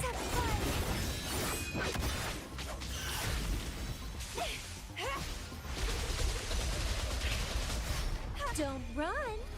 Keep the dance going. By the way, I was wondering about the order clothing. Even on AC trailer, you can see people wearing that kind of attire when they fight the Papal Guards. I thought I'd see, like, I feel like there is some inspiration like that sort of stuff as well. Like potentially, maybe like even going back to like, you know, like 'cause I think the stuff in what it's kind of is it kind of inspired by like, you know, like I don't really know the Assassin's Creed lore though, if I'm honest. It's like some of that stuff like inspired potentially by like, you know, like Inquisition type stuff.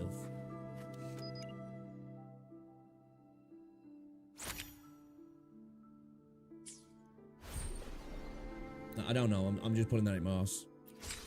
Like the only Assassin's Creed that I've ever really played is the Viking one and Odyssey. I like those two. I prefer the more heavy RPG Assassin's Creeds. I do.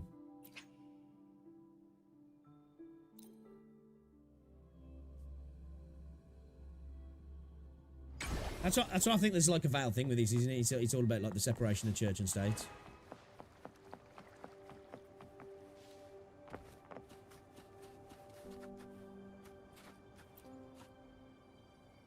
According to Montelli Customs and Requirements, this is a promissory note with no expiration. Note is designated beneficiary and no specified amount. This note is linked to the Montelli. Stranger, when you find yourself in trouble, show them this note. As long as it still bears the Montelli seal, it will serve as a voucher for the grand reward in your future. They may ask something in return. They will also present you with an offer you cannot refuse. Seal is worn out. It seems that the note is no longer valid. Can we do a broke boy pull? Can we do a broke boy pull, guys?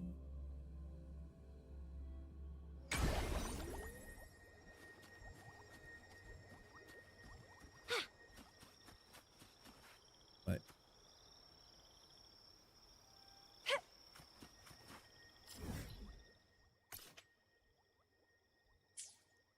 Let's stay in there. That's it.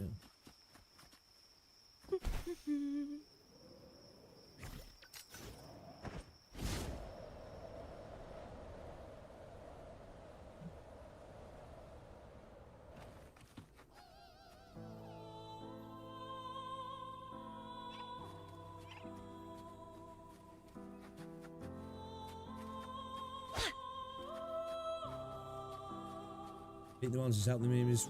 Oh, okay.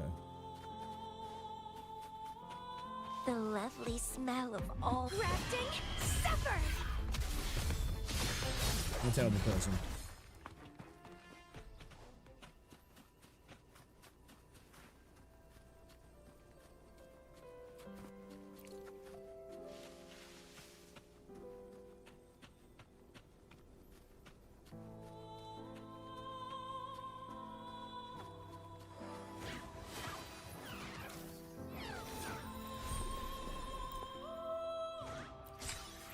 Lovely jubbly, lovely jubbly. Oh, sure, just show.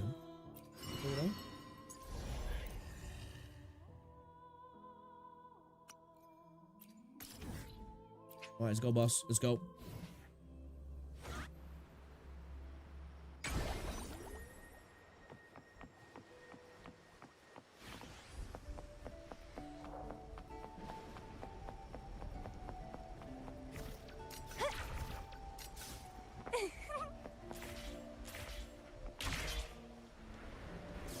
Yeah.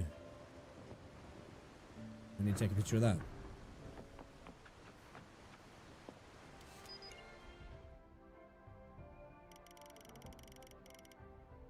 Get the whole thing in, shall we?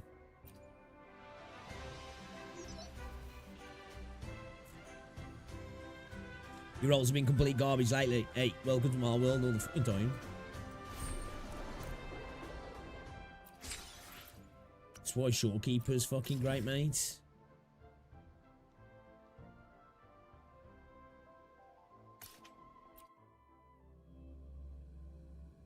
She allows for lazy substats, which is great for it, in fact.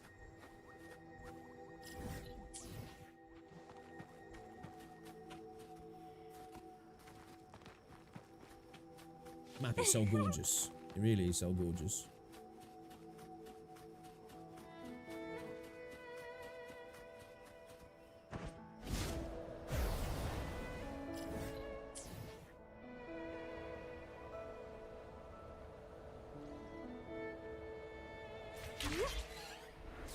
Wind against my vines. The lovely smell of all. Let's have fun.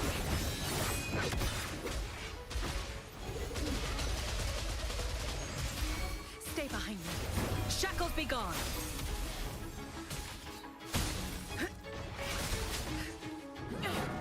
Come on, son. Sprout of buddies. Don't run. Bro! Keep the dance going. Wanna fight in the bush? Oh, you're not dead. Come on. Sorry to prolong it, bro.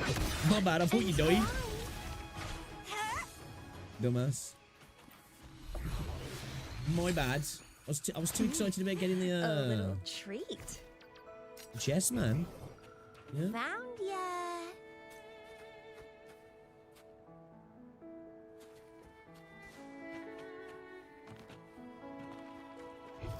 Found ya. The lovely smell of all. Well, please don't disappoint me. Found ya.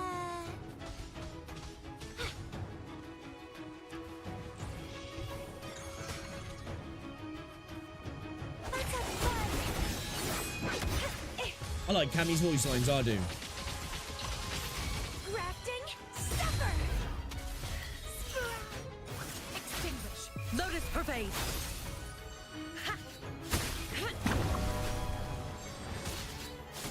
Bloom from ashen shit. Struggle harder. Entertain me. Recently, I've rewatched the whole Cammy side quest, aside from being even more depressing than the first playthrough. I feel like there is things they avoided explaining on purpose. Yeah, like, my hope is that we'll go back to that old Cammy thing. I do. Anyway, that's what I said at the end of it. Like, that's my hope, is that we'll someday touch back on Cammy's whole thing. Hopefully, anyway. I do hope we see that. 'Cause I think she's got a really interesting backstory, man. That could be not only help build like Cammy's story, but like just he could help build the whole you know, resonator lore. Because like, in a sense, like when you think about it, like, you know, if you be reductive, right? Resonators, they're kind of like mutants, you know, in Marvel, in the sense, like, in the way that they become resonators and stuff, like, you know what I mean? And the way the fortes like are and all that, like, it's I'd love to see like the story, like that, like kind of dark story, but like the story of you know, like seeing a resonator like start to gain the powers, you You know what I mean? And seeing what it's like for somebody to like start to gain those powers, what they go through, how the community starts to react to them as well and stuff like that. It'd be kind of cool to see. I would.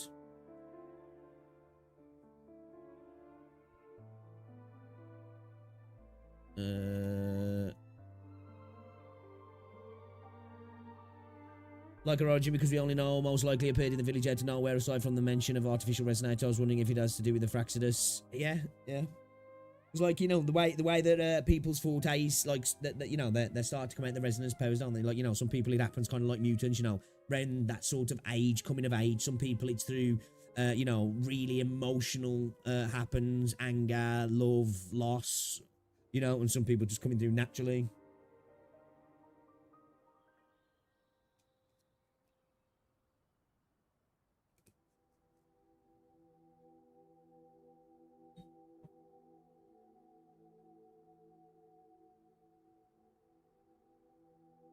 Zhezhi not much for Carlotta, to be honest, obviously he's just over hyper. I think she's probably the best in slot for though, isn't she? Who other than Zhezhi? She's the best in slot for Carlotta.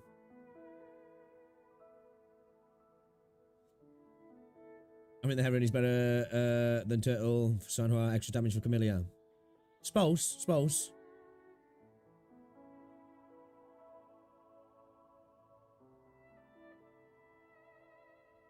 The reason I've got it there, one, quick, two, it just allows to have that, like, bit of extra shield, you know? I don't feel like I'm lacking for that extra damage on Cammy.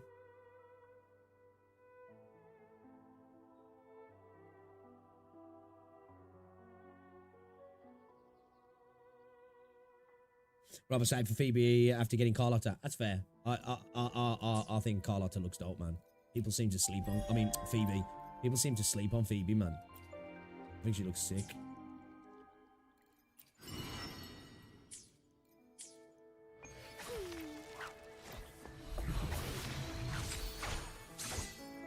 What are you yearning for?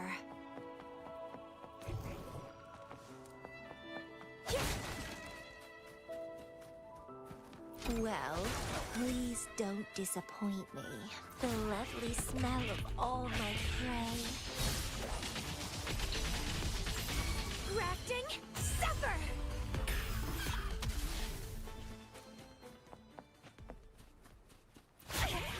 Keep trying!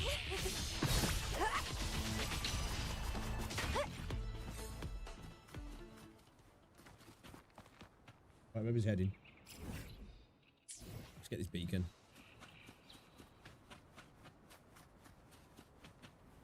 Got a guarantee, so I'm looking at Jangly early in a weapon and Brandt. Yeah, I'm back on a 50-50 now.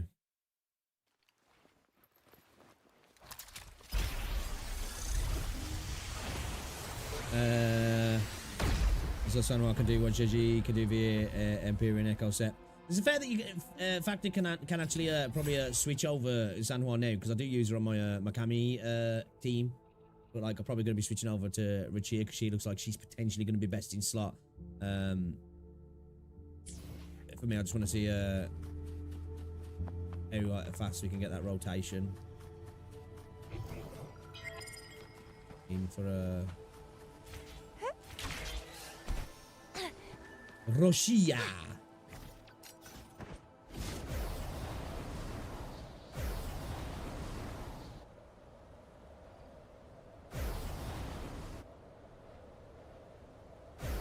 Bet Phoebe's a DPS, I'll skip her. She actually is a DPS. I don't know.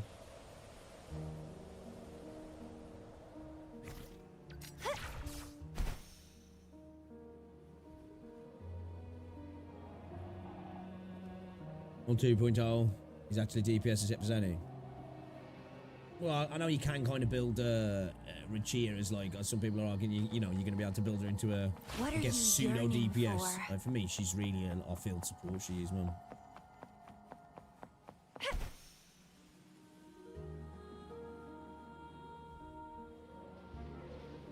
It's the first time being to this place, actually. I need to go down. I'm guessing so, yeah. My throat's that fucked up. I'm getting voice cracks all the time. I'm back to being fucking 15 again.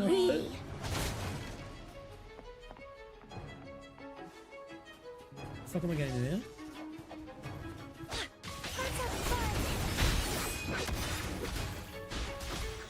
Interesting. Stunning. Crimson Blossom.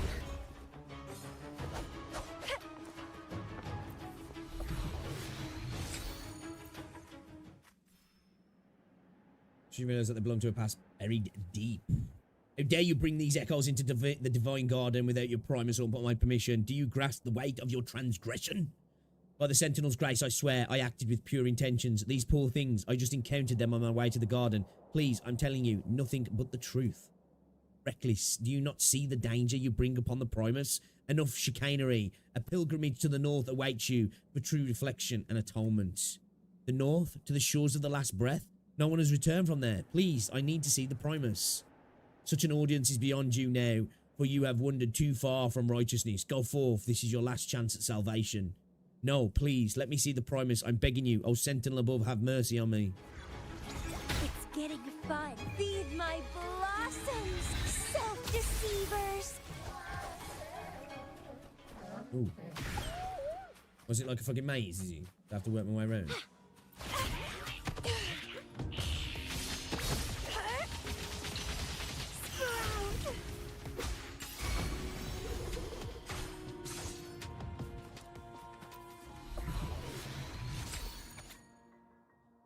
You have answered the summon. Can you glimpse Rinascita's reality from this board? Does summoned one see the black and white pieces moving as though they hold a life of their own? The white pieces seem to follow a certain presence while the black pieces scattered along their own course across the board. That sounds racist.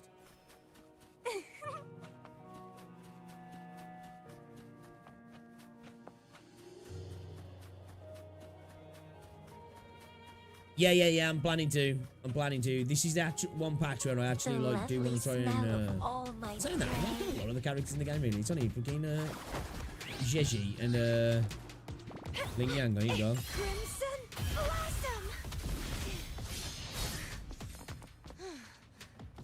Yeah, I wanna get Rachia, Brandt, and Zhezhi.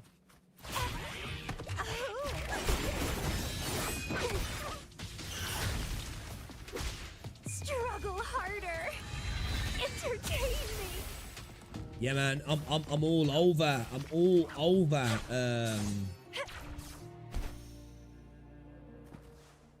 Rachia, dude.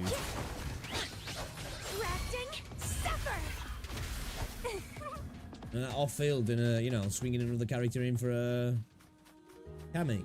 Yeah. The sold. Lovely smell of all my prey. Keep dancing. Sold, mate, sold. Am I back at the same fucking place it was? What?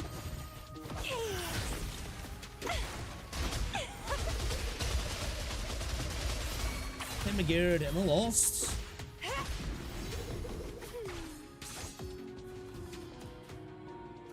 I'm not interested in about Richie. Age like milk, relatable indeed.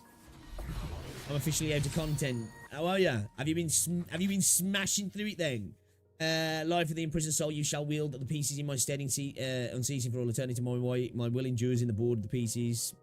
Shackles that bind you, Rinascita shall tread the sacred path now and forever. Before the summoned one, a shackled prisoner sits across the board. In the game between black and white, the summoned one and the lifer all strive for freedom.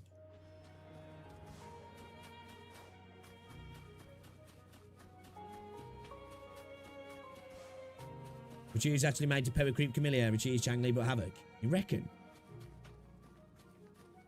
Almost every 2.0 is made to power creep every 1.0 series character. I don't know about that. I don't know about that. I think it would be a silly move to make every single character in this patch a DPS. That would just be mental. Like, I feel like that would be an L move.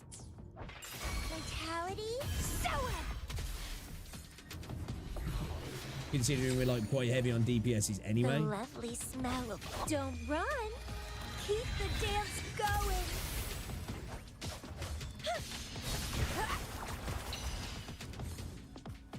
I don't know, because obviously, I don't know what's happening. Yeah, everything is 100%, including trophies. Also got a crit rate echo with 21 crit damage and ooh.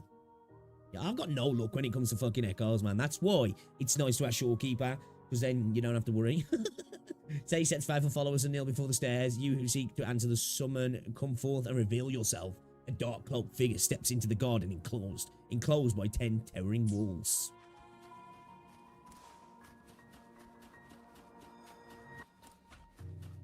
I know Kuro does it in 2.0, not just Wua. Yeah, I don't think they're going down the Gen 2 as they were in PGR personally. I'm not saying there won't be like a second gen of characters, but I think they're going to do it in a different way, in my opinion. It's a massive board game. There are only 9 circles. Doesn't look like the kind of game you played with Chang Li. Yeah, it's more like some kind of puzzle. But my fucking kryptonite, guys. My kryptonite. Talk with the lifer. Are you the lifer? Leave here. Did someone trap you here? Leave. Leave. Alright. You know, bro. The lifer, leave. Looks like it wants me to go there. Does he? I think it wants me out. Get out my house. Oh, you want me to go and sit in the front room? Okay. Start the game. Okay. The fuck have I got to do? Select a piece to preview its landing point, then select the point to move the piece. Select a piece to preview its landing point, then select the point to move the piece. Okay. When a black piece lands on the outer circle, it opens all gates and maze walls in that direction. You can pause the game at any time and all pieces will stay in place. Press the reset button to restart the game. So I've got to open the doors by putting a black piece. The game ends when neither side's pieces form a straight line. Oh, okay. If black pieces connect, you win. If white pieces connect, the lifer wins.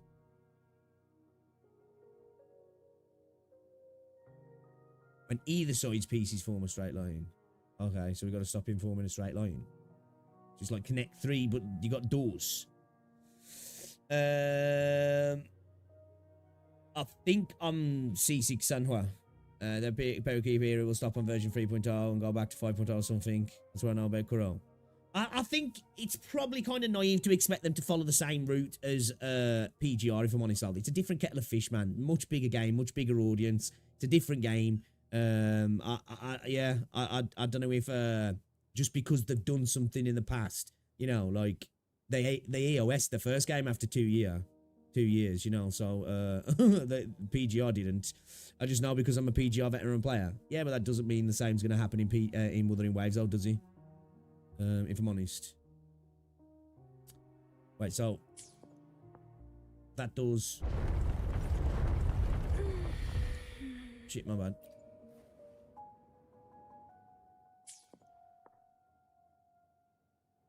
Okay, that does.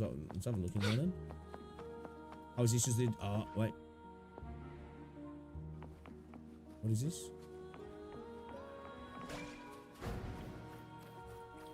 The lovely smell of all my prey. Crimson Blossom! Hey! Let's have fun! How pathetic.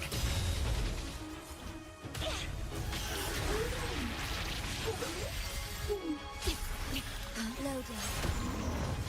Iron graft renewed. Those over the path for demons. Oh.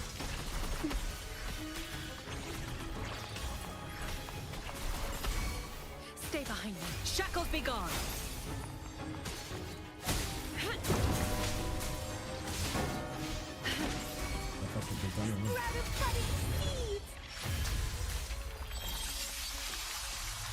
Hopefully, bro, I have a feeling they will do the same path for we were. I kind of hope they don't do the same thing, if I'm honest.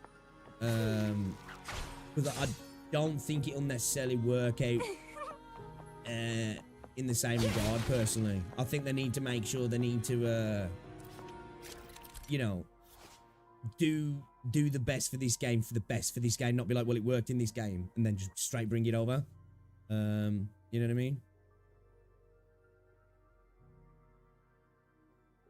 So I think if, you know, power creep, we was talking about power creep earlier. Power creep's going to happen. But if they just do it like, you know, right, we're bringing in all new DPSs to power creep the rest of the DPSs. I just don't think that. And when we can clearly see anyway, Rinascita couldn't be used as a DPS, I guess, if you wanted. But she, to me, she's straight up a sub-DPS support character. You know what I mean?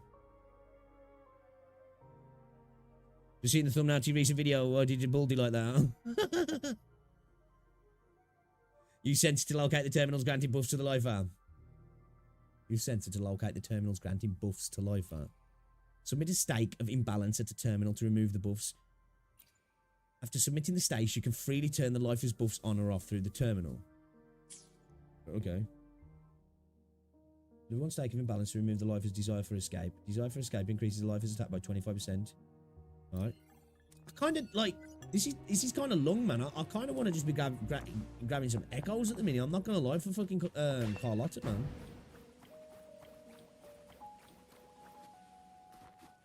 So what, like, playing this game is just, like, give us a bit more, ease at fighting this dickhead then, I guess. I mean, are we going to fight him at the end or something, are we?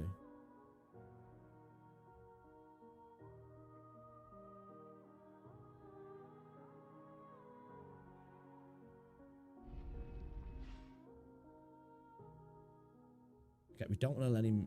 He's going to get a move on there and be able to make a line here.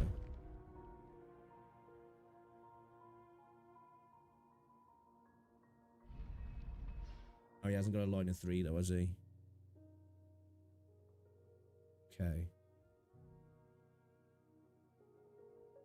Let's put that there. Stop him moving that, I guess. Shit, that one's open as well. Let's go look in here first, shall we? Fight the boss. Why does he kick your ass? Sounds like a plot. More to shift blame to the Wither community. Some of Poke's community pretend to be replaced to make the community look bad. Feed my blossoms, self-deceivers. Leave it to me. I don't think that was what I think Pokey just took it as that, I think. Because Pokey could fix it all if he just moderated his chat a little bit better, if I'm honest. Stay behind me, like frigid death.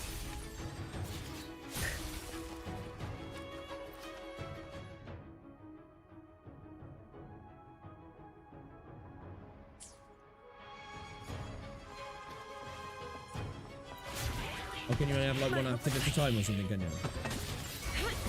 Sprout of budding seeds. You need to take one off the other one and apply it to that, I guess, yeah?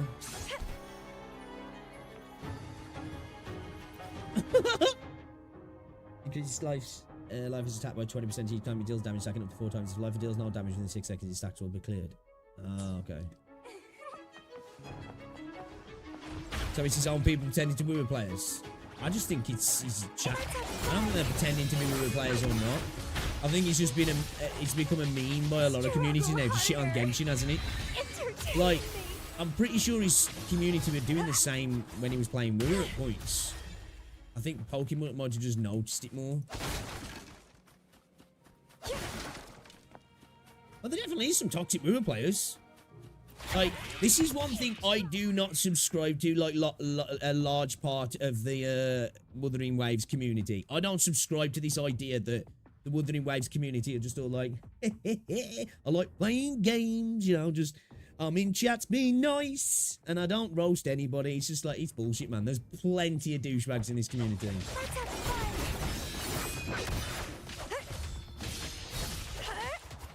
You know?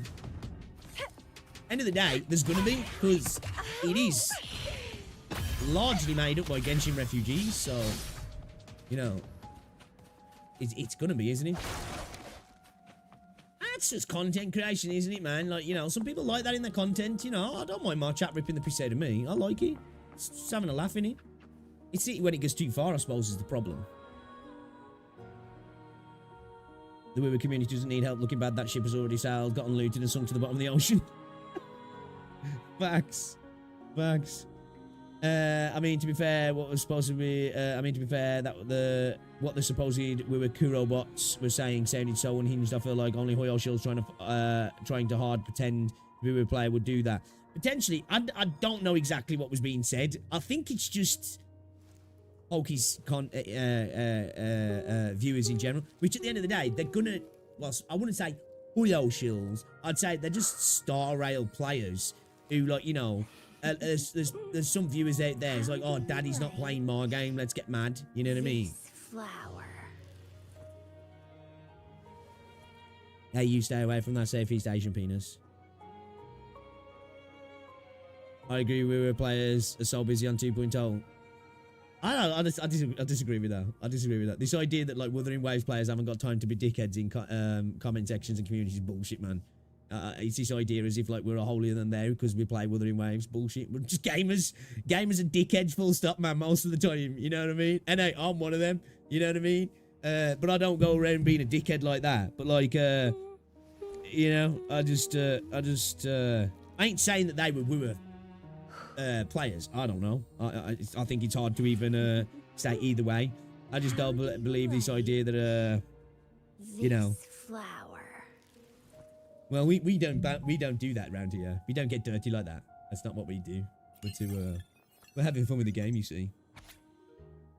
You know. The life is fragility can be removed with the state of imbalance. Growing loneliness, the lifer recovers 10% of his max HP every second after not being attacked for over 2 seconds. The desire for escape increases the lifer's attack by 25%. Additionally, damage dealt by the lifer is increased by an additional 25% for every 20 seconds. Impending stalemate increases... Okay. So has he got just, like, different buffs and we can only, like, remove one buff at a time? Is that the deal? Like, this big guy's pretty tough to beat. Says the shackles that hold the prisoner could be something to weaken its power. Maybe you should use your sensor to check around. Found ya.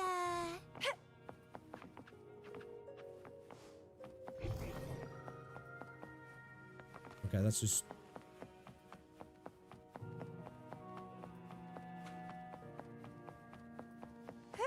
Did we check this one already? Or was it that one we checked? Dude, I ain't got time for this, man. I want to get echoes.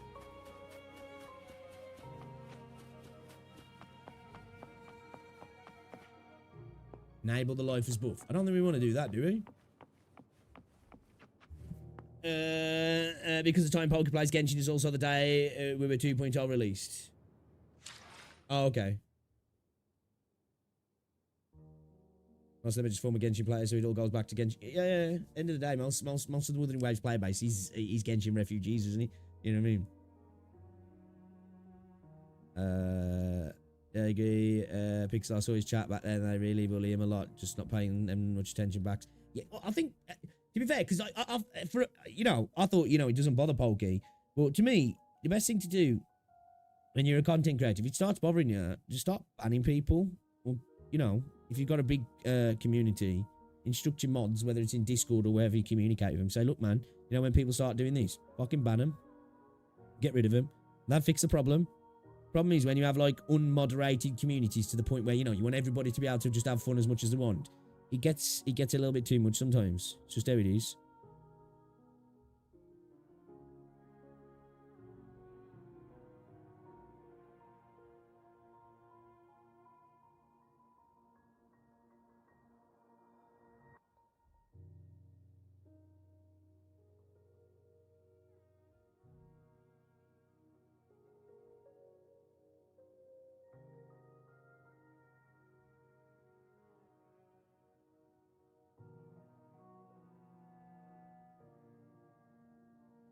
That video I put up today is doing shit.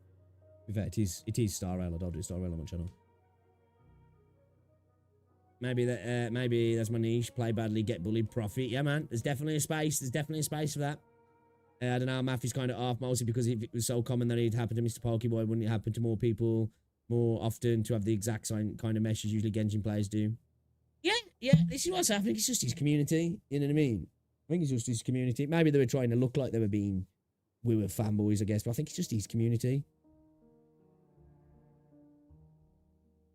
I think he's poised himself as a war content creator, isn't he? So you're going to create a war community around you as well, I think.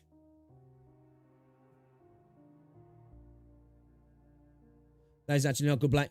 Oh yeah, I think like I say, it was Pokey that was really stating it more than anything, wasn't it? Saying, oh yeah, you know, it didn't happen in the Genshin stream. When it's like, I'm pretty sure it did. You know, I think I even watched Tectone talking about it, and I think he said like he'd VOD reviewed both the streams, and he says that people was doing it in the Genshin stream as well.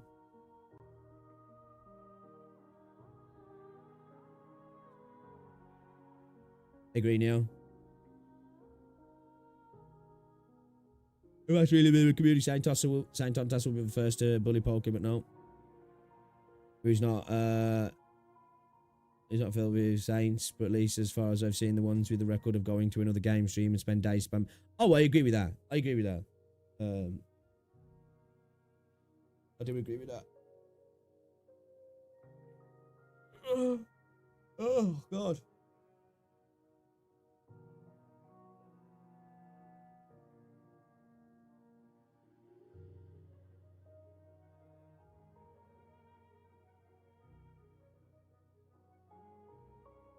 Yeah, man, sometimes being niche can be good, can't it? You know, end of the day, I don't give a fuck how big the game gets. As long as it makes enough money to keep putting updates out, I don't care.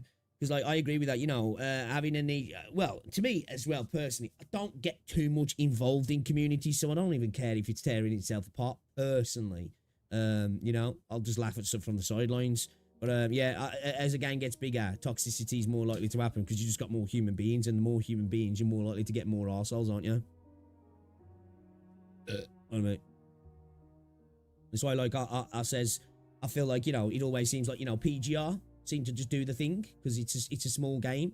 You know, it's only recently, like, you've started to see a little bit of a Discord going on, and that's because of the synchronization. You know, I feel like it's kind of the same as Zenless Zone Zero. You know, the ZZZ community just kind of, and I know that's not really so much niche because it's considered one of the big four, I guess. Which is like, what is the big four? Like, are we going off revenue or what there? But anyway, you know, ZZZ is kind of the same as well, isn't it? You know, like, ZZZ community just seems to do their own thing, I feel.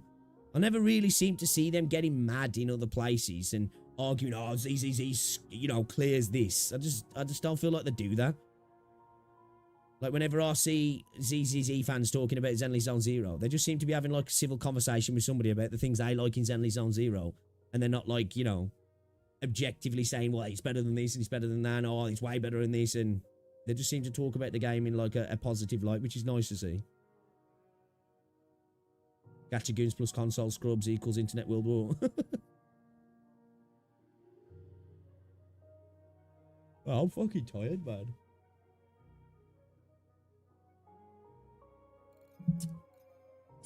I might come back and do this in a bit. It feels like it's too much on my brain work at the moment. I just want to go collect echoes.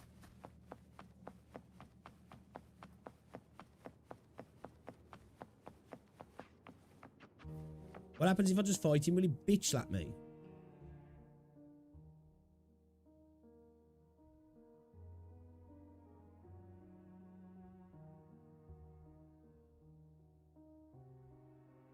I need to get him to move that, don't I?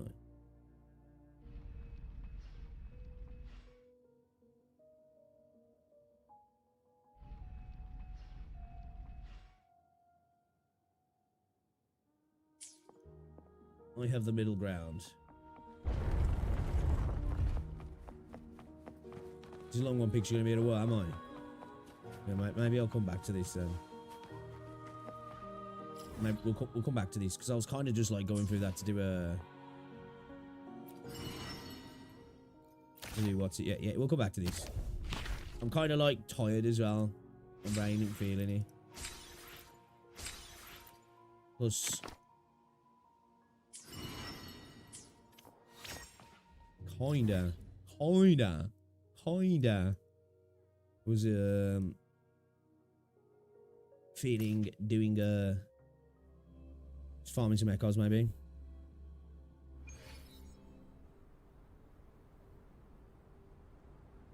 Grey Zone got an AI update, supposedly fixed a bit. I heard that. I've heard that like been slacking that as well, which I'm gutted about because I really like that game, man. Like, big factor for me with that. Like, it was just missing the potential to get into more PvP by an option. I don't know how, you know, but allow people to get into more, you know, close quarters stuff. Like, you know, to like be able to push people to an area or have some sort of like separate area or something for that sort of stuff. And more like ground loot. But it was missing, wasn't it? I don't know if they added any of that in yet. I felt like it was missing a lot of ground loot.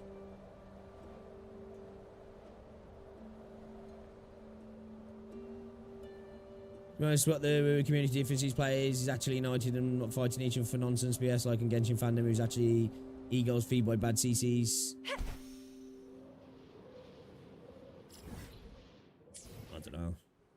I don't really follow Genshin's content creators, to be fair. Everybody's. I just react to people, laugh at them, and talk about the game in my videos, really, and then stream. And just enjoy. You can try to fight him, but he has buffs that will demolish you if you try. Right, okay. So he's unclearable. With his buffs.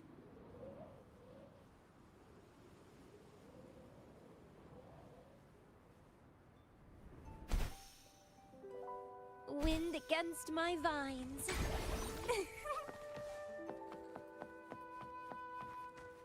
What's going on here?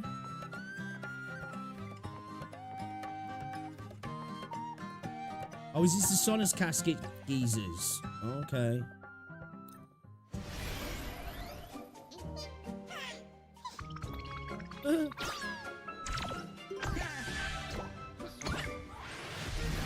It's on the other side. That was kind of cute. That was kind of cute, not gonna lie.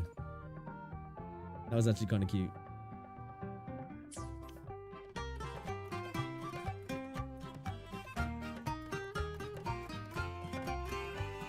A lot of gacha CCs are basically toilet train monkeys that were. Hey, listen, I'm sitting right here, you know.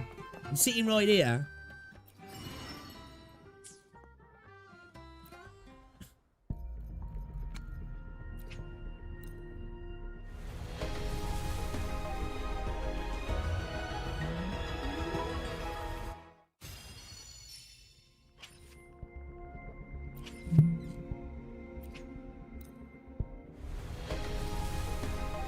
Hydrate, you bastard! Hydrate!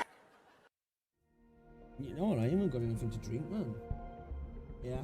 Drink some cloudy lemonade. I do need to drink some water, man. I've been slacking on my water ingestion recently.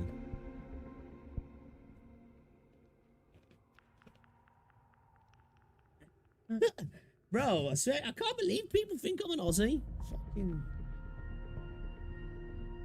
diabolical. Does that mean I'm not Western CC anymore? I know they're kind of Western, but like, they're not. Yeah? Chissa, ally of justice at your service. Are you the one? You know, I think I'm gonna do it, boys. I'm just gonna spend me corals. Like, I do want to get in as far as possible before we spend any money. Okay, Pix, just tell him who's the one watching the toilet train monkey, right? Actually, now that I think about it, it doesn't make it makes sense when their game doesn't improve. Their feedback is probably also filled with the silliest kind of issue instead of actual feedback to improve the game. Don't do it, save the currencies. I only throw my poo when I'm really mad.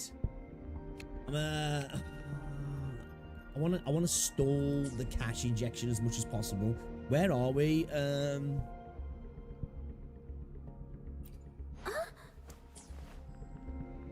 And still to this day, I click the fucking wrong one every single time. Retarded.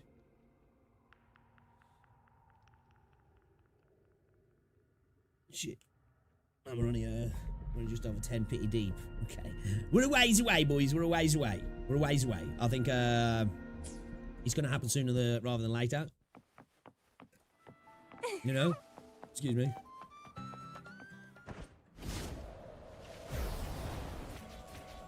Oh. Just smashed her head in.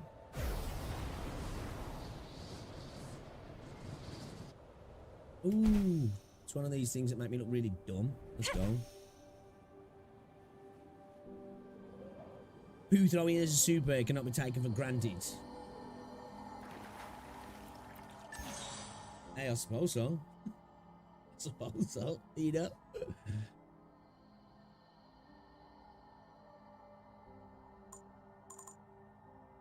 Everything needs to be read, yeah.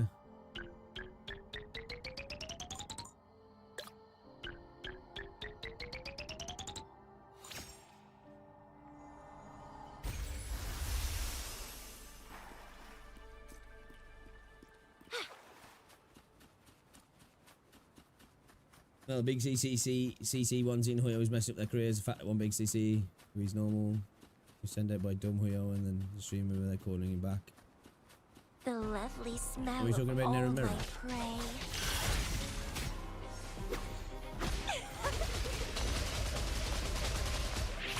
Let's have fun. I'm wondering about that comment. Do you reckon that dude was sanctioned to say that to Neru? Probably was. Do you reckon he was? Well, quit all your games. Yeah. I like Zenny Sound Zero, I do. One of the game's kind of fire, man.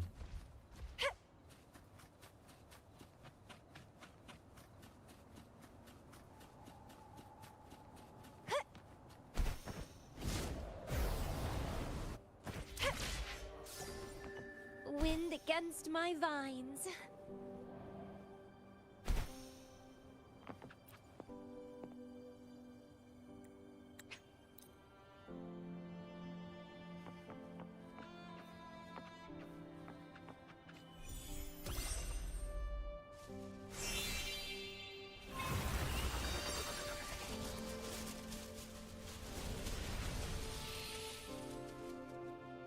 That's a lot.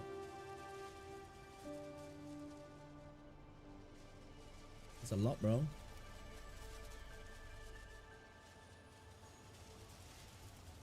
You dirty bitch. Did you cross over? Yeah, fuck that up. Yeah, sort of. Sort of. But you need to get to... Oh, we got 83%. That's done, yeah.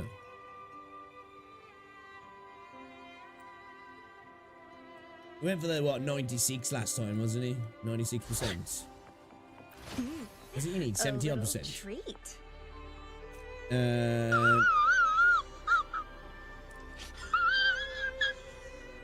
Hey, that wasn't that bad, man. That wasn't that bad. Didn't look that bad.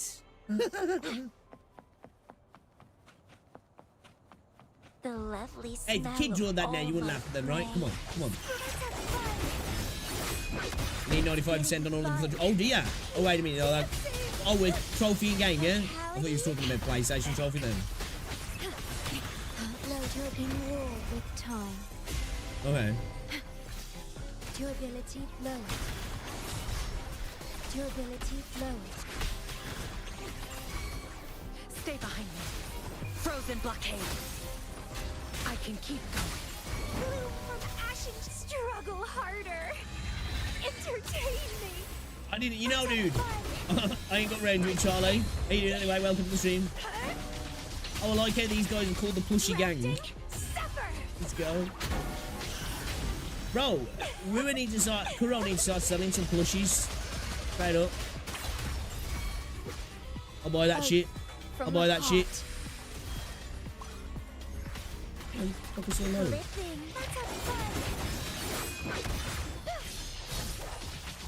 I could turn into a tank. And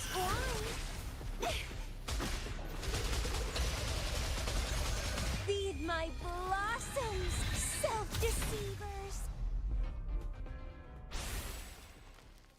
Yeah, so you can get all 5 of those asteroids.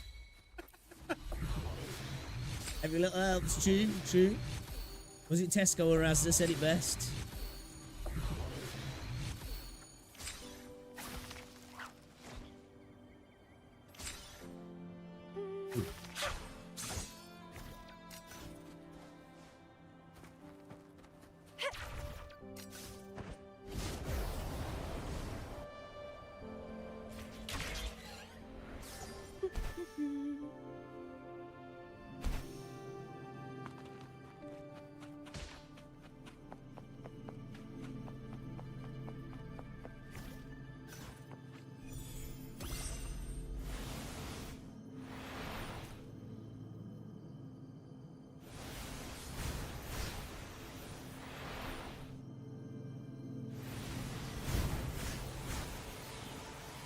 mate doing over here?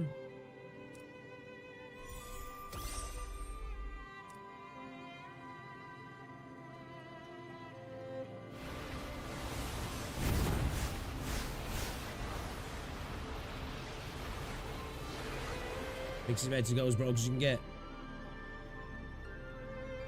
I'm too broke to pay for it. I wasn't bothered to shaming, it was impulse control shaming. There's a difference. It's okay, he can skip eating for a week. He's got to pull more for us, for Kuro, for the waifus, right? It's true. This is all true. Oh shit, I didn't pull them. Do I need to move those first? And I'll suck them off as well. Do I need to move them?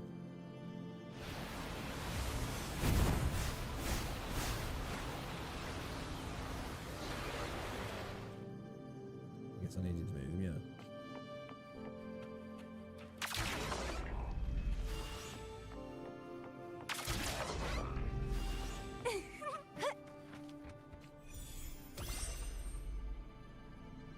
Try again.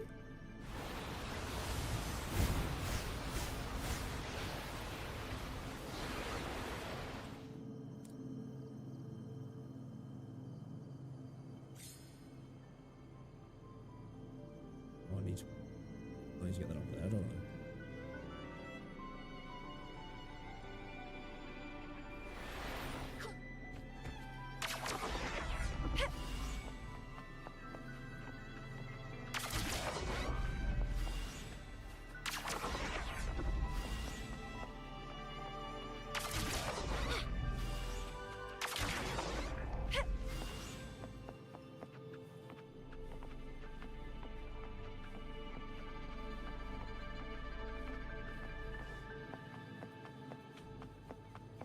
I can't move this one at all.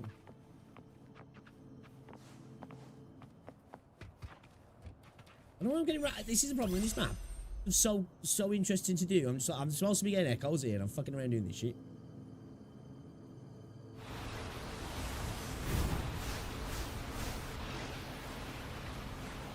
Have I got one to pull down?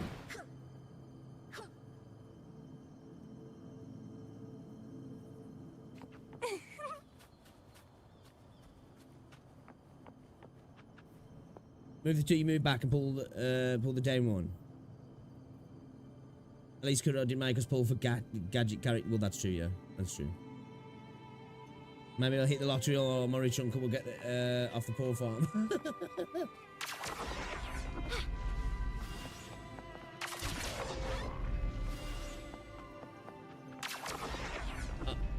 I didn't even... That's head blind arm sometimes. I saw them then. I didn't even notice that was a down pillar.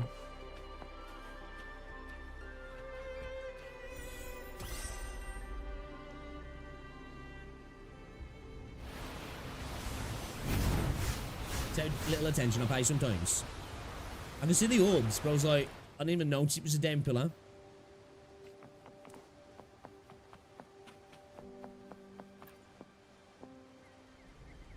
Also couldn't lock character potential on sequences because we was better.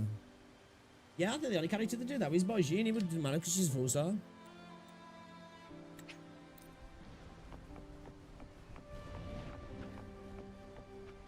Oh, wake him up. What have I got to do to wake him up? Okay. You okay? What are you doing here? Oh, hello, I'm flat alone in the fatalities. My brothers and I are training to be a pioneer association. I was hoping to prove myself by catching a nightmare cloud, but I got attacked instead. Thank you for helping me. What exactly is a nightmare cloud? The elders say that nightmare clouds are formed by the murmurs of people lost in nightmares. They're filled with the frightful thoughts that appear in people's minds while they're asleep. I'm really nervous about... Yeah, whatever, bro. I'm in a pussy. Well, please don't disappoint me. Call me a bitch, bitch.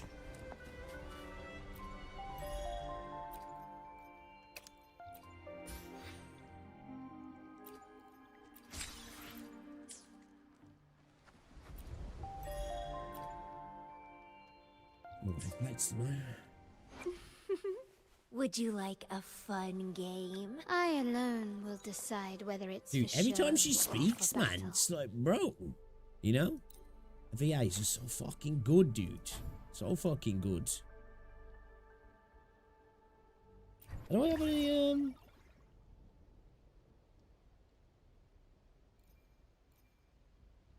No. Okay.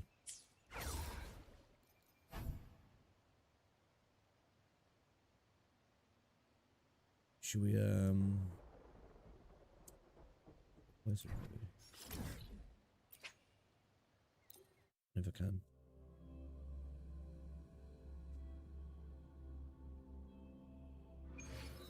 Zhezhi's blameless holy creature. They're going to force me to pull for a Camellia skin now with a visual power creep.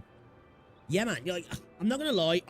I said I really wanted to get the Zhezhi skin. I don't know if I'm going to bother, man. Honestly. Like, obviously it's expensive, but I was going to buy it anyway. Well, I don't know, man. The more I look at the skin, I'm like, it's all right. And it's not that it's like, well, it's not, it's expensive. Like, anybody who says it's not expensive, stupid. But if you think it's valuable and compare it to other skins, fair enough. I get that, right? But after looking at it, I'm like, I don't know if I actually want it. Like, I think I would have liked a different skin for Zhezhi, man, personally. I'm kind of thinking that, like, maybe they'll cook a little bit more with a what's it, you know, a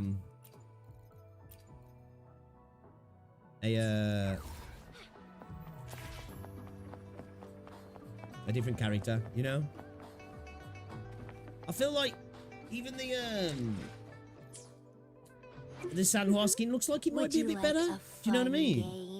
Like, honestly, I alone will decide whether it's for show or for battle. I'm looking there to get Sanhua skin. I think it's going to be like you get on the game and you have to invite. There's going to be like a companion invite. And if you buy the battle pass, you can also get Zhezhi skin. Nah. It'd be cool if they added 4-star skins to the battle pass. That'd be kind of dope, I think.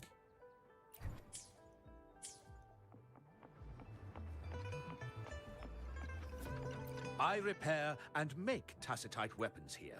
I mean, I do like it, I'll death buy it, but at the same time, I'm more curious for obviously Camellia skin or Shorekeeper or even Yinlin.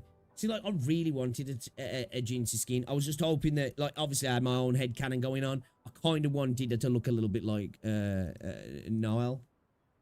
You know? Obviously slightly different. But, this, for me, would have been peak for Zhezhi, you know? Because I was a big Noel enjoyer in Genshin, you know? Like, something like this. Make her look like a battle maiden. Give me some greaves, you know what I mean? Give me some gauntlets. Give me, like, breastplate, the lot. Like, I think it would have been fire, man. Rather than going down the, like, the girly look. Because for me, anyway, like, I suppose it's like, she's off work. But, like, being the magistrate, I feel like it would have been cool and a little bit more canonically connected if she'd have been, you know, if she'd have been dressed like this, something like this. Because, you know, it could have been like her outfit when she's leading the nation to war kind of thing. I just think it would look sick, man.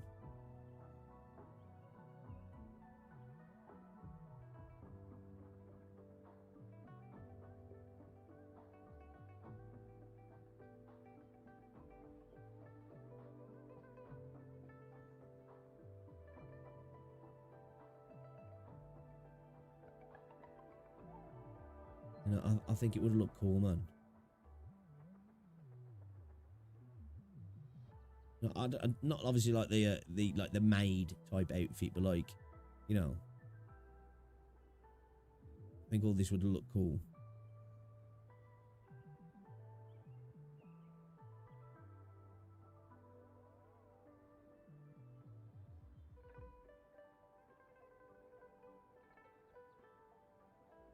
I entirely agree. At the same time, I could see that would be hard, mostly because we was a bit far ahead of their times in a way.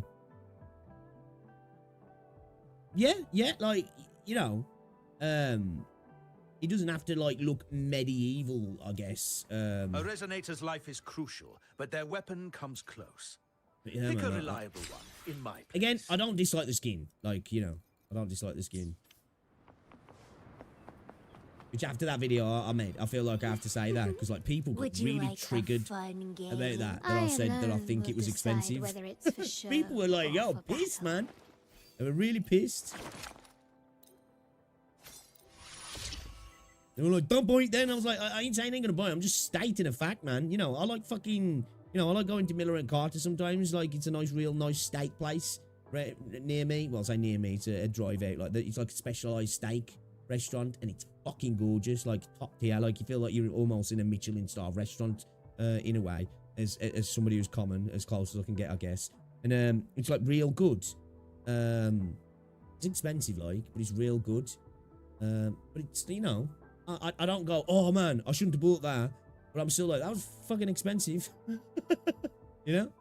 But people got really mad about that. Really mad that I dared state that the price of the skin was a little expensive. Not that I think I wasn't going to buy it, just that, you know, 50 quid, 30 quid, 35 quid, $21 isn't bad. But I can't get it for $21 because I don't have all the bonuses, because obviously, apart from the £100 pack, I don't have the bonuses anymore. You know? But it is what it is. It's not a big deal, man. End of the day. People were a little bit angry about that video, though. Not to tread over old news.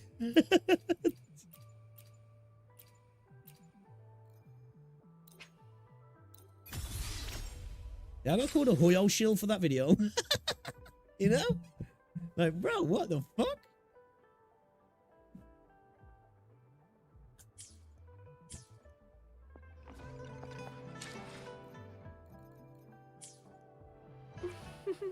Would you like a fun game?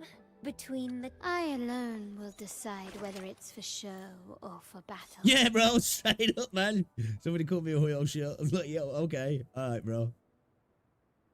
To be fair, other people, even though they disagreed with me, that they found it expensive, was like, what the fuck? How is he a Hoyo shill?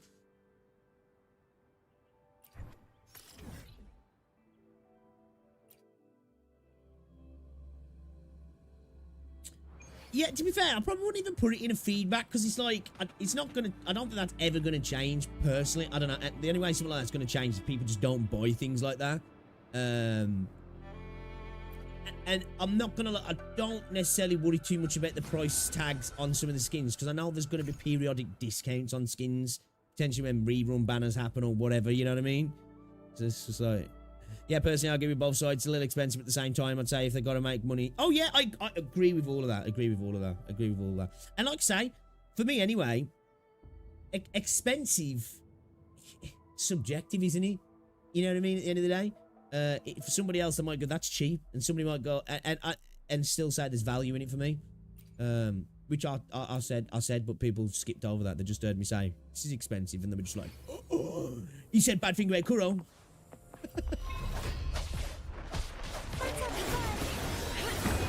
You know? Loading.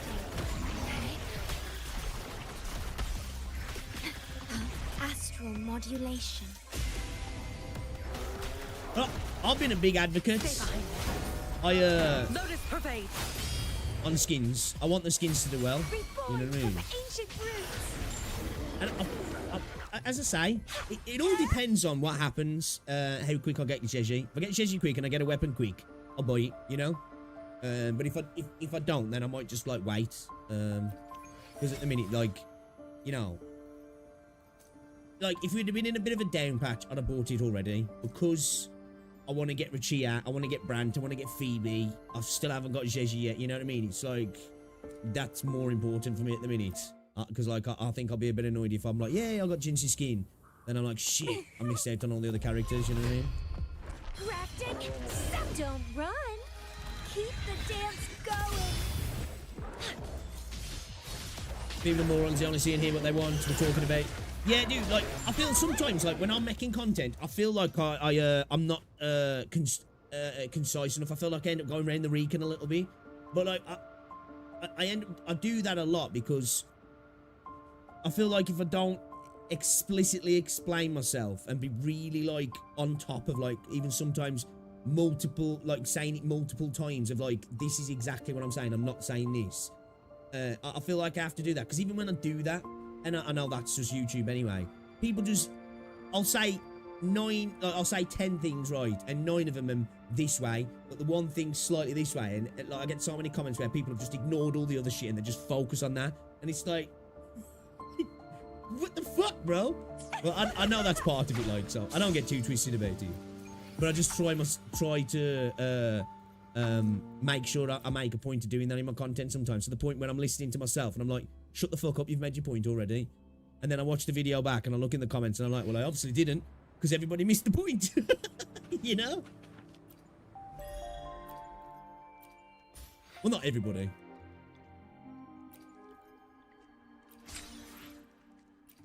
No. Carry on, Barry. Carry. Yeah, yeah, man, put it in the chat.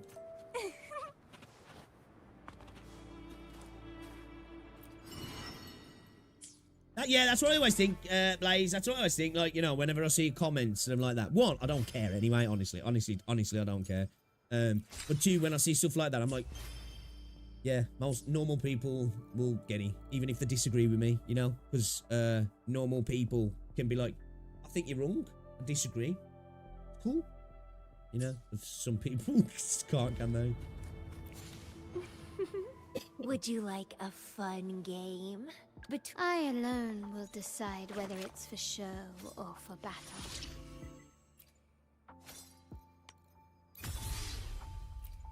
I need to get some more weapon mats, man.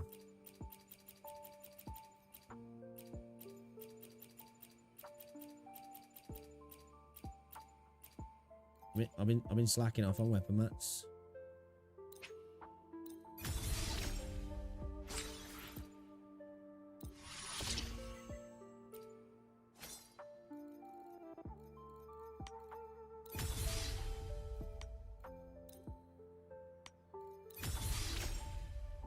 Might as well feed the beast, fuck it.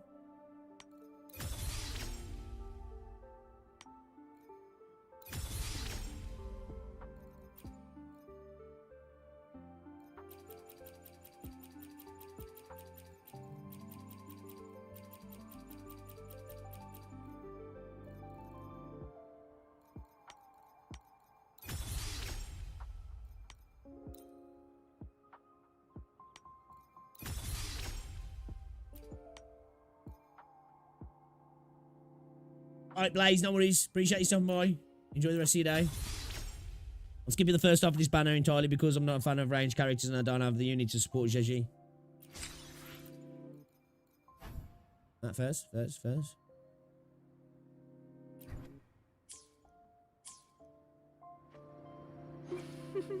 Would you?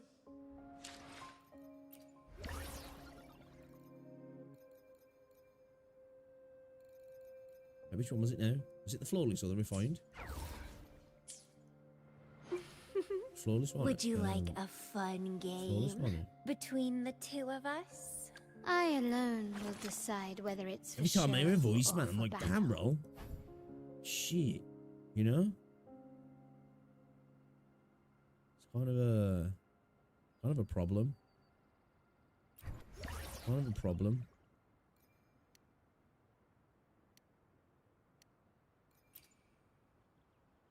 She's kind of a problem, boys.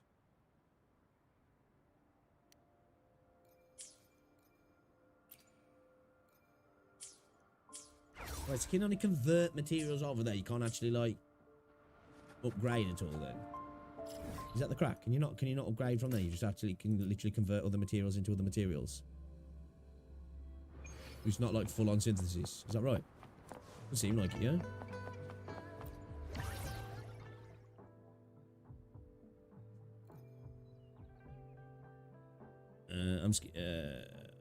Oh, sorry. Skill twice for switching of a character, go back. Skill twice for the heavy attack, and then slaughter everything with a resonance liberation. Oh, you're talking about what's it? Yeah, you're talking about Carlotta. Yeah, Carlotta. I'm sold on Carlotta as well. There's like, yeah, she's simple as well, but she's fun. You know, because I'm not a fan of ranged characters. In this game in general, but Carlotta's changed me. Every range, well, obviously, even if they're 4-star, they have to be built somewhat similar to how Carlotta works, in my opinion. The menu one is exactly the same. Is he? Maybe I'm dumb.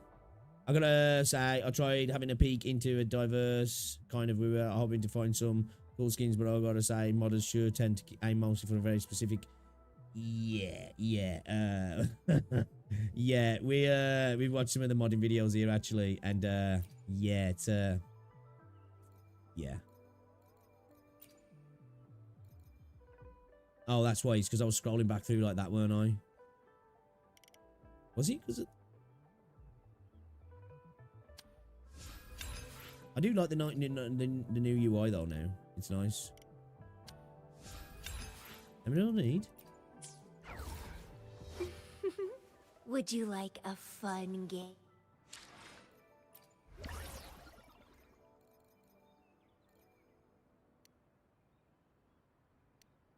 Yeah, geez, what the fuck was I saying that different then?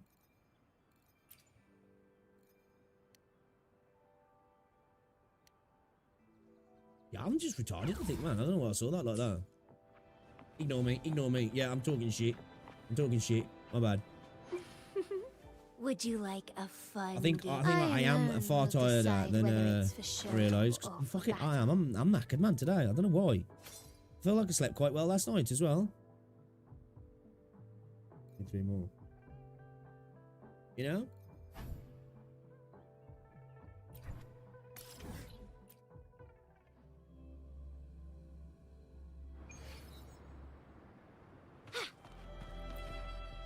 I'm mentally and physically tired.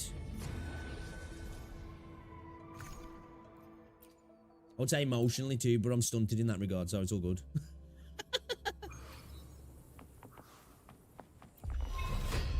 Yeah, that's what I'm just saying. I thought I was being dumb, man. I thought like it was more just like conversion. I was like, can you only convert from other materials? Can you not you know, upgrade from, you know, Stay behind me. the previous same material class, shall I say, which is basically still converting. Yeah, I was just being dumb. I was being dumb. I was like, wait, this doesn't work the same, does it? It does. Yeah, I'm stupid. Very stupid.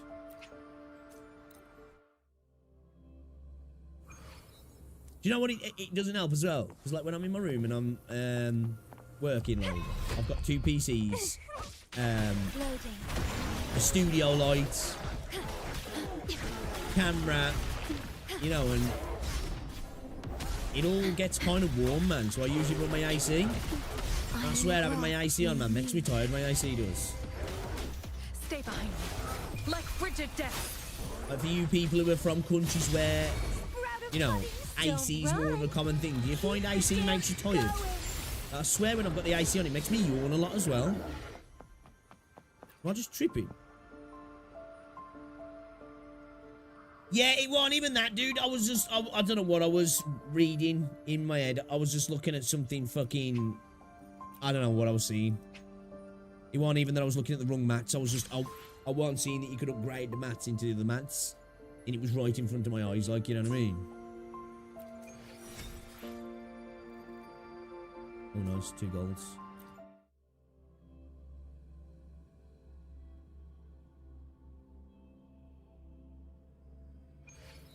Which makes me feel mentally rejected, but some makes me feel slow and useless. May I pray?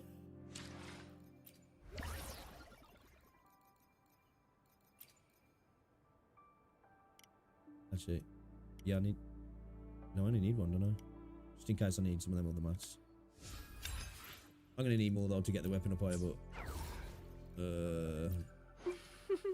Would you like a fun game? it's been a hot minute I since I got the weapon alone up, huh? will decide whether it's for show or for battle.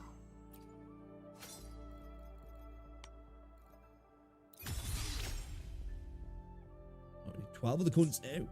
Alright. So, yeah, I'm thinking we want to go... We got heavy crit damage with a weapon. Maybe go crit rate as a main. Try and get some... Get lucky, see if we can get crit damage as well.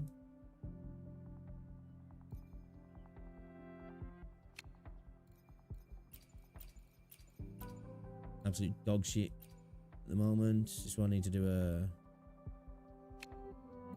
I need to do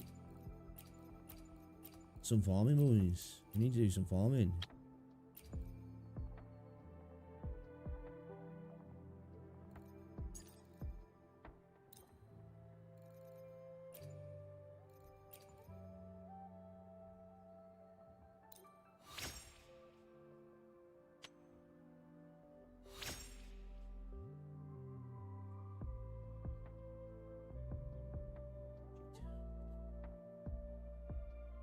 My girlfriend was Irish in her house, and like the outside of Ireland, which especially in winter is freezing, it was cold and warm, so like the peak sleep when you feel that contrast. Yeah, man, it's like in the UK.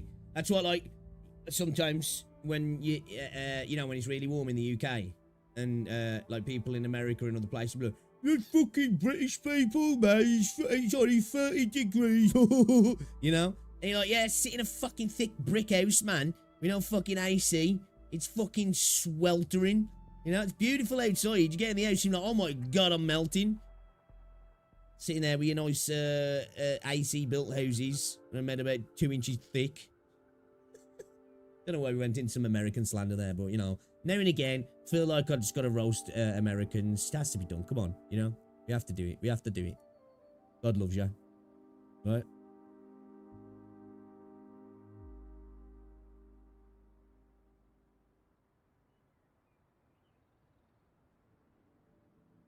The worst hypocrisy in man. Is everybody flaming Mr. Pokey at the minute? Everybody flaming Mr. Pokey at the minute? 30, 20 degrees. See, I love it when it's hot. I do. I love it. Don't rush to farm them. Kuro's looking into allowing us to swap normal version stats to it. Oh, I heard something about that. Are they actually going to go in to do that? Okay.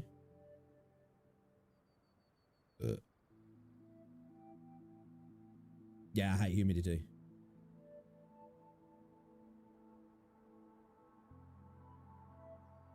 Yeah, give me a second, chat. I'm just gonna make a cup of tea, man.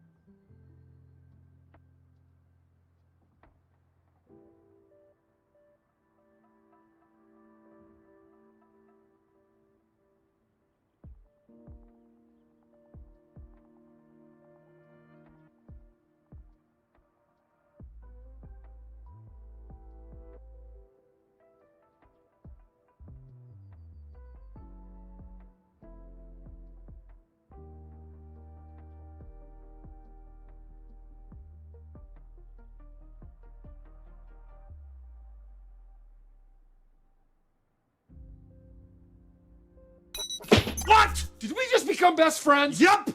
Rennie_Lewis followed your channel.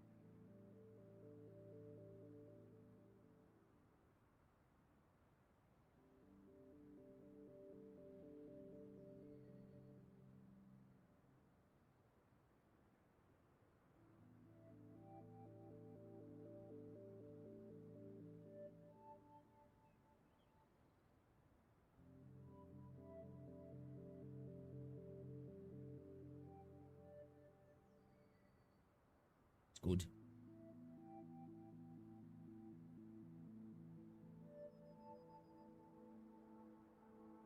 Unfortunately, my cat broke my headphones. Broke my headphones broke today because of my naughty cat, so I can't hear your voice. It would be great if you respond through chat instead. What do you want to say? So I'll just say, fuck you cat. No, I'm joking. Hello. Problemo. Nogus.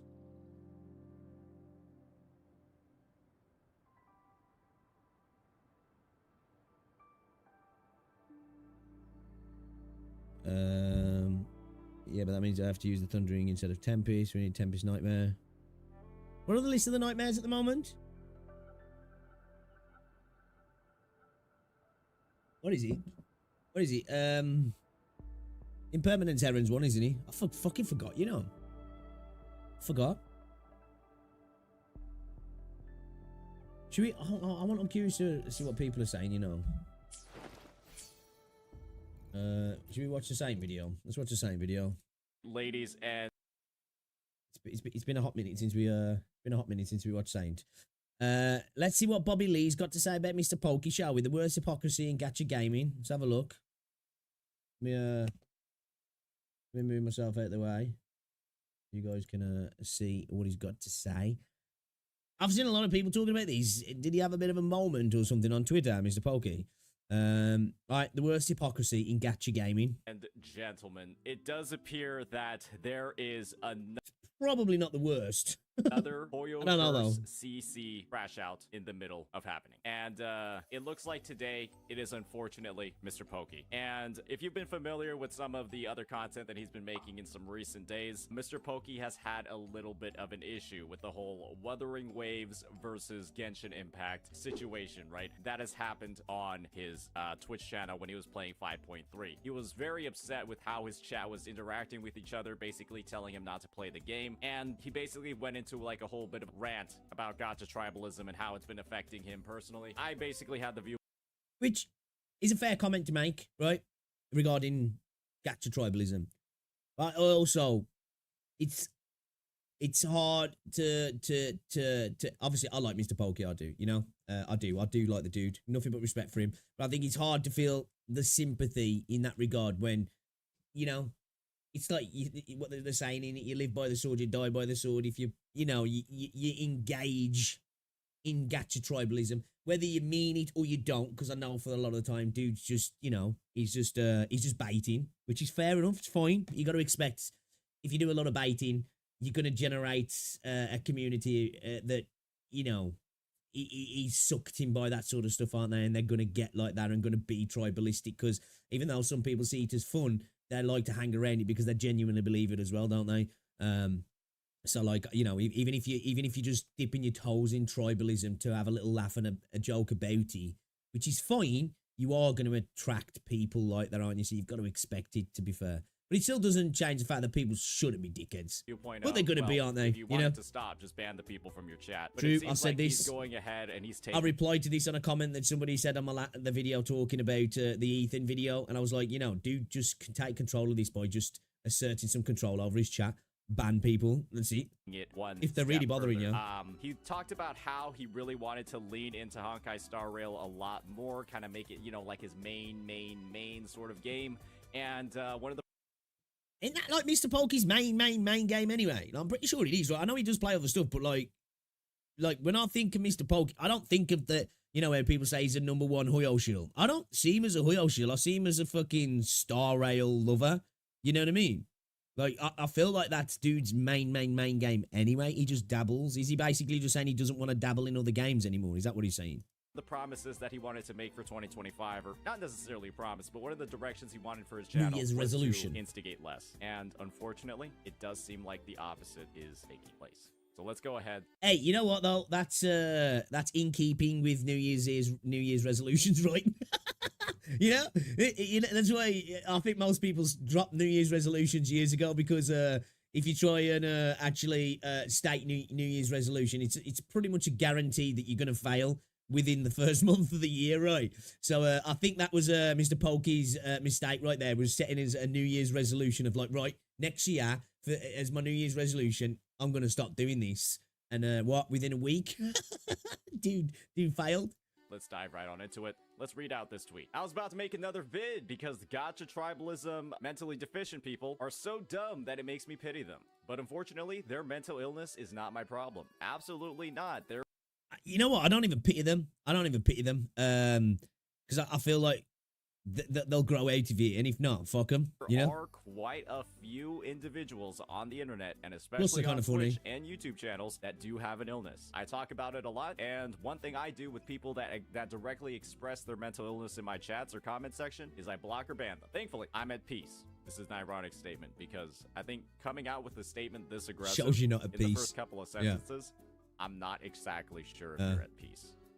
This you could view this preceding statement as, well, the opposite of peace. And realize that this was the best thing that happened to me because I finally get to find the dogs that are barking nonstop and put them down. All right, so Damn, bro, man, that fucking analogy, like, geez. right off of the bat, this first paragraph to me is potentially littered with contradictions because this, again, like I mentioned before, this seems to me like quite literally the opposite of peace. It actually sounds like we are going to war, except in this circumstance, we are going to war against gotcha tribal. Like the thankfully I'm at peace. It's like, you know, it's like when your missus is obviously showing that she's mad, you know, throwing away around a little bit, storming around, slamming doors, whatever it is, aggressively doing the washing up, and you're like, you're all on them. I'm fine, I'm okay. Making sure they let you know that they're saying they're okay. It's like, okay, yeah, she's not okay. She's definitely not okay. So obviously that video All by fucked Mr. up. Pokey, that whole breakdown on the whole Genshin versus Wuwa situation is directly feeding right into this. Let's read more. People who want to farm and push whatever agenda they want to push will continue to do so, with or without me sharing my experience. I think he might be talking about like the true Hoyo shills or the true Kuro bots in this situation. Whether they hate Genshin or Wuwa, the narrative will always be there, which gives purpose to the same dogs that need to bark for attention. And so now it almost seems like we're shifting some of the, I'm not necessarily sure, like the blame or the onus onto content creators themselves. The way that I view pushing people who want to farm and push whatever agenda, this seems to me less like a viewer or community. Yeah, that's a good point, actually. Doesn't it? People who want to farm, because, like, you know, viewers don't really farm. Well, I guess maybe some people do. I don't know. Maybe it's just we're looking into something that's not there potentially. I don't know. Or maybe it's the way he's worded it. Because, like, that does seem like, you know, farming and pushing an agenda does sound like something in a position, I don't want to say power, but, you know, a CC, whether they're big or small, because they've got the ability to voice out and multiple people to see. But I think, you know, I suppose the same could be said in regards to chat, because, you know, some chatters do definitely try and farm other chatters and the content creator themselves, don't they? You know, by trying to trigger them. So I don't know, but yeah, I can see what Saint's saying here. It does seem like this potentially might be directed at creators rather than viewers, but it's hard to say. Problem and more like a content creator content problem. That's what I'm thinking. And so he's saying that the content creators are giving purpose to the dogs that need to bark for attention. So bit of an interesting take here. Yeah, actually, when you finish it up with that, it does kind of lean a little bit more into the content creators, doesn't he? Because the narrative will always be there, which gives purpose to the same dogs that need to bark for attention. So I know, still, it's hard to say. It's like, what is he getting at here? Is this towards content creators or is this towards viewers? Again, you could argue from both sides. Well, maybe he's just talking about the viewers and the narrative, the overarching tribalistic narratives there, whether it's created by content creators or the community. It gives them a place to go and voice to get attention. Or is it the content creators that are driving the narrative that's giving the dogs the attention? It's hard to say, really. I guess banning people from chat is too hard at this point, because, you know, you could just not give these dogs a chance to bark in the first place. Just ban the fuckers. You know, yeah. banning them from your chat. Yeah, which agree. A lot agree. of Twitch streamers do. A lot of YouTube comment sections do as well. I will continue playing whatever I want to play. Yeah. It can be Wuwa. Like, me personally, I you know, especially nowadays, because my Twitch, my YouTube and Twitch streams are quiet. You know, even back in the day when I used to have like hundreds of people watching, I was usually quite liberal when it came to banning in regards to. I don't mean I was liberal with the ban button, but like, you know, I used to let people have a laugh, say certain things that might potentially be something that you probably should say. Hey, look, now calm down on that. But soon as anybody got into the position where it was like, I don't like to use the word harassing, but you know what I mean? You know, when there's certain people just keep going on and on and on and on, whether it's at me or it was at somebody else or it was about another creator, it's just like, all right, now, just stop, like, you know what I mean? Yeah, man, like, when people are at that point, man, there's no fucking telling them no, and those people feed on the attention that the CC's giving them, whether it's the CC constantly replying to them or them, you know, they can see it sucking the energy out of the room. You know, they can, oh, I'm getting to him. They're like that. They feed off it. You know what I mean? That's what they always say. Don't feed the troll, man. You either ignore, you ban, you move on. It's always the best recipe for dealing with that shit, in my opinion. Let them make accounts, come back, ban them again, you know? It can be Genshin, it can be Marvel Rivals, for all I care. If you want to see war, there's plenty of others. If you want to bitch and whine like your mom dropped you, then get banned. I've moved on and will be looking forward to a better 2025. And so I guess this is him kind of like putting the foot down on Gacha Tribalism in his chat, kind of like putting the foot down on I don't know if this will last. Hey, you know what? If he wants to move on, then fair. If he wants to get away from that sort of stuff, fair. Because, you know, I guess being involved in those spaces all the time when there's a lot of PvP going on and dealing with unhinged individuals can be tiresome, you know? And, you know, it's a kind of a well-known thing, isn't it? Mr. Polky's chat is kind of dented. You know, this isn't like a hot take. You speak to anybody, they'll say the same thing. His chat is he says it himself. They all just want to wear all the time, don't they? You know, and you got to accept that, like, he's cultivated that sort of community for profit as well. It's done him a good thing, you know. He's got far with it, but you've got to accept that, like, with all the positives, when you create that sort of community, you've got negatives as well, as haven't you? Yeah, and as I say, best way to deal with that is, like, give people a line. You know, we have a laugh here. You can act a bit dented. We've got a line. You cross it, you're fucking gone. But I think because he hasn't really had that line in his chat, that's been a part of the problem as well. You know what I mean? And sometimes you can get people who can be quite become quite a big part of the community in regards to, like, your viewers who are regulars, donators, whatever. You know, they just become a big part of it in your Discords, all that sort of stuff. And then they can start crossing the line then. And that's when it becomes, I think, a bit more draining for a content creator. You know, especially if you've got a bigger community, let's say, but you've got like a core regular bunch of faces that you see regularly and you get to kind of have a bit of a connection with them, even if it's a bit parasocial. It does suck when those sort of people move into that sort of area where you're like, oh man, why do you have to do that? That's why it's always good to have clear drawn lines then. So those people, if they respect you, they won't move into that area, you know, and then you can still have a laugh with people. Because I'm one of those people. I like it when chat roasts me. You know, I want to have a laugh with my viewers. Like, I don't want people to come in and feel like they've, you know, because some places you go into, it feels like, oh, this is a place to worship the CC. I don't like that sort of vibe. I like it because at the end of the day, you know, the content creator's no different than viewer. And it's nice when there's that sort of, you know, synergistic roasting of each other kind of thing where it doesn't go beyond being nothing more than a bit of banter kind of thing. Toxic community members that are lessening or dampening his experience as he plays games. I don't think there's necessarily a problem with, you know, talking about how you're going to control your chat, how you're going to moderate a lot more, and how you're going to clean up your community. I don't necessarily see why we had to slide this line into here. I'm not necessarily sure why we had to slide this line into here and almost like create this idea that... See, like, I think sometimes what it might be, I don't know, obviously it's hard to say, like, you know, it does seem like this might potentially be pushed at other CCs, but at the same time, I'm going to give Pokey the benefit of the doubt here. I think it's just written in a way that's kind of vague. It could be viewers, it could be CCs, but I do notice that sometimes when certain people thrive on a particular kind of content or do particular things in the content creation space, that when they decide that, right, I don't know if I want to do this anymore, some of them do have a bit of a holier than thou attitude of like, well, I don't do that anymore. Let me point the finger at people who still do. Not saying that I just want to be clear, not saying that Mr. Polk is doing that here. But I've just noticed that sometimes when CCs decide that, oh, I don't want to be involved in this space anymore. And then, like, you know, it's almost like they'd like to subtly throw shade at people who are still involved. And it's like, well, it was fine when you were there before. Like, now now you want to kind of like throw shit at the people who are. Again, not saying Mr. Polk is doing that at all, because you know, I'm not trying to infer what he's saying at all. Even if this is aimed at content creators, not saying that's the case anyway. You know, because one thing I've noticed from Mr. Pokey, from watching him involved in a lot of you know, like conversations with the CCs, dude seems like a chill guy, man. You know, I like Mr. Pokey seems like a kind of nice dude who I think I could have a laugh with. You know what I mean? If he was just hanging out with him, kind of thing. He seems like a chill dude to me. There are other people causing the problem. When I mean, let's be honest here, my friend. I'm just gonna start pulling up some videos.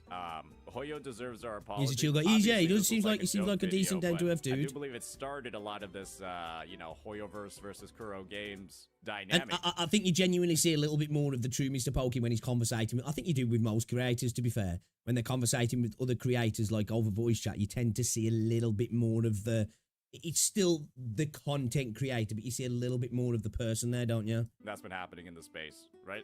We were pushing it, right? And I mean, let's look at some other potentially insightful clips or insightful thumbnails at the very least, right? Things that would have directly contributed to or pushed forward drama a little bit more. Wuthering Waves has a huge problem. Obviously, this video isn't about me, it's about Vars. I mean, but it uses my icon, right? We're feeding into it, right? We're calling people #1 Hoyo shows, blah, blah, blah, talking about problems, feeding into and reacting to the drama, right? What else are we doing here? I interviewed the biggest Kuro bot. I hate Hoyo. Wasn't it a month ago? Why does that matter? If anything, it being only a month ago makes this statement a little bit more hypocritical, in my opinion. See, for me, I suppose so. That part of the statement, I guess. You know, I am under the belief when it comes to people, you know, either doing content or just doing something in life in general, and then, you know, this is how they've acted or the way they've been. And then they come to a conclusion and a realization of like, you know what? I don't want to do this anymore. I want to move on. I don't necessarily see that as hypocritical, in my opinion. I see that as somebody who's come to a decision that like, this isn't the direction I want to go in anymore. And I feel like it's fine to say that. And it doesn't make you a hypocrite because you used to do it. To me, it's if you do it the other way around. You know, if you say it and then you go on to do it, I feel like it's more hypocritical. Because we all change in life, don't we? And there's things we look back on now that we're like, oh man, that was a bit cringe the way I used to be. And to say like, you know, I wouldn't do that again and I'm staying away from that sort of stuff, I don't think that's hypocritical. It's if you then went on to continue to start doing that stuff, I think that's the thing, which potentially looks like Pokey might be doing at the minute. So that's there, like, it's almost like he's saying, I want to stay away from that, then making like these inflammatory kind of statements, really, which if you wanted to move away from this sort of PvP sort of content, the best way to do it is just move away from it, I guess, you know what I mean? Without actually stating that you're doing it. Just prove it in the content that you're making. I think that's probably the best way to do it. You don't need to state, hey, look, I'm not doing that anymore. You know, because in a sense, the statement itself almost is kind of like doing it still, if you know what I mean. And so I think it's clear, right, that he crashed out because he criticized. I'm not going to lie. I think, I don't know if this might be just a five-head moment from Mr. Pokey of just poking the bear again. You know, dude saying, hey, look, I ain't going to poke the bear. I'm not going to look. I'm promise I'm not going to do it. And everybody's getting mad. You know? Honkai Star Rail, right? This was Pokey having a chat with Ryuku Sensei about Honkai Star Rail and why he doesn't think it's that great or not that great of a game. And then we have the thumbnail here. He crashed out. There's another thing that we're forgetting about. At this point, though, as well, I do accept that, like, you know, this is a way to get people to click. It's more clickable, isn't it, when it's like that, you know? I get what Saint's saying, though, but then at the same time, I understand it that it's a way to generate traffic, but it does generate that sort of conversation around it as well, doesn't it? So it's like, you know, you're damned if you do, damned if you don't. You either don't get the views or you do get the views, and you kind of generate that sort of stuff anyway. About here it is, guys. We made this post way back in the day defending drama content and talking about why we're justified in posting drama content, and this is still up too. Right? You guys remember this whole post by Mr. Pokey, right? Talking about defending his right to post drama content on December 11th. And so I've listed out maybe 4 different examples already, just within the past, like, less than 30 days. But I guess now we're sort of taking this. See, like, I don't mind that as well. Him saying, you know, defending being able to post drama content. And then if this is true, that he has decided I want to move away from drama content and stating it, although I don't think he needed to state it, saying I'm moving away from drama content but arguing that you're allowed, defending why he composed drama content. I don't exactly know the context of that message. I don't necessarily find that hypocritical, because it's saying, I think it's okay to do this, and I defend the ability to do this. I just don't want to do it anymore. You know, that is what I'll get from that, personally. But yeah, he's gonna make it in just like a roundabout way that he just didn't need to. Again, if I was him, I'd have just if he really genuinely is frustrated with this stuff, move away from it. You know what I mean? I wouldn't have even made that video in regards to him being annoyed at those streams. I would have just, you know what, fuck it. I'm just gonna do me now, and I ain't gonna get involved in this stuff anymore. And then if people question it, I can answer later on, this is why I ain't doing it. And then you'd have like a little body of work behind you, and you can say, look, last month I ain't engaged with this stuff at all. Stance. Now we're sort of taking the stance over here that it's just like other people who want to farm and push agendas. I'm gonna be honest. It's like, why don't we at least address what we've done when making a statement like this? When it comes that's to fair. That's fair. That's fair though. That's fair.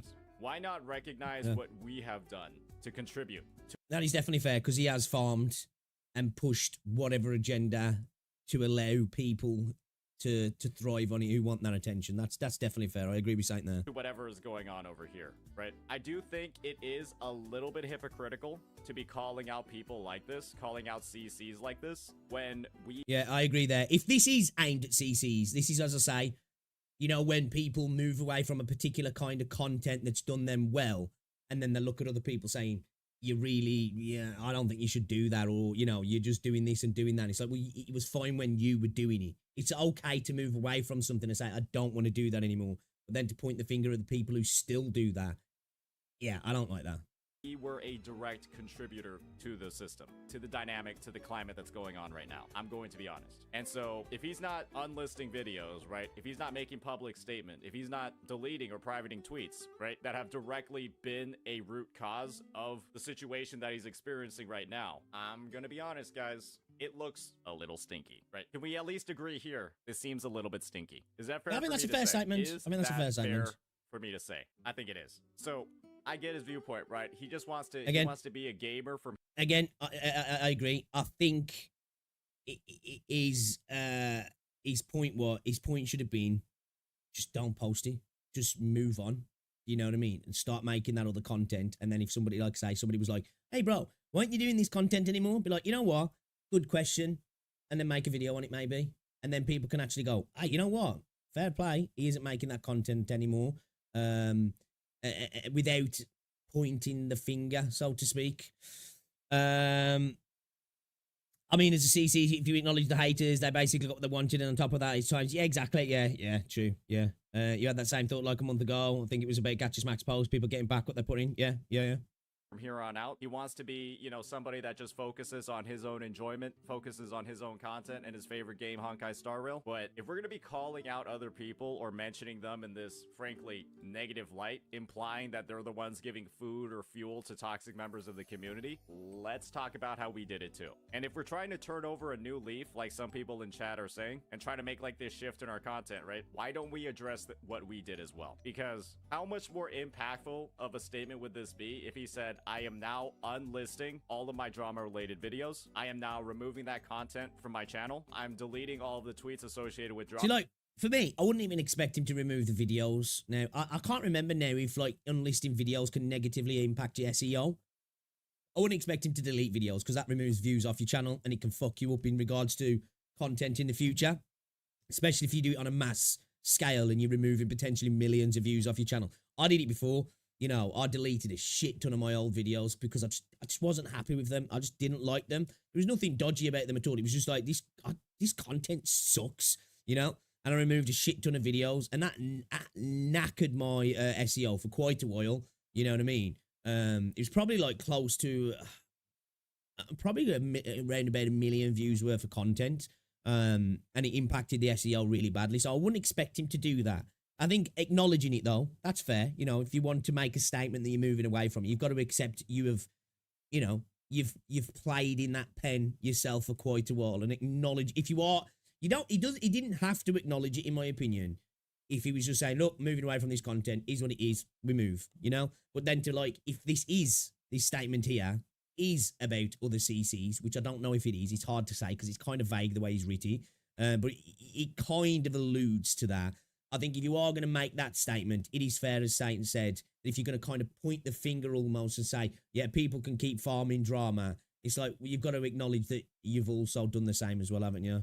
And I'm moving that's forward only fair. and turning over a new leaf. And now I'm actually going to be neutral. How much more powerful would it have been? And so that's my viewpoint. That's my take on this, right? I do think this entire statement, this entire dynamic, it's slightly hypocritical, frankly, because we went through an entire... Again, man, these statements should always be made after you've actually made the change, in my opinion. Make the change and then state it. Because it... When you make these statements prior to doing it, for me, there's an expectation. People are going to be nitpicking then and looking for any time that you might potentially be doing that in their version. And it might just draw you into that anyway, you know, rather than just moving away from it and then making the statement later on. And then you can reflect back and go, look, man, look, I've changed. I've been doing these things. You know what I mean? It's like when in real life, when you see somebody who's like, I don't want to be this person anymore. And instead of shouting it from the rooftops, I'm not doing this anymore, I'm going to stop these things, it's better if they just go and do it. You know, actions speak louder than words, don't they? And I think this is one of those times what Pokey should have done with really. He should have gone down the route of actions speak louder than words. War within the community, as he said. We have multiple videos inciting war, talking about all this stuff, calling out. But it feels like he's made a statement, driving this whole toxic but he hasn't committed to it yet. Hey, let's be realistic. So it's not a great look. And talk about how we're it's like, hey, to the problem. It's like, you drama farmers, I don't do that anymore. When he's literally just decided to stop doing it. It's like, it fucking was yesterday, you know? Versus, like, again, calling out other CCs, other creators for providing fuel for the fire, when we were potentially one of the creators, right? Mr. Pokey was one of the creators that was providing the most fuel for all of these fires that he's experiencing right now. So I do think, like, a little bit of self-realization here. I think a lot of people are viewing this as a crash out for good reason. I think it's fair to call this a crash out because of the honestly blatant hypocrisy. See, like, I don't know, like, it's hard to say because you just never know with Mr. Pokey, because I feel like Mr. Pokey is a little bit of a troll himself. Everybody knows this dude's an instigator. I feel like this might be a 5-head instigation post almost. Dude isn't planning to do all this stuff. He's just riling people up. Maybe I'm wrong, you know, or maybe it's just a bit of a reaction after what happened in that stream and he's just feeling a little bit stung by what went down. And it's made him think, you know what, fuck this whole space. I want to pull back from this. And, because that can happen sometimes. Humans at the end of the day, you know what I mean? Things can happen and it stings a little bit, done, and you're like, I don't want to be part of this shit anymore. You know, fuck all these guys as well. That we're seeing over here. And I do think, like, if you're going to take a stance like this, sort of like this, oh, like, I'm going to change or I'm going to be better or, you know, I'm not somebody that's causing these problems, then you got to start with yourself, right? And recognize how you've contributed in the first place. And then, you know, talk about how you're going to fix and rectify those issues. Because there's just a lot of receipts here. And it frankly, I don't think it looks... Site needs to sort his bitrate out on his streams, man. Because, like, when he's moving his head and moving Twitter, his face is going all pixelated. You know, or maybe make his background a little bit, I don't know. Because I had to do that before. I don't know why I'm picking on this now. You know, it's got nothing to do with anything. But, like, my camera used to be more zoomed out and you could see more of my room. But I was tending to find that when I was in, like, you know, fast-moving games, the stream would pixelate on Twitch. Specifically Twitch, because you can only get, like, 8K upload or 8K, I think it is, yeah. And because there was a lot of detail in the camera in the background, I tend to notice that was a problem. So when I zoomed in and it was more just my face on screen, it seemed to fix that. So anybody who ever watches that and you're having those issues, make the camera, like, you know, more just your face. It tends to fix it for me, which I know Saint has mainly got at his face here, so I think it's just his fucking net, man, if I'm honest. That great to be making a statement than this, having again this sort of like holier than thou point of view. And so I'm assuming these videos are ripped from thing, Twitch, not Let's YouTube. Look up PvP in here. Let's look up revenue, guys. 5 days ago. 5 days ago. Gacha War is back. Like, the literal title is Gacha War is back, and then we dive into gacha revenue, which is quite literally one of the most toxic conversations in the space. That is used. I disagree with that, though. I don't think it's one of the most toxic conversations in the space. I think people make it toxic when it shouldn't be a toxic thing. We all know that the numbers are not correct, and who cares what your company makes, you know? I think, this is one of these things where you can't give offense, you can only take offense for me personally. And maybe I'm biased because I've made videos on the gacha revenue because I think it's kind of funny because people get really mad about it, man. I don't know why. To constantly fuel toxicity in the space. And then we revived gacha revenue as well a month ago. But we're talking about how other people are farming and pushing agendas. Come on, man, right? Like, it's all right there. Why make statements like this? So this is what I'm considering a crash out, in my opinion. It all seems to me like, majorly like a self-inflicted problem. There's a lot of like just contradictory receipts. There's a lot of definitely self-inflicted. I don't know if I'd call it a crash out. For me, a crash out has to be a little bit more of a mask off moment where, there's, I suppose it's harder to say because it's a tweet. When the mask slips and there's emotion shown and somebody kind of freaks out a little bit. I see that more as a crash out personally. But I suppose some people would see this as a crash out. I see this as just a bit of a statement made at the wrong time, trying to portray something that's just really not happening, or not that it's not happening, trying something that he thinks is wrong now, but has actively been a part of it. It's just a hypocritical statement, to be fair, really. I think that's what it is. But yeah, an enviosity moment, yeah, definitely. That's a crash out to me. Fox having that rage on stream about saying that was a mask off crash out to me because it's just like you can't help yourself but laugh because you're like, what the fuck is this, bro? This is just a bit of a hypocritical tweet that was probably not thought through. It might have been made on emotion, I guess. So maybe you could argue, well, it's a crash out over a tweet, maybe. I don't know. Statements about how he's going to We're getting change, into semantics. But it's just like if you genuinely were trying to change, you'd be unlisting these videos, right? And then making public statements about what you've done. I don't know. Again, I don't think you need to unlist the videos. Just start changing your content first. That would have been the best way to prove it, in my opinion. Again, actions speak louder than words. This drama in the space, frankly. So again, hopefully this provided more context. I don't think this is like I don't view this path as like very legitimate from my point of view. I do think, in my honest opinion, it's a bit of like a holier than thou take. Yeah. To be calling out other people, and then not. I said the same thing. People do this to try and have this. They do this. They delve in a space. They want out of the space, and then they have this like kind of moral high ground, as if like, well, you're still in the space, and it's like, okay. Address what we've done. And I really hope that Mr. Pokey does something to address this. It's like the attitude. Well, it was fine until I decided he wasn't fine. And, kind of just provide more realism to the situation, because I think the framing that he's put on it isn't very legitimate at all. So let me know what you all think. As always, like and subscribe. Peace out. Yeah, I'm interested to see some follow-ups from Mr. Pokey, actually, because, again, I like Mr. Pokey, I do. I respect him as a content creator, and I don't know if maybe the dude's just taking the piss with this or what. I'm not too sure. But yeah, I wouldn't say it was one of his grandest moments, shall we say. But again, we're all human. We all make mistakes. We all do things that we will probably look at and go, yeah, probably shouldn't have said that. But yeah, you know what? If he wants to move away from that sort of like drama, PvP content, fair enough. Best thing for me to say, even though he doesn't need to take advice from me, he's never going to see this stream, is that, and he's more successful, is that just move away from it. Just do it. Just do it. If you want to move away from that sort of content, move away from it. Make entertaining content for your viewers. And then if people start to really be like, wait a minute, where's this content gone? Make a statement on it, and then you've got some action to back up your words to say, look, well, the last 2 months, this is what I've been doing. And you don't need to throw anybody else under the bus because you've been doing it yourself for a while, and just be like, yeah, it's not what I want to do anymore. This is the direction I want to head in anymore. No disrespect to people who are still in that direction. Let them do their thing, and it is what it is. Yeah, great video, Roy Saint, actually. He's always very eloquent, isn't he, Saint? That's one thing you can never take away from Saint. He is an eloquent, logical, well-spoken man. And yeah, man, yeah. We all have our moments, don't we, though? We all have our moments. But yo, boys, I'm going to have to call the stream there, man, because it is 4:30. I didn't realise the time. We've been yapping again all day long. I don't know if I'll be live again tonight. I might be. I'm not sure. But tomorrow, I don't know what to do. I want to play some Reverse 1999. But I don't know whether to do it as the main stream or come back and do it as the evening stream. I don't know. But I really want to play some Reverse 1999 after we saw all their updates. And I'm just curious. I mean, nice to play something different as well. And, you know, we've got, obviously, we've got Zenly Zone Zero, we've got PGR, we've got Aether Gates, we've got lots of stuff to catch up on. But I'm still just really enjoying the patch at the minute. That's it. I've got to drag myself away from it, like, you know.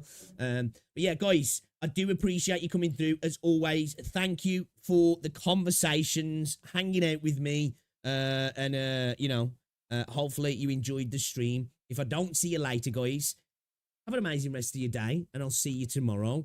You made it halfway through the week as well, okay, guys. You know, 2 more sleeps till Friday, and then the weekend is upon us. So I'll see you all later. And yeah, thanks for stopping by. If you haven't already, guys, check out my video that I uploaded earlier. I think it's going to be doing shit, that one is. It doesn't seem to be getting much traction. It is what it is. And like the stream if you haven't already, and I'll see you all later, guys. Love your faces. Cheerio.